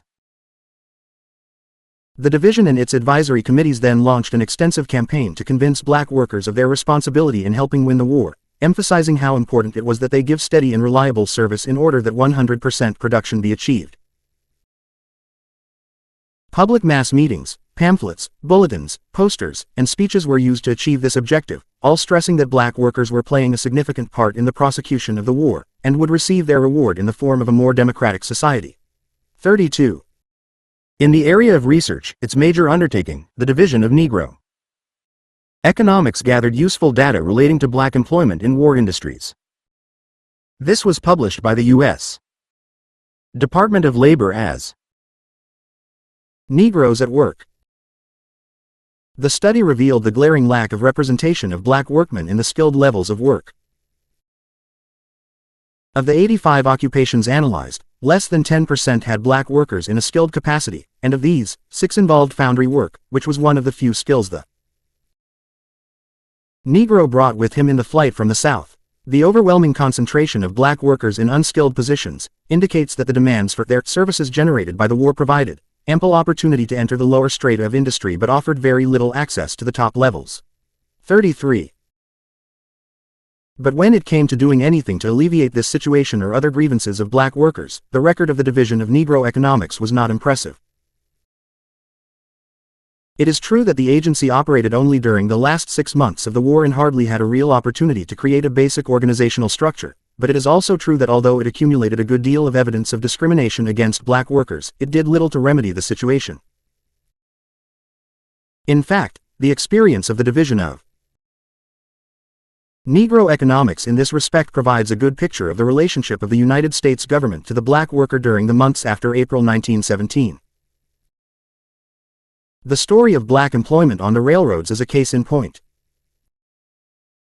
The demand for wartime labor opened new opportunities of employment for blacks on the railroads. They entered an industry in which their employment by the time of World War I was confined largely to menial jobs such as janitors and Pullman porters. Even in the South, where they had been employed as firemen and brakemen at lower wages than their white counterparts, they had been eliminated almost entirely as a result of collusion between the railroad managers and the railroad brotherhoods. 34. When the United States took over the railroads, black workers hoped that the restrictions on the nature of their employment on the railroads would end. 35. Hence they were shocked when C. R. Gray, director of Operations of the United States Railroad Administration, issued the following directive in answer to an inquiry from one of the regional directors. Replying to your letter, in regard to the employment of Negro firemen and ostlers,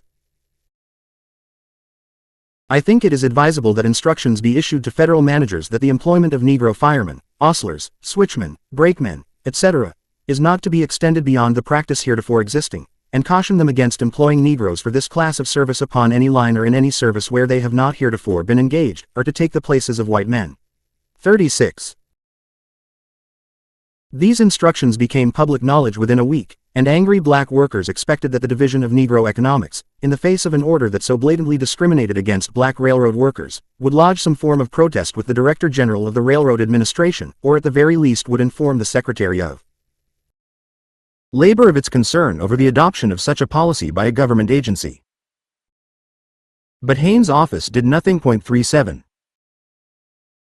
Fortunately, officials of the NAACP and the National Urban League decided to take action. The Urban League learned of the Railroad Administration's directive while assembled for its annual convention in Columbus, Ohio.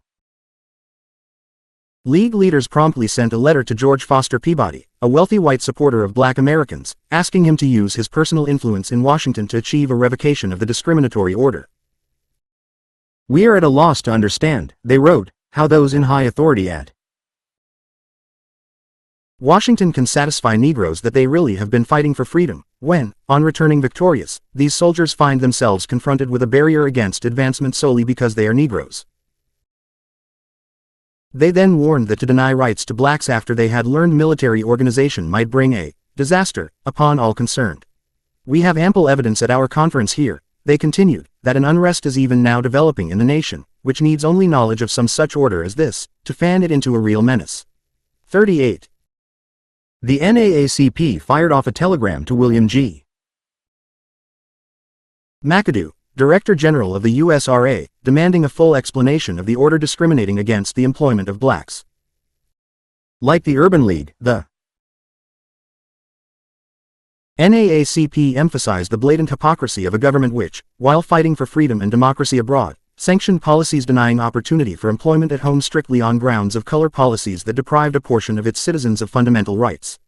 39. A copy of this telegram was also dispatched to the White House with an appeal to President Wilson's high sense of justice, that he give proper consideration to this important matter. 40. The Armstrong Association of Philadelphia, an organization devoted to studying and aiding in the economic needs of black people, and the American Railroad Employees Association, a group composed solely of black rail workers, registered complaints with McAdoo over the USRA's policy limiting black employment. 41. In replying to the complaints, Director General McAdoo threw additional light on the issue. The order, he revealed, stemmed from the employment of black workers on a northern railroad line where they had not been employed before. The appearance of these workers had led the president of the Railroad Brotherhood on the line to instruct his men not to work alongside the newcomers. Confronted with the serious possibility of a union walkout that would halt railroad traffic, Director of Operations Gray had handed down the now controversial order. While McAdoo felt that the order had been misunderstood, the real purpose was not discrimination but a desire to avoid a halt in production and conflict between white and black workers. He notified the NAACP and the Urban League that he had directed Gray to recall the letter. 42. McAdoo's action won him the grateful thanks of the two black organizations. But, as John D. Finney Jr., who has made a detailed study of the episode, points out, their praise would have been greatly tempered, however, had they been privy to the policy memorandum upon which McAdoo based his decision to revoke Gray's discriminatory order. 43. This memorandum, by Walter D. Hines, who advised McAdoo on the matter, noted that although it was desirable to remove the unfortunate effects of Gray's directive, it is also equally desirable to avoid bringing about a lot of unfortunate effects through any possible encouragement to federal managers to rush in and employ Negroes and thereby stir up race agitation, which is likely to result not only in tie-ups of railroad operations but also in injury to the Negro situation. I have no doubt that in many instances a federal manager has a sort of subconscious desire to employ Negroes who are not members of labor unions, rather than employ white men who are. Any stimulation of this desire is going to cause trouble to the Railroad Administration and also to the Negro. Therefore, I think any letter of withdrawal must be so worded as not to let the federal managers feel that they are now free, and in fact expected to go ahead regardless of understandings with organized labor, and regardless of settled prejudices which cannot safely be ignored and employ Negroes. The letter, therefore, to the regional directors has been worded as carefully as possible to meet honestly both sides of the problem. 44. It is clear from this memorandum that Hines also drafted the letter of withdrawal which was sent out over Gray's signature to the regional directors of the USRA at various points across the country. In this letter, Gray declared that his original order was no longer to be considered in effect because it had created the impression that the Railroad Administration wished to erect new barriers in the way of Negro employment. He urged the regional directors in handling the matter of Negro employment to be motivated by a sympathetic desire not to add to the difficulties under which blacks already labored. At the same time, however, Gray cautioned his subordinates that it was frequently an injury, rather than a service, to blacks to force them into employment where race prejudice would be fostered anew. The problem needs to be handled with discretion and sympathy, he concluded in his new instructions, and always with the necessary regard for the requirements established in pre-existing working conditions. 45. The pre-existing working conditions referred to the unwritten agreements worked out between the railroad lines and the railroad brotherhoods concerning the type of jobs left open to black railroad workers. They invariably provided for their restriction to the low-level and menial occupations in railroad work. 46 inches. Consequently, Finney concludes, in advising regional directors to deal with problems of Negro employment within the context of such existing arrangements, Gray made the withdrawal of his original order practically meaningless. While going through the motions of repudiating the directive restricting Negroes to certain classes of occupations, he simultaneously sanctioned the informal agreements between railroad management and the unions which embodied equally stringent restrictions. It is obvious that the USRA had no intention whatsoever of removing the basic obstacles to full and equitable employment of colored workers on the nation's rail lines. 47. It also had no intention of encouraging the rail lines to deal with other than the racist unions. The USRA handled labor relations through national adjustment boards and national bargaining agreements. Adjustment boards settled grievances arising out of existing agreements, and their decisions were binding. Disputes over new terms of employment were made subject to a board of wages and working conditions. To set up the adjustment boards, the USRA negotiated only with standard national unions. Generally, the local or non-standard unions were made up of black workers, since they were either denied membership in most standard unions or assigned to segregated locals in the case of AFL railroad unions. Although, as we shall see, there was some growth among independent black unions on the railroads during the war, at the end of the conflict only 30% of the non-operating workers, many of them black, were unionized, as compared with 80% of the operating employees. 48. The ineffectual role, or rather the absence of any role, of the division of Negro economics in the case of the USRA's restrictive employment policy was, unfortunately, repeated on several other occasions where discrimination existed against black workers in federally controlled or supervised industries. On August 17, 1918, the War Labor Policies Board forwarded a letter to Division Director Haynes from L.A. Gabriel, president of the Key West, Florida, branch of the NAACP, protesting the action of white Union carpenters in preventing black carpenters from working on a government project constructing army cantonments. According to Gabriel, the white Unionists discriminated against them because the black workers were not Union men. But on repeated occasions, he noted, the black carpenters had petitioned the white Union for admittance, even asking the Unionists to grant them a separate charter if the white workers did not allow black workers into their union. Both of these proposals were turned down. Hence he was bringing the matter to the attention of the government in the hope that it would arrange for the black carpenters to be granted a union charter, or, if this was not feasible, to make some provision that would allow them to work on the government building jobs opening up in the city. 49. But the director of the Division of Negro Economics, pleading that the supervisor for Florida had only recently been appointed, did nothing. So informed, the War Labor Policies Board filed the matter, and it was soon forgotten. 50. But even after the machinery for the Division of Negro Economics was in place and functioning, Haynes refused to intervene in cases of employment discrimination brought to his attention. When 5 black bricklayers were denied employment at the Air Nitrate Corporation in Sheffield, Alabama, because of the opposition of white masons, and the NAACP called upon the division to intervene, Haynes passed the matter on to the Labor Department's Investigation and Inspection Service for an investigation. But the investigation never took place and discrimination against the black bricklayers continued without interference. 51. An even more blatant case of discrimination concerned 36 black carpenters, all Union men, who were dismissed from work at Camp Lee, Petersburg, Virginia, because white carpenters refused to work beside them. In this circumstance, the director of the Division of Negro Economics did hold a conference with one of the officials at Camp Lee. But after the conference he merely advised the black carpenters to continue to be patient and to hold themselves in readiness in case they were restored to their jobs. They never returned to work.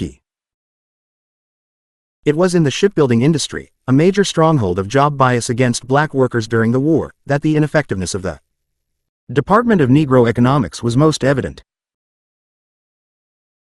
Black carpenters, reamers, riveters, pipe fitters, and drillers found it very difficult to get work in their respective trades in the shipyards, and were usually forced to accept jobs as helpers to white craftsmen or as fillers in menial tasks demanding few or no skills. 53 Skilled black shipyard workers were also deprived of the opportunity to learn new trades in spite of the fact that in some lines of work, such as riveting, men were badly needed. 54. The files of the Emergency Fleet Corporation, a subsidiary of the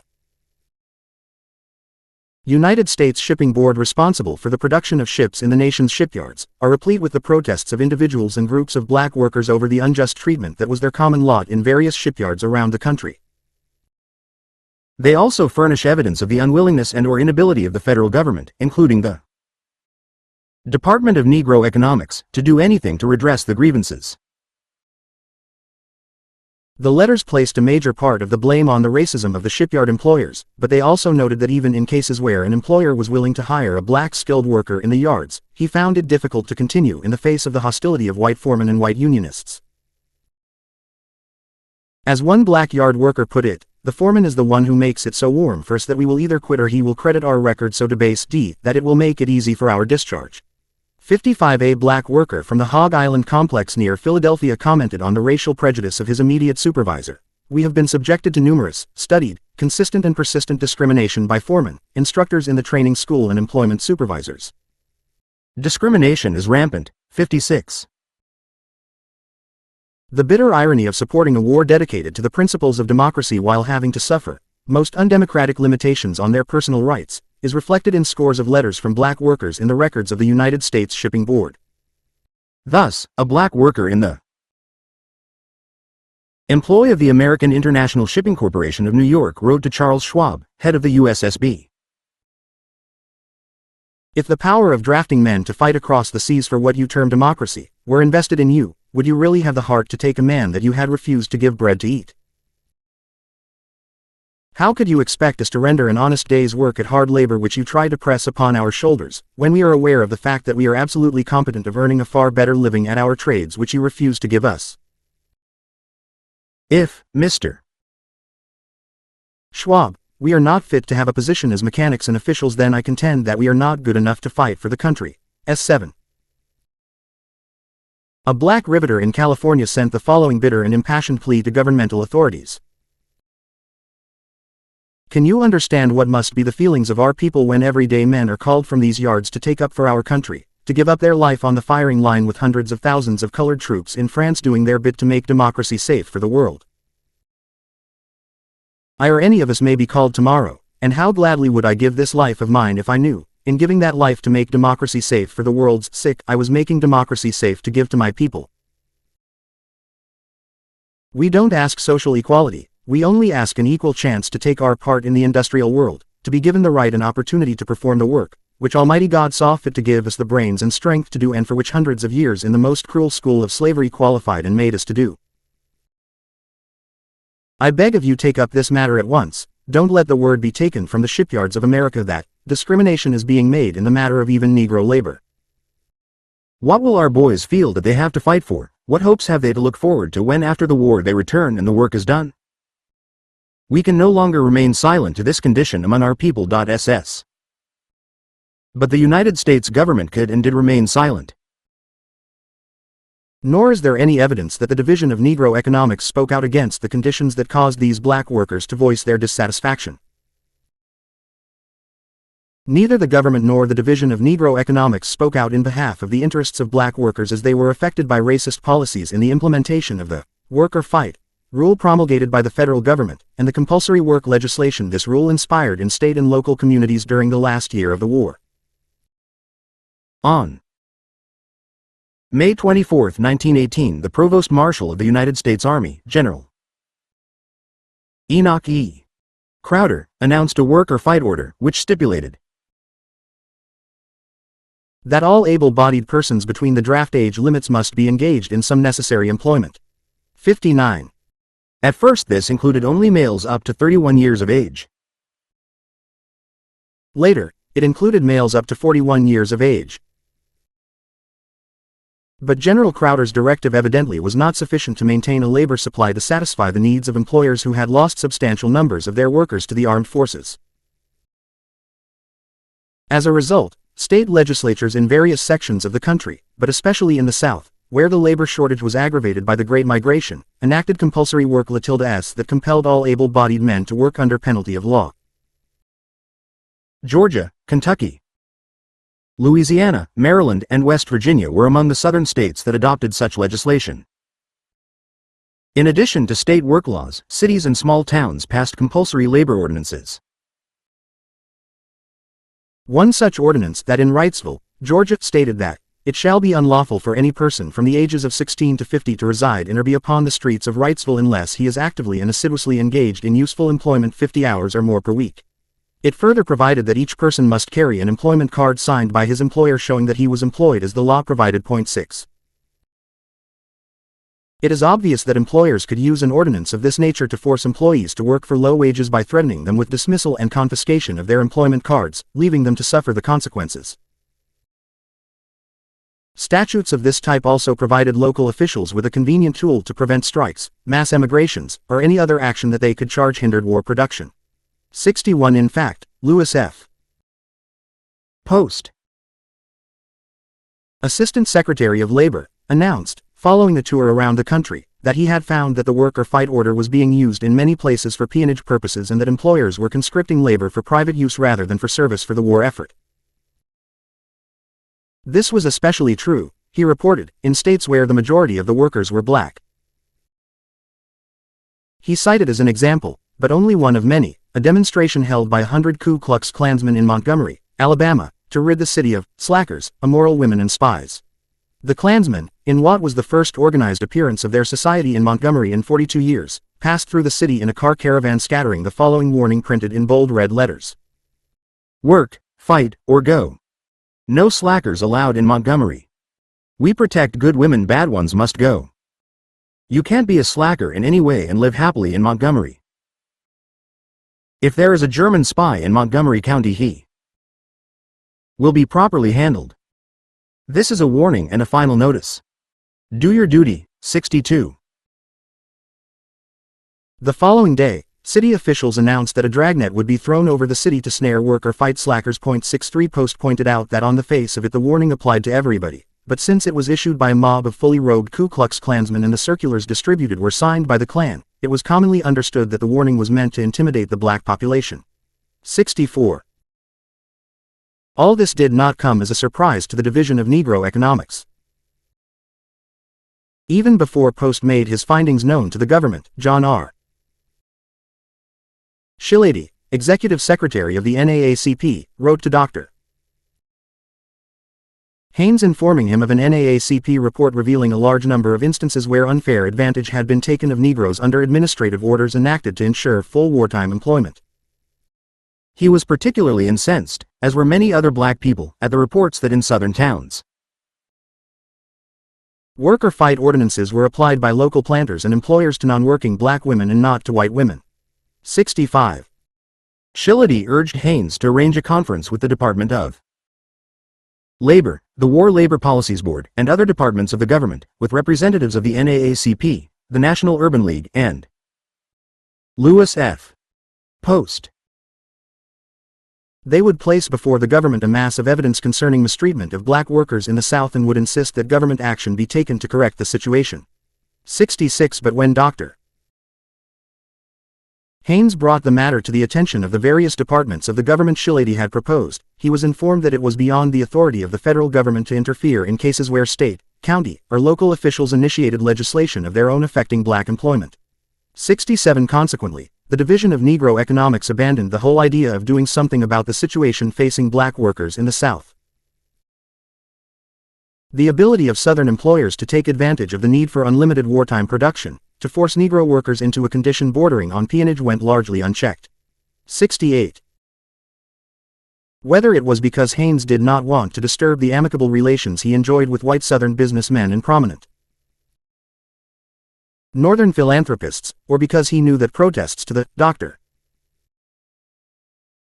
Haynes was endorsed for the post of director of the Division of Negro Economics by the Commercial Club of Nashville, the association of the city's leading business and professional men, and by such wealthy white philanthropists as George Foster Peabody and Bruce Payne, John D.